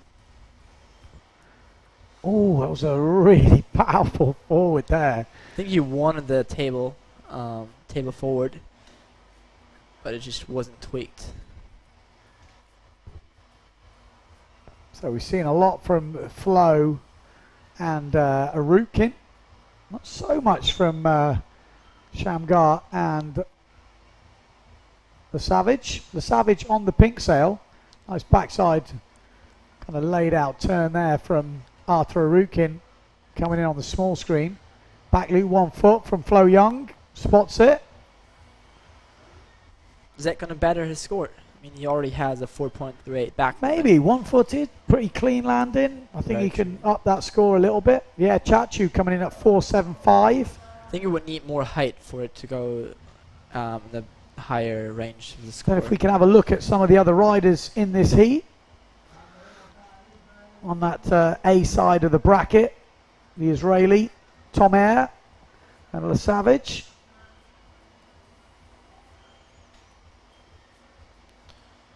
Loic got a better forward. I mean, he hasn't posted that much. He's got his 3 scores with like 12 or 13 minutes to go in the heat and has only done a forward after that. But as soon as you have your scores down, you can chill a bit and really pick your ramps, pick your waves. You don't need to take off on something that does not look good anymore. So he's definitely just looking to better his scores. There we he go. Loic Lasavage. That was a good stall forward. Good bit of height on that one. Yep. That's what we want to see. Oh, and it just backside straight into front side from Arukin. It just goes down on the front side turn. Loic's been sailing a very solid heat here, not wasting any energy. He's not crashing. No, he's just using his time wisely. Knows he's got a good wave, so there's no point in turning on something rubbish. He knows to up that 588, he's going to have to find something special. Exactly. Which is good tactics. I mean, it looks like he's just sailing very consistent and he's not doing any mistakes right now. 7 minutes on the clock, so still plenty of time. Flo Young leading ahead of Arthur Arukin. Arukin at the moment not putting his best heat together. Needs to find some jumps. So on there the other you side go. of the draw as well, Tomer Shamgar not quite finding his heat yet. Needs to find some jumps and a wave. Loic still forward coming in on 4-3, so that's bettering his score. He's really building that house, like starting small, Shaka. getting better. Just a Shaka on the small screen there from Tomer, so maybe finding a better wave now. Not on your screens, but just seeing him on the edge of the picture. We're with Arthur Arukin heading out. What's he got for us? Wants the double, and he nails the double. That was He as is perfect as it could have been. back in the game. He wanted that, didn't he? That he hammered it home.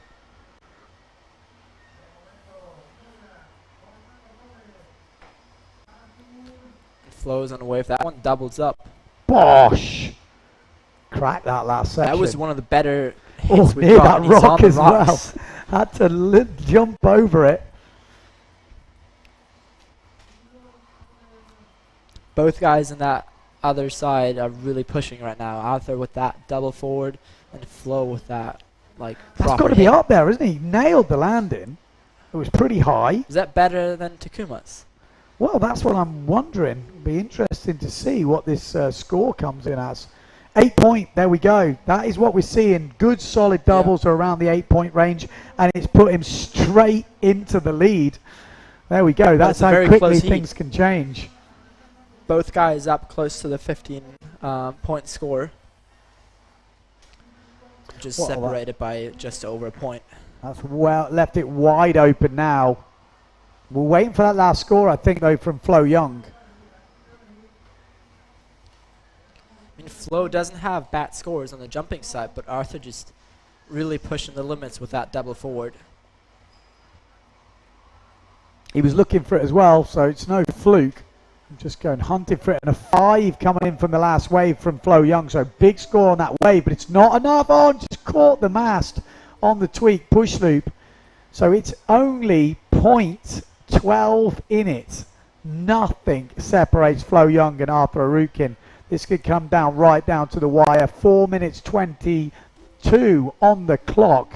The air chachu from Flo Young needs to be improved by just a tiniest fraction of a point. What can he do to improve that score? Can he find a better wave than 5 points? That 5 points is a good score as well. So this is interesting already. 4 also- minutes on the clock. Arthur can definitely better his waves. His top score is a 3.75, and I think he wants a better one than that. But on the other side, Tomer with only 6 points, basically, that's not really showing what he's capable of. I think he's still got 3 minutes, a bit more than 3 minutes. I don't know if he can turn it around. Well, he could easily smash out a double. He can. Tomo can do a double, so if Can. he puts a double in, if it's anywhere near the 6 or 7 range, it would probably gain him 7 points. It'd put him right back in the mix. Flo, you can see him just asking for advice on the beach, what he needs to improve on. I Like, think that's do a going to be double. crucial in this. Yeah, I mean, it's going to be crucial in this event or in this heat because they are super close. There's not much separating them, and there he goes. He goes into the lead with the last score coming in. Yeah, that's the, I was going to say, that's the wave that we thought we Yeah, should have scored well, and it has improved his score. 6-1-2. Yeah, I think there was another score coming in because it just got a bit better that wave. It started off as a 5, but it came in as a 6.12 now. Yeah, sometimes all the iPads don't sync, and it's missing one of the scores, so it does sometimes take a while to sync. And he has a ramp as well. Oh, that was a strange one. It was like a back loop, tweak, push loop. That Yeah. was very... Was that a new move almost? almost, wasn't it? It was really strange. Forward loop from Tom Air. I mean, he's putting something down, but he already has a decent forward. Oh, Arthur on a good wave. It balls up as well down the point. Not going to see the outcome, but a tabletop forward from Flo Young. So 4 riders on the water. We missed Arthur's last wave, but that could have definitely improved something. Yeah, he wouldn't need a lot. He needs to find a point. So he needs a 4.75 Arthur Arukin to get through this heat. Loic seems to be waving. I don't know if he's mad about something. Is he just frustrated? He shouldn't be. He's putting together a very solid heat. Yeah, he's got a lot of forwards. Maybe he's looking for the double. Maybe he is. Maybe that's what he's getting frustrated about. A lot of scores getting thrown in though when you look. You know, it's not from lack of opportunity at the moment. Definitely, I think the conditions look contestable right now. You can do something. Minute 22 on the clock. Can we see some results change? 1 point the difference. Arthur Arukin needs to improve on a 4-point jump or needs to improve on a 3.75 wave. Both are attainable, but he needs to find the ramp. It doesn't look like he's going to jump on this run, so it could be down to his last wave ride. And it is. So he's tacked round. He's got a minute on the small screen right now. Arthur Arukin has got a minute to find a point. Yeah, if I was his team on the beach, I would definitely tell him to wave right because that 3.75 he can definitely improve on. So and it seems like he has a wave. Let's and see it what he's balls up. got. Looks like a double up, but Needs something good special. slash. The wave does Not- go a bit flat. Backside slash. That was nice, real powerful, but he's ended up skipping out of that wave. He's got 26 seconds to go. This could be Flo Young taking this. He needs to jibe round very fast. He's chose to tack, but it's almost a planing tack. 18 seconds on the clock. Has he got enough time? Tom Air maybe go for the double. Loic goes for the double. Everyone's going for the double. Where is Arthur Arukin gone? Oh, he's there somewhere. He's got 2 seconds. Wow. We don't know. That's it. I don't think there was enough time for him to get going and do a move, but if it is the case, it looks like Loic Le Savage will go through to the next round, and Flo Young will take down Arthur Arukin, even though Arthur Arukin nailed an 8-point double. That wave was what did the damage. Yeah, That's 6-1-2. That last wave of Arthur was better than a point better than a 3.75. Flo is going to take that win with his experience. But as we see right now, hang on, it was better, and it was a 5-5. And it looks like Arthur Arukin stole the win in the last seconds. Whoa, what's happened there? Something changed. Yeah, he got a score. He At got 5.5. So a 5.5 coming in for the last wave. We're just seeing Loic's double, a bit wet on the ending, but it lot of looks... buzzer beaters. Jesus, had a few buzzer beaters now. Arthur Arukin, well, it looks like a 2.88 for the last wave, a 5.5 for the wave before, which is the wave that we thought Maybe he caught a wave the little one at the end. on the jump run that we thought he had. Yes, good point. Yeah, that might be it. You're right. That 5.5 has come through, and he's actually taken it by quite a fair way, really. Oh, But as you can see, we've got the world best windsurfers here at the moment. The conditions are not the best we've had, but the boys are throwing down the moves and are giving us a show. Well, there you go. Arthur Ruckham, you thought with the advantage of that 8-point double, you did think it was his to give away. And we thought he'd maybe lost it with that 6-1-2 from Flo Young coming in. But Arthur Ruckham, in the end, looks like he's done it. We'll wait for the official results. But here on the live scoring, it looks like he's got it. Okay, last heat of the first round. We've got Omar Sanchez against Lucas Meldrum. And then we've got Friedel going against... Logan, I think. Logan. That's it. Logan from Belgium. So he's more like a double man, isn't he, Logan? He loves a double. I think, but he's also spent the last summers here. I think he sailed quite a bit in Pozo, so he knows this place. Going to be interesting as well for Lucas. It's his first pro event ever. He's put in the time like on the water, and he's improved a lot. He used to be more of a starboard tack sailor, but we stayed here the last summer as well for 4 or 5 weeks, and then went over to Tenerife and practiced and pushed each other quite well. So he's definitely improved. Yeah, this is Mike Friedel. His dad's actually a top sailor, used to be on the PBA back in the day, so he's got some good... ooh, whoa. Ooh, but Well, he that wrestled was... it around. He really wanted that, didn't he? He wasn't letting that thing go. There we go, Lucas with a planing forward to kick things off. So we're getting a wave ride. Lucas is up against Omar, who's also one of the local riders, and can definitely cause some upsets against the big boys. Well, Omar is a bit of a big deal in the old social media world these days, well. isn't he? He's been on Survivor, I think, in Spain. So every time you're near him, you see all the old ladies go, "Oh, look, there's Omar," and they all want the picture with him and stuff. So yeah, he's kind of a like semi-celebrity walking around the beach. Yeah, so I haven't seen him on the water as much, maybe because of that.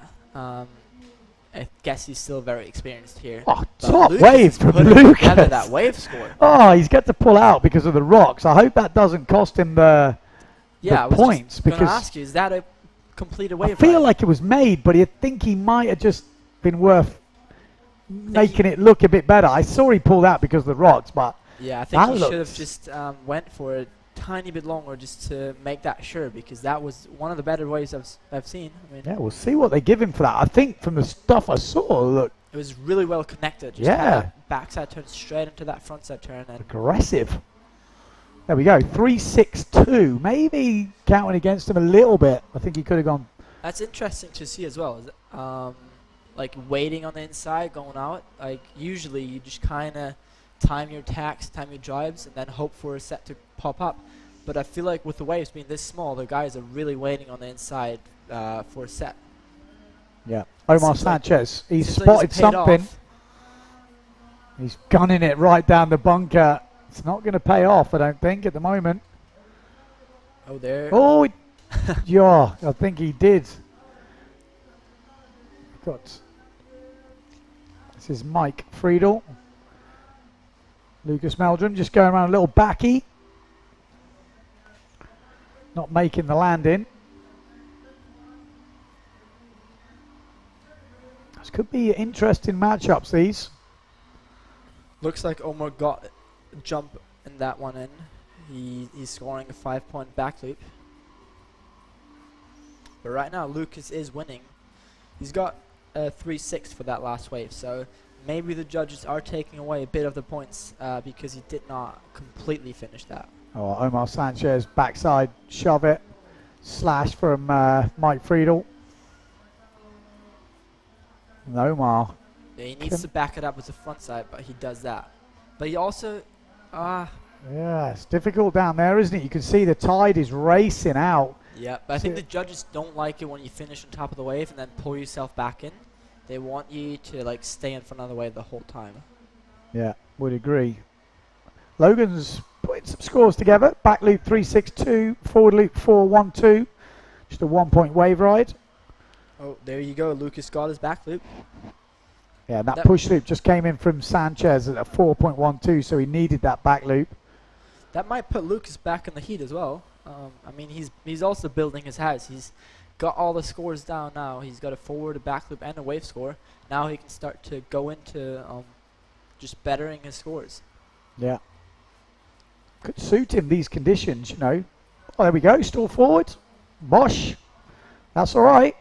Like you say, building up the scores. That's going to better his forward score. Back loop's just coming at 4.88 for Lucas Meldrum. So put that with the stall forward. Oh, it's a tight heat. It's super tight. It's 0.01. 0.01. 0.01 in it. It's as between tight the as it Brit can be. And the It's Spanish also- influencer. I think he is an influencer. He's classed definitely as an is, yeah. influencer now. A full-blown Instagram influencer. Got like a couple 100,000 Yeah, followers. it's pretty impressive. Did anyone watch Spanish Survivor? I didn't. But I guess a lot of people did. Yeah.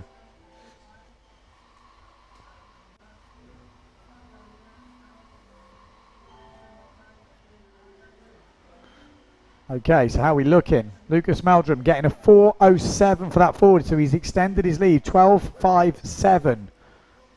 It's not looking bad for him.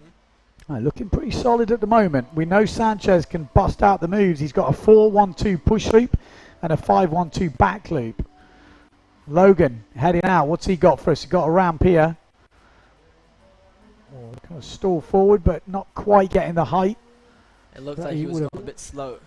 Yeah, Lucas Meldrum trying to ride something on the inside. Same as Mike Friedel, but pulling out of that one.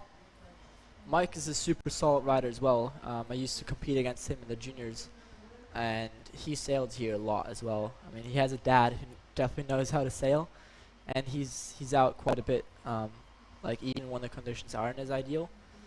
But I think good conditions would definitely favor him.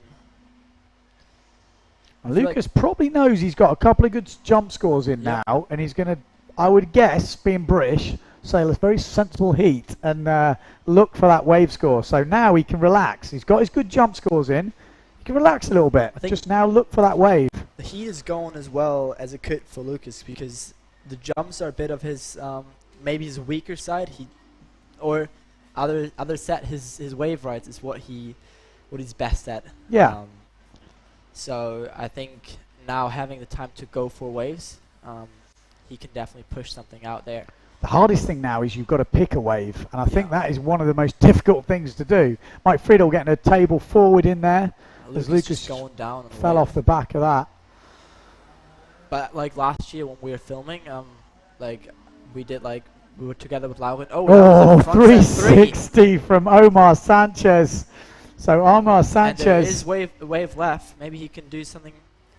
yeah, he's back in the game front now. set three That to is back for set sure. We're going to see more on this as well, maybe. Attacker to finish It does things pull off. Up. Attacker's coming up into the beach.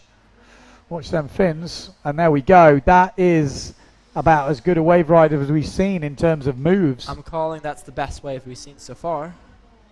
Yeah, it'd be interesting to see what the judges give that, but I'm sure it's going to be a pretty decent score from Omar Sanchez with Like 8 minutes linking to the go. turns, but the wave isn't really offering anything. But I was gonna say, Lucas, like we filmed together last year a bit with Lauren together. We just did our turns, and when I was watching Lucas, he busted out some big turns. Like I was thinking, like, oh, that's close to some of the big boys. Yeah, he Um, loves a turn. Oh, one-handed. One-hander landed lander? a one-hander. Yes, all right. Okay. Go on the Brits, although 5.5 for Omar Sanchez. I thought they might have gone bigger, but maybe we didn't see the section of the 360. Sometimes they are very critical if it's a whitewater 360. So, but 5.5, still decent score on the wave. They have been scoring more turns than Yeah. tricks at the I mean, moment. we had a discussion come up a bit before the competition when the guys are just throwing down like doubles off the lip, back loops off the lip, and stuff like that. Is it just like a jump on the way in, or do they want to link the turns? But 5.5 is not a bad score, so Well, Lucas has improved his back loop score, his second score, over 5 points, 5.12 for the one-handed back loop. So it was worth it. He scored a few extra points, but he needs to step up his wave score to challenge Omar Sanchez now. but Omar is winning on the jumps, that means Lucas' wave score needs to be better than a 5-5. Yeah. Omar's got a really decent one-handed back loop in him and a tweak push loop, and Omar Sanchez heading out now, trying to find that jump score. Looks flat. Don't think he's going to get that on this run. Yeah, But look at the water flying. It's windy now. Oh, there we go. There's a ramp. What's he got? Oh, we didn't see it. Just off the side of your screen. We will never know. It does. Well, maybe he did land it. Good wave score. Maybe coming in for Mike. Just keeping it flowing as I give him the kiss of death on the end. Yep. Lucas Meldrum. Oh, I think he got a bit stuck on the takeoff there and had to. He'd already committed. He got some height though. Yeah. It's not going to better his score. Going for the Red Bull Rockets. So still trailing Omar Sanchez by a couple of points. He's going to need a 5.5 plus to up his score. He's got a tough ask. We haven't seen much of Logan, but he's not far behind. Yeah, Lucas needs nearly a 6-point wave score, which is a big ask, but he's definitely capable of doing. Logan struggling a little bit on the waves. 3.38. He wants the table forward. He's going for another forward, but he needs to better that back loop. Back loop's only scoring 3.3, and that's not the score that you're looking for in the back loop. Yeah, that's a small backy. It's a simple one. You've got to be taking a hand off, a foot off, or getting some height to score more than that. But wave scores, don't underestimate the waves. 5.5 from Omar Sanchez, best wave we've seen of this heat so far. Frontside 360 and a backside sort of shaka. They've not been scoring the backside shaka as much this year, I would say. It's almost, it's not been scored down, but it's not having the biggest effect that it has over the years because a lot of people are doing them now. And but I also think not it's as much a because wave move. Yeah, but I think it's because the wave isn't as big this year. Yeah. I think if you do it in like a proper section, it will score a lot. But if True. the waves are this small, it's more just like a shaka, and it's just a freestyle move. Very true. Very true. That's what they want to see. They want to see the moves on the wave using the wave. If you're just on the wave and you do it, it's not the same as using the lip, projecting.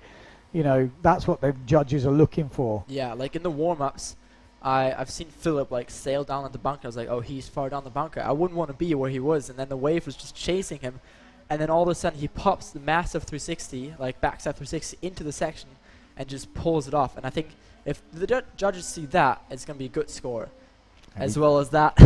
Tweet push loop from Omar Sanchez. He's putting a good heat together at the moment. Lucas Meldrum's got his work cut out. Might even get a I'd be interested if we see the one-handed back loop. It's kind of one of his favourite moves. The hand off all the way.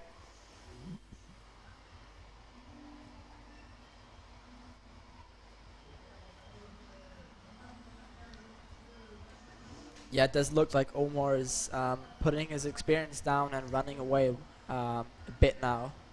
Mike Friedel, though, 4.88 for his last wave. I said he was working it really well, backside, frontside turns, and he's putting a really solid heat together, really. And there we go, another table forward. He does already have a 5-point table forward, so that's a high score. Luke is now going down on the waves.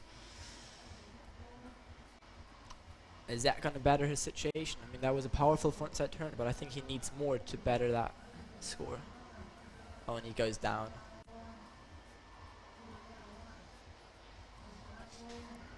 Yeah, 2 minutes 30 to go in this heat. This is actually the last heat of the first round of the single elimination. It wouldn't surprise me if they stopped after this. It wouldn't surprise me. I'm not saying they should, conditions look okay. But we get through to the seeded riders in the next round. But looking at the conditions, I think it looks better than ever. I'd say so. Than ever this year. Yeah, ever this contest. Omar Sanchez looking like he wanted another 360 on that section. And maybe he pulled it because he's pulled something off. He's still sailing. Nice deep bottom turn from Lucas. How's that for a turn? He's doing some sick turns, I have to say. Yep. I might be a bit biased because I'm British, but did you see the spray? Come on, son. Oh, we're just missing the end of his wave there. But look, to me, judges like that. They like to see spray. They like to see change of direction. He Speed, does power, need to flow. find. He does need to find 2.5 points somewhere, there, and Yes. that's going to be difficult. I mean, I don't think that wave is going to be. What does he need? Like a 3.5 six- wave. He needs to 3 find a point- yeah. 7 odd. On the Oh, he's wave. got a big ask. I mean, Sanchez has put down some big scores. And Lucas might need to up some of his jump scores. He's looking back to me, what do I need? And they're like, Yeah. a really big wave. But that's the Oh, thing. Like he's asking, what do I need? And it's the issue difficult, is, isn't it? You need 2 things. oh, he did better his wave score. Oh, you did, yeah. That makes It's sense. still not enough though. 4, Like 8, that's 8. the issue when you're missing a couple of points on every score, with 40 seconds to go. It's nearly impossible to do something unless he can pull off a double or something like that. Yeah, I've seen him pull off a couple doubles, but it's not his favorite move. yeah. Not Not an easy heat against Omar Sanchez in these conditions. I mean, as But- we've seen. But I guess if I was his team on the beach right now, I would just tell him to try a double because I think that's Yeah. Well, you're right. You know, he's got to find a massive wave. He needs Yeah. to find, well, 2 and a bit points, which is on his score, which is a 5, is a 7 plus 7 Yeah. plus. So we haven't seen many scores that big. So he needs to up his jump score, and he's not going to do it. It will be Omar Sanchez in the next round, and it looks like Mike Friedel has put a pretty solid heat together himself with that 4-8-8 table unless forward. Lucas is on a wave. But I mean, the 7 is not impossible if he's on a wave. Too it still right. counts, but we don't Not see impossible, but that's not going to count from Logan. it. That was after the heat. So are we gonna go into the next round? It looks like we have riders on the water. I think they're going to keep running as long as possible. Yep, I see Jules on the water. Well, next heat on the water will be Jules Donnell going against Joseph Pons. Yes, I did say we're into the seeded riders, and a really big heat, this one. Traversa going against Clarec. Anyone who's ever been to Cape Town, everyone who's ever sailed with Baptiste Clarec will know he is the French wildcard. This guy can pull off all the moves, and there is no telling what he will go for. He will just go for anything. He's taken down Traversa, I think, in the French Nationals. I just seem to remember seeing that somewhere. So he's not scared. He's not someone who backs sure. down. This guy goes off. But he can get like a bit hot-headed. Exactly. You don't know which Baptiste you're going to get, do you? Exactly. He can throw down the moves and have like the heat score of the day, but he can also go down and not like score anything. Yeah. But That's what Mo- we like most here of- in the commentary booth, isn't it? but most of the time he actually does put his moves down. Yeah, I'm looking forward to this one. This will be a really interesting one. Yeah. And then These also conditions, are they going to suit Traversa as well? I don't know. You never know with Traversa. He's been in the Reunion Islands as training for this event, which down the line perfection, turned up a couple of days before. He hasn't really had much sailing, but we know Traversa, if anyone can turn on the skills, it's him. But also So- Jules, he hasn't had much practice either. I saw him climb biggest mountain in France, I think. Okay, here we go, straight into the heat. We got Joseph Pons on the black and yellow sail. We've got, this is Baptiste Clarec. Thomas Traversa ahead of him on the red and blue. So what Baptiste going to kick off with? Stomped the landing. He wanted the table forward, didn't quite get the tweak, but it's still a solid forward to kick things The off. tweak was not enough for them to properly score that tweak. No. Joseph Pons on the left-hand side on the little picture. 0.7. And sailing on his own boards, Carlos Souza boards. If you tweak a forward loop as little as Baptiste did, do you think it's just better to go for salt forward? I think if the landing's good, it's That was not a a tweak. problem. That was a tweak from Joseph Pons. Maybe not the height you would have wanted. It came in as a 4.38. So Yeah. not a bad score. It was still a half decent forward, Yeah. you know, with a little tweak on it. So I don't think it's going to hurt the score. So Thomas Traversa. Kind of really looking forward to this matchup between him and Clarec. Clarec on the yellow and black RRD sail. Thomas Traversa on the GA. I mean, Thomas likes riding waves, but he usually likes it when they're a bit bigger, I think. Yeah. Joseph Pons, backside ride. Oh, what was that? I think Jules and Pons on the same wave. Jules kicking out. Is there something as interference here? It can be, yeah. It's not really happened too many times in Pozo, but I guess it can happen. Not sure if the judges are going to look into that because Jules didn't look happy about it. Pons looked like he did not do his move. I did actually see a video of you and Pons the other day having a little altercation. Yeah, we got a bit close in the water, having different opinions on it. I think we finished it with just saying we both need to look out. Yeah, we'll agree to disagree. Yep. Okay, Baptiste correct. On your screens, RRD rider, young, He does feisty little competitor. It doesn't look that powered up. He usually flies around, doesn't he? He's on big sails always. He's small, but he's on big sails. Yeah, maybe he's just biding his time, waiting for his opportunity, and then he's just going what to can gun he it do there? down. Double.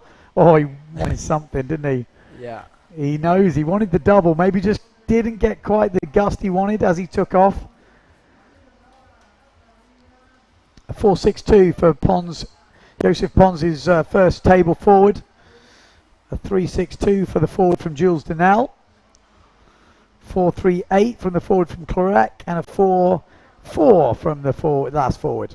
Thomas Traversa, 4.38 on his first wave, so pretty good score, but Baptiste Clarec leading at the moment.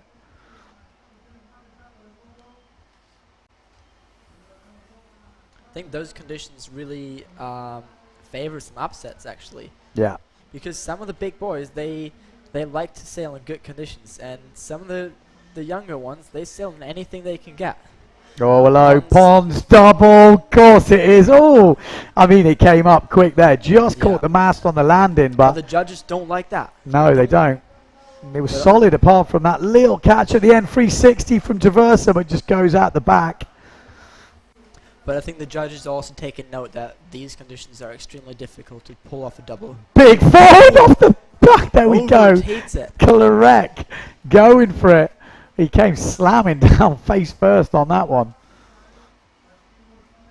Baptiste Clarec is an exciting rider to watch. I would put him in the same category as Antoine Martin or something like this. Or Ricardo. You know, one look at handed that one. backy out of nowhere.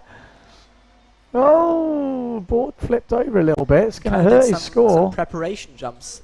Kind of like the kite surfers. They do like a little hop to Bomb. jump into Nice something. front side hit from Jules Denel. Sometimes difficult to get around the section again once you fully connect, like go for a front set turn. Nice carve there on the wave from Jules.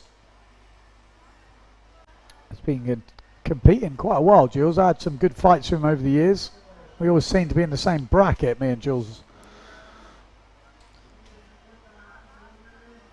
So, Thomas Traversa at the moment trailing to Baptiste Clarec, but it's early days. Still 11 minutes left in this heat. Double forward coming in at 7.5 for Joseph Pons.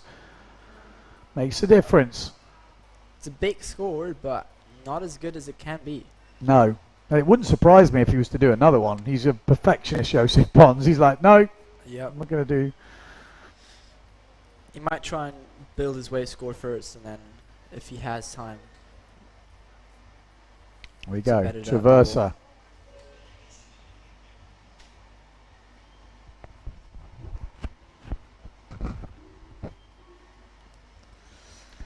Okay, 10 minutes 20 on the clock.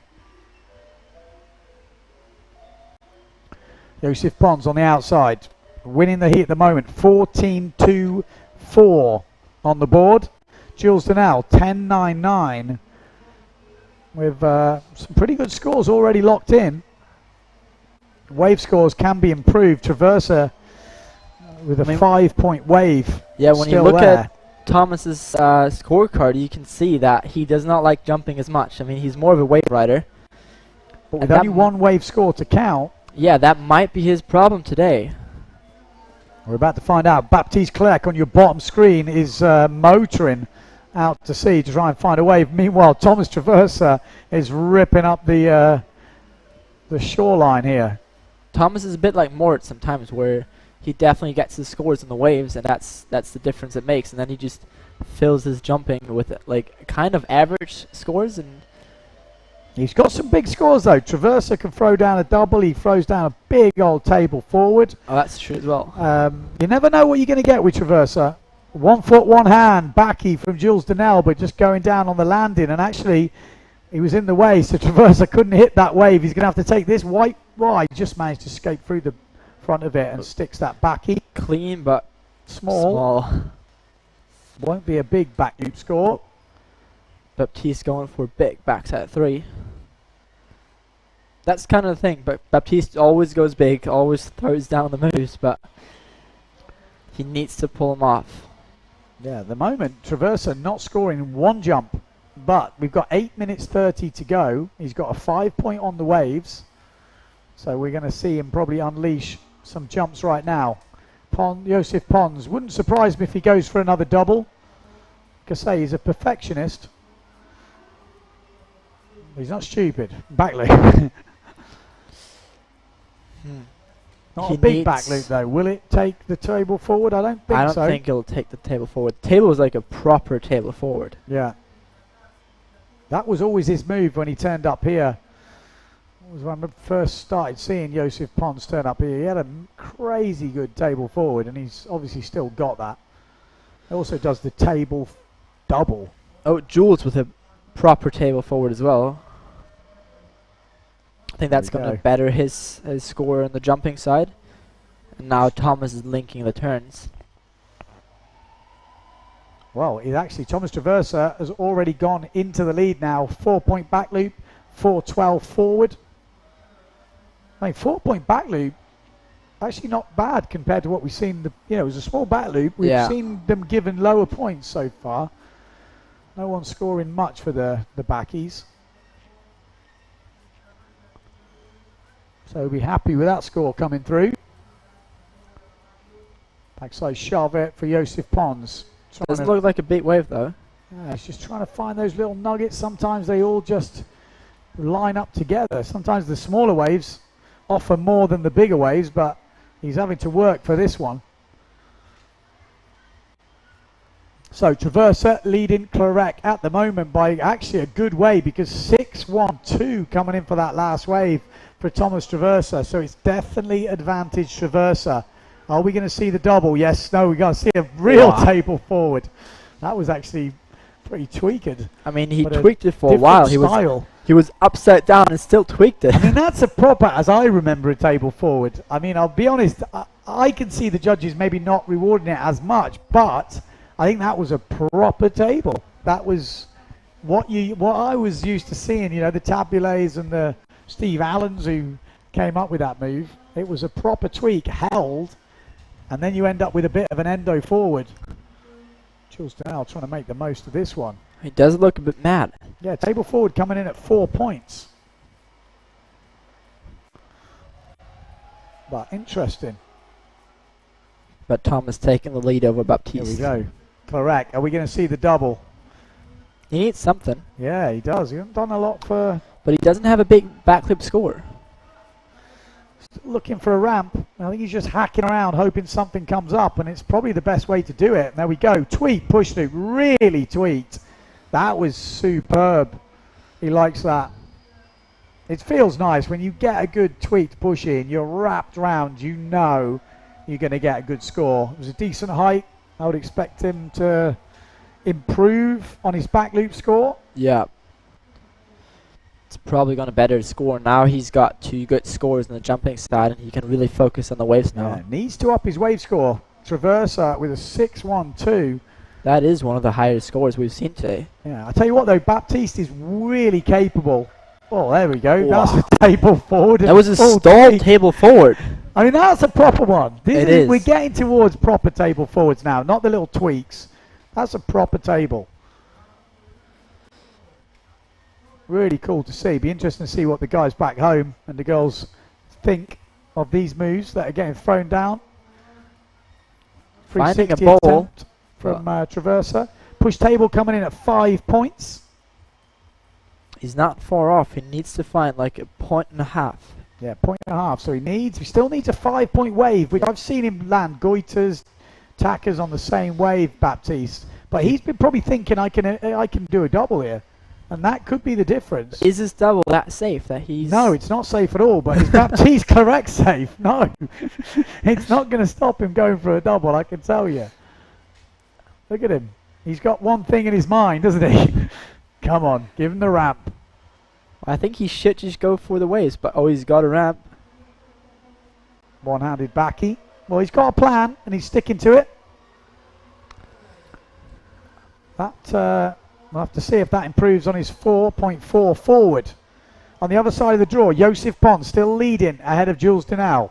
That table forward coming in at 5.5. Pons looks like he's got a good wave to come in A couple with. of good jumps in there. That table forward and the double is giving him the edge. He now needs to find a decent wave score as Traversa tries another 360. So it just goes to show 360s are not easy, you know.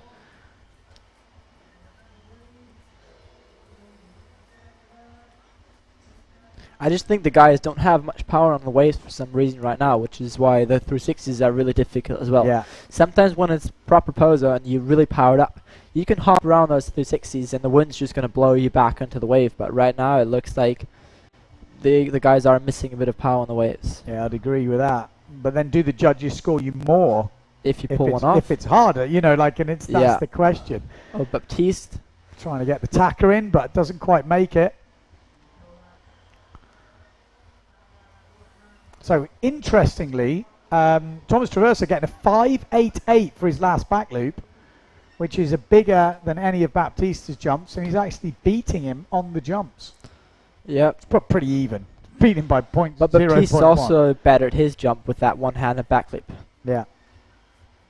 Well, it's really even. Oh, and they lowered it. So now Baptiste is winning on the jumps. Yeah.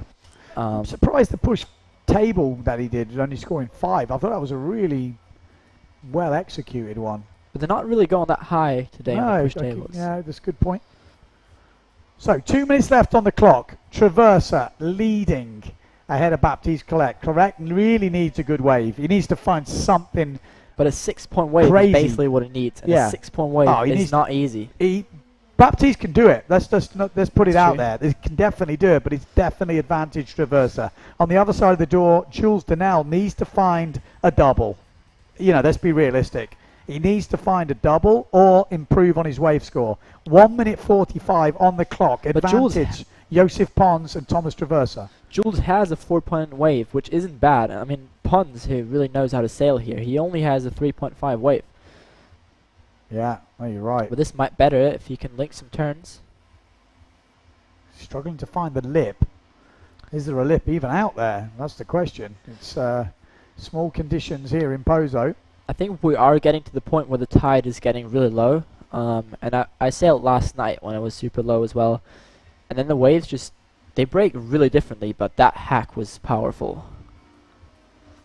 You've got to pull out. Oh, Baptiste is correct. throwing it down, but he can't nail it. Can't make it stick at the moment, and it is definitely advantage Thomas Traversa. Clarek struggling to get that big wave score he needs. Traversa sailed a super solid heat in maybe conditions he won't say he prefers at the moment. He's on your small screen at the moment down the bottom end. Are we going to see a double from Thomas Traversa? I think we are. Oh, he was lining up. He didn't quite come off for him. Maybe Clarek jumps round, knows he's got 35 seconds. The orange and black sail of Clarek in your small screen at the moment. Keep your eye on him. One big wave score could change things.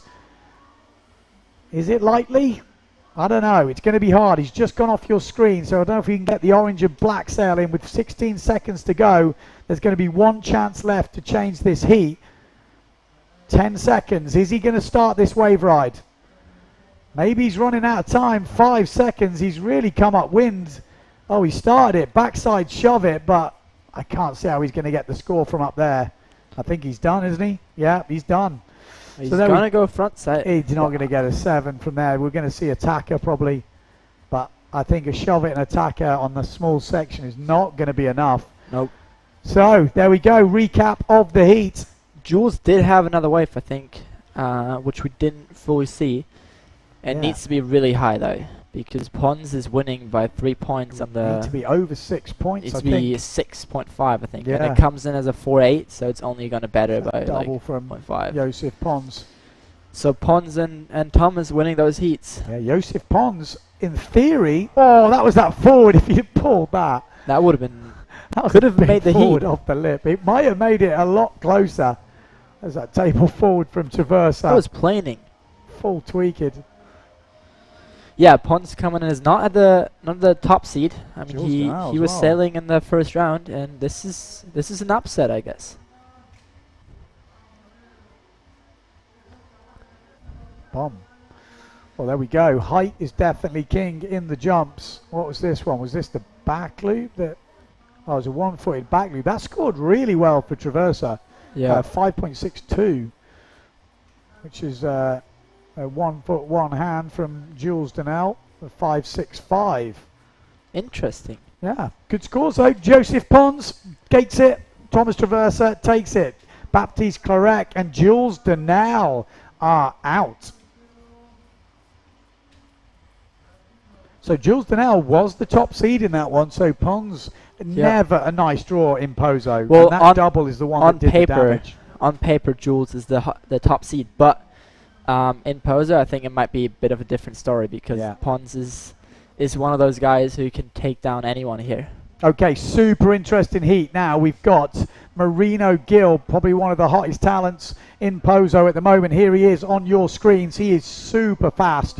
He goes high. Again, not optimal conditions, but expect this guy to put on a show. He can go high off of anything. Yeah, he doesn't need a ramp. He goes so fast, it's unbelievable. Always motoring down the bunker. There's a forward, full plane in to kick things off. And on the Marino other Gill. side, we got Brasinho. Yeah, Marcelo we've Brown. also got Marcilio Brown going for the world title this year. And Camille Juban is not here. Bernd Rodiger not here. He is leading the world rankings if you take those guys out. yeah, So I have to say he might be my favorite. I watched him the last couple of days as well, and when it is this small, he's probably the one who's pulling off the doubles most consistently. Like we said earlier, he finds a way to hover over the ground and just not come down until he wants to. So this is Jose Romero. He's going against Brown in this one. And Jose can sail. No two ways about it. But he's going against this man. Yeah, there we go. Doesn't quite make it back in. But that is Marcilio Brown. And Moritz Malk as well. Look at that. No way, I that mean, was this guy insane. is a magician on waves like this. And Like, he connected it. He did like front side turn straight into that. he scored the biggest, he scored the highest wave scores of the competition so far. So Moritz Malk going against Marino Gill in this round in these conditions will favour Moritz. In the normal Pozo But conditions, the issue the is jumping might come into we're it. only scoring one wave. That's a good point. And Malk is definitely not known for his airs on the way out. He is for the way in. But Marino Gill can put down. We saw a wave the other day, if you've been watching the diaries, where Marino does a back loop, backside 3, and a limit forward off the lip on one wave. So this guy, it's all to play for. Going to be an exciting heat, this. Good luck to the camera guys to keep up with this one, because these guys are going to be going off. Also, we got a, like I say, Marcilio Brown, this Marino's top flipping seed. out. He's on the yellow sail. The Goya. Yeah, he's going up Logo as against well. Jose, and Jose might not be one of the more like well-known Pozo sailors, but he knows this place super well, and he knows like every tweak of the spot. And Well- when you see him sail in like not ideal conditions, I feel like that's actually when he excels, because he knows the spot like better than anyone almost, and he knows where to be, and he seems to be always in the right position. So The problem is Brown has already put a 7.5 double in. 7.5. I don't is know not where what he's looking hiding, for, because we're though. not seeing him on our screen, but he is out there somewhere. There he is, just going past on the small screen. But like So 7.5 is a high score, but for Brown, doesn't he want a higher double? I'm I sure mean- he does. So this is Jose Romero. One-footed backy, solid. Brown on the hide and small clean. screen now, just trying to get a wave ride in the bag. Nice tacker. He looks He's just very focused, Brown, He's at the so moment. consistent. This is Moritz Malk. And a forward loop off the flat, just making things happen. It doesn't really get back in the wave. but just trying to force some scores in some very small conditions. Brown was pushing to compete here, even though really? it's small conditions. Why? Well, he has a chance of the world title. True, very true. A very good chance of a world title. And if he we don't sailed compete well. here, he could not. He Like- might not win. Yeah, like I said, he was one of the better ones in these small conditions as well. He just finds a way of like going high and staying in the air to have enough time to do the rotations. Moritz Mount just have to pull out of that wave. He's already got a 5-1-2 for his first wave, so Moritz really needs to get his jumps in order. Nice carving turn there from Romero. This is Brown headed out. Is he going to try and up that double score? Let's see. He's got a lot of wind at the back. I mean, Brazinho is a really smart competitor, and he's only has one score. So, like you see there, he goes for the backlick first to get a complete score Yeah, on smart. the board. One-footed backy, really clean. He's filled his score sheet. He's going to definitely up his wave score because Yep. that won't be his counting wave. I can assure you of that. Brazinho is probably the most professional rider out of those. Like in anything, he trains on land. He has all his gear set up and like does little tweaks to the boards just to find his perfect setup. And then he even trains when it's like not ideal, just to be ready for anything. Marino Gill, one-footed backy, and he goes down, but I was going to say he landed in another wave. I thought he'd pulled it. And Romero as well. Sailing good. Got a tough opposition here, though, with Brown. I guess sometimes it's fun to sail these heats because he basically cannot lose. I mean, if he doesn't make this heat, no one's going to be mad at him because... Oh, there you go. One of the rare moments of Moritz jumping in. Yeah. It's not a bad table for it. Capture that moment. He only does them once a year when the competition comes Yeah. around. But he can still do them. And he's leading at the moment with just one wave score. So Marino Gill not having a great start to this heat by his standards. Maybe feeling the pressure. A lot of people tipping him to get right up in the rankings, but he needs to deliver in the heat. We've got minimal conditions, but when you look at someone like Marsilio Brown throwing down the scores, he's already on 17.5, Marsilio Brown. Yeah, he's a freak. He's a machine. He's not a small fella, is he, as well? No, he's big. Marino Gill on the inside. Nice front side turn there. Backside shove it. Needs to just calm himself down, do what he can do Yeah. to get back in this. Needs to find a good wave score. Obviously, Moritz is the most dangerous on the wave, but he has thrown some jumps in. Not the highest scoring jumps, but they're jumps nevertheless. He can up the jump scores as well. But Marino is a really complete rider as well. I feel like you think of him jumping a lot, and you think of him almost more as a jumper because he does those massive jumps that you see everywhere. But then he just goes to town on the waves as well. And he's got that clay really consistent when the conditions are a bit better. Moritz and got it anything round. else. Big backy. Spots it perfectly.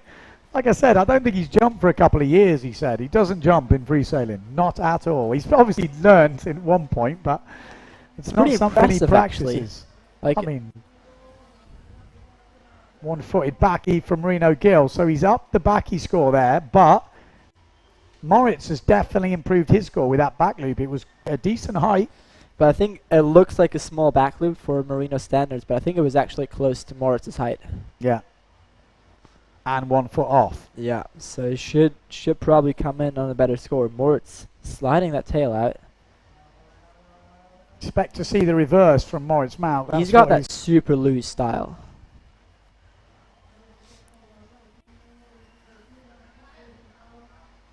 We'll have to see. 8 minutes on the clock.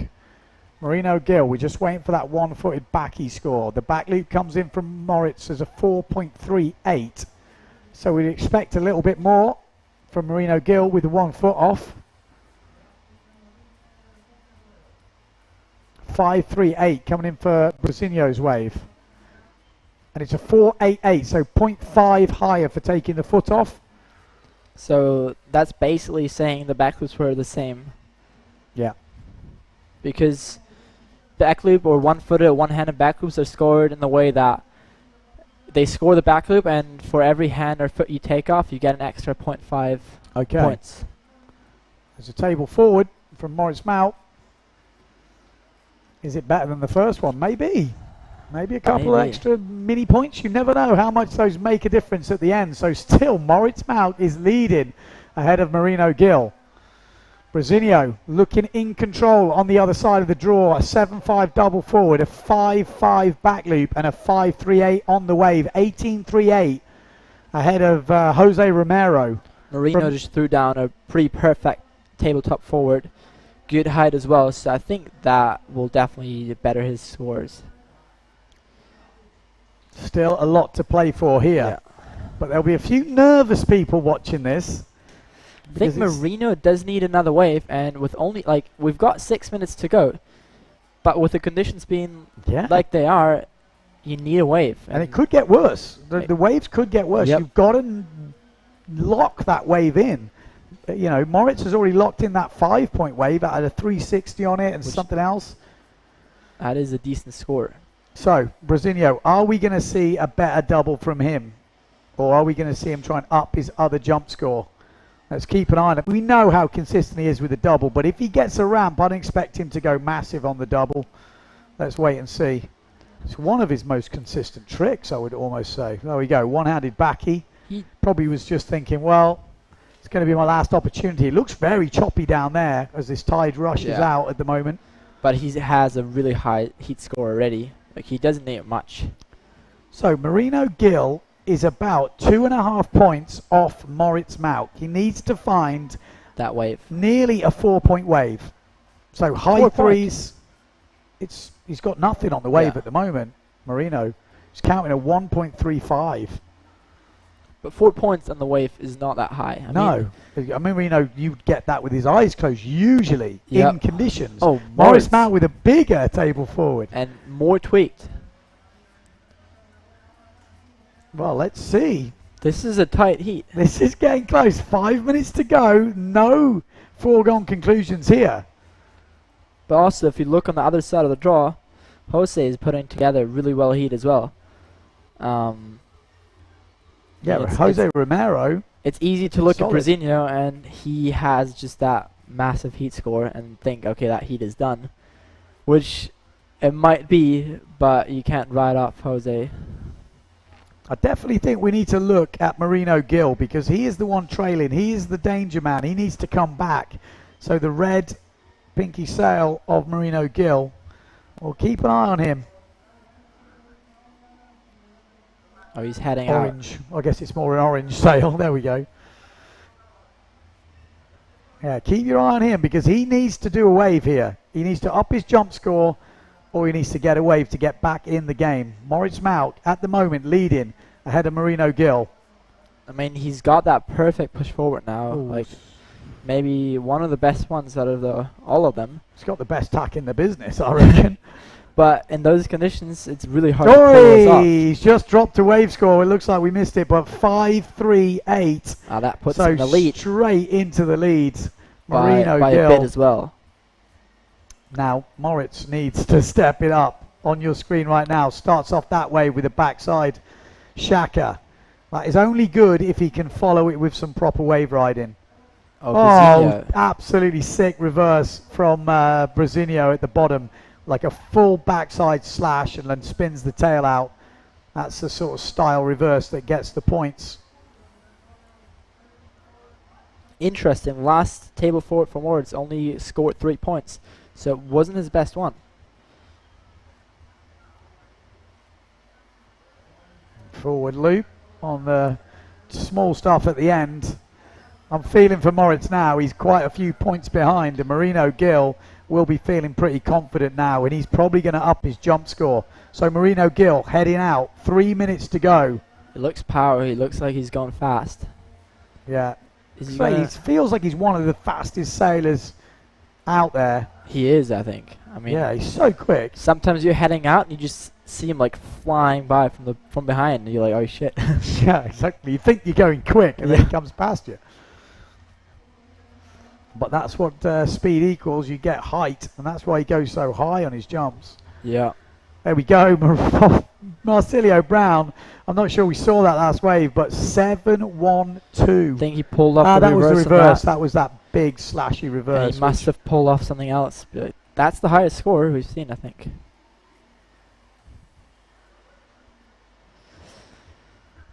Is Jose Romero. 20 points with just 3 scores is a really high heat score. Yeah, I And think that is the highest heat score we've seen with 3. Yeah. And he doesn't even have that perfect double forward. Well, we've still got 2 minutes left, so let's not count that out just yet. I guess he could even come in and just save his energy. I don't think that's something. Because those heats are would long. do.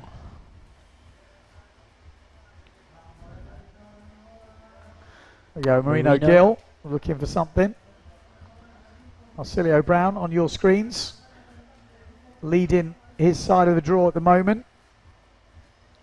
And he will go against the winner of the other side of the draw. Moritz is asking what he needs. Wave. Needs a bigger wave. He's probably going to up his wave score. But he needs to find I think almost... he's been a bit harsh on that last table forward. I think so It's as well. gone down as a forward. I don't know. I guess the judges are at a different angle, but it looked. To me, it looked like the Yeah. best table forward he's done, but Yeah, I would say that as well. it's different when you sit in that judges booth. Yeah, different angles. You can see different things. And they're only focused on scoring, so Yeah, they probably have a better view on that. than yeah, I we would do. agree there. So Brown looking to get something. Maybe conditions have gone a little bit choppy. It feels like it's gone Yeah. choppy. Like if Moritz isn't scoring good waves, It's tricky. I would say it's very tricky. I mean, that- Sometimes when a tide drops this much, like the wave just bowls up and goes flat again, and you got to be at the right point at the right time. yeah, So you've got to preempt it, haven't you? You've almost got to guess yeah, when it's going to show itself. It does just jack up sometimes out of nowhere. but then Brasilia put down that 7-point wave. Yeah. I mean, That's a good point. So Marino Gill heading out. Last couple of seconds. double.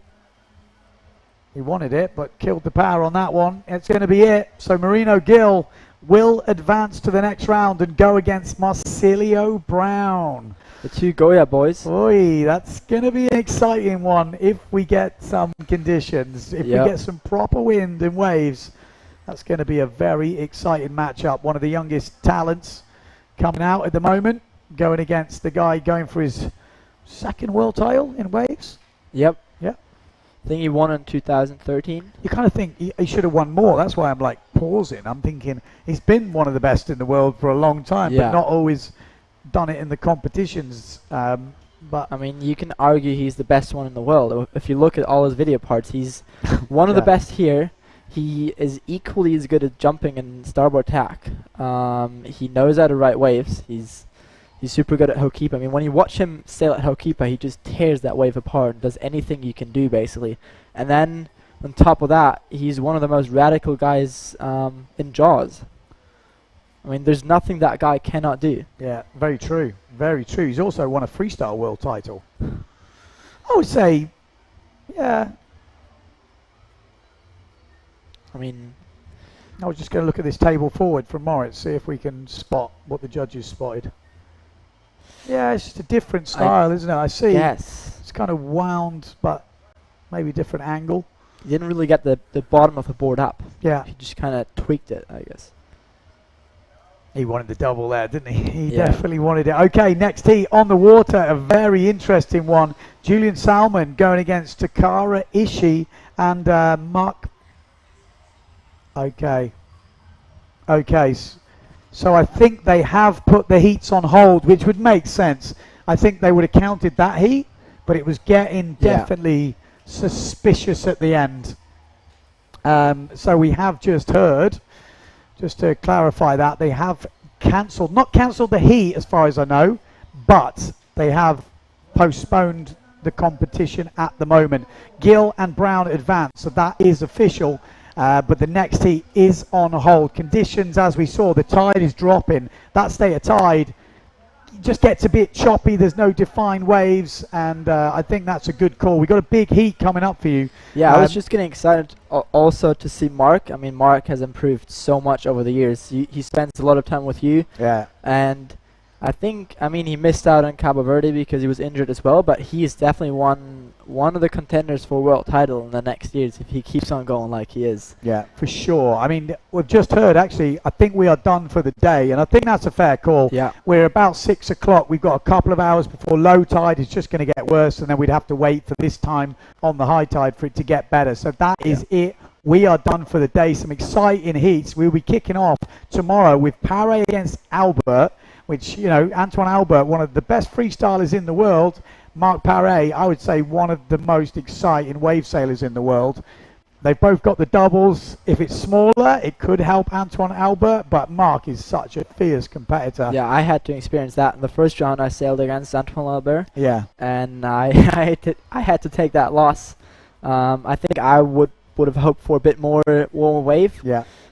So if it stays like this, which it looks like it does, it could be tricky for Mark, but Mark is settling in those smaller conditions as well and really putting down the doubles and all the moves in this as well. It's going to be an exciting one. I mean, like I said, let's wait and see. The other heat on the other side of the draw is Salmon, who is ripping up the waves, but he'd want a bit more size than what we've got at the moment, I'm pretty sure. And he's going against Takara Ishii, who's sitting in 6th place in the overalls at the moment, and he's a very light Japanese rider, obviously, and he's got some moves as well. So we have got some big heats coming up, but we are not going to say them today. That's it. We're done. Thanks to Henry for joining me in the commentary booth. I hope you like that.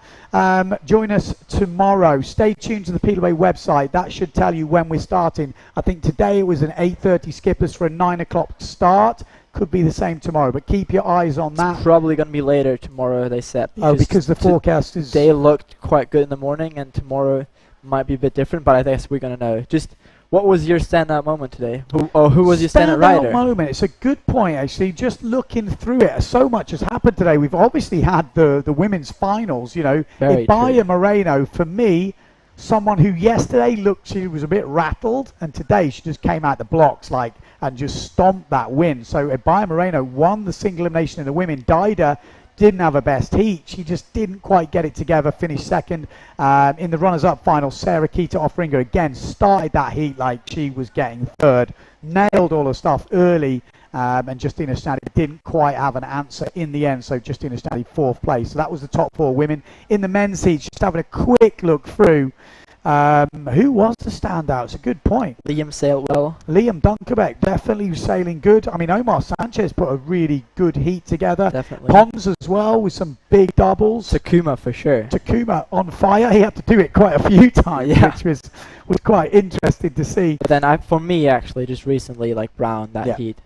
Brown, 3 scores over 20 points. So in theory, that would have probably been the highest heat score of the day. Yeah, exciting. Hopefully, we're crossing our fingers. The forecast isn't great, but with the certain tides at certain part of the day on the push, we might be able to knock out a couple of hours each day. We're already into the second round. So join us tomorrow on the PWA World Tour, on YouTube or on Facebook. Stay tuned. We will be back.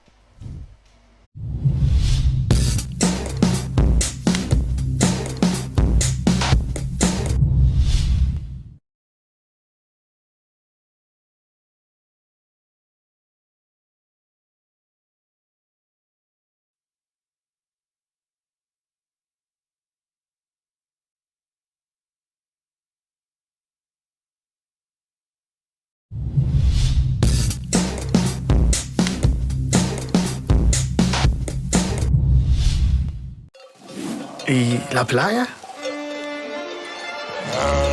¿Cuándo fue la última vez que probaste algo nuevo? ¿Puedo hacer esto todos los días? Sí, ¿Puedo cruzar la isla caminando? claro. O cabalgando si quieres. ¿En qué puedo ayudarle, señor? Bonjour madame, ¿es posible cancelar mi vuelo? ¿Qué es esto? Esto es nuestra flora autóctona. Oh. Y hay más. Mucho más. ¿Será por esto que sonreímos tanto? ¿O será por esto es un nuevo descubrimiento. Dale un giro a tu vida.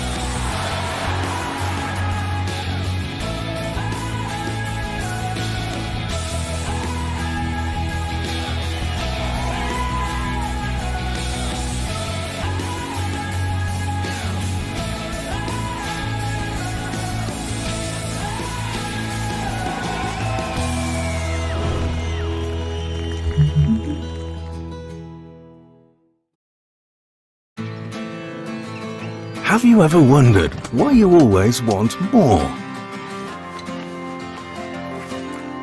More Mondays without the alarm.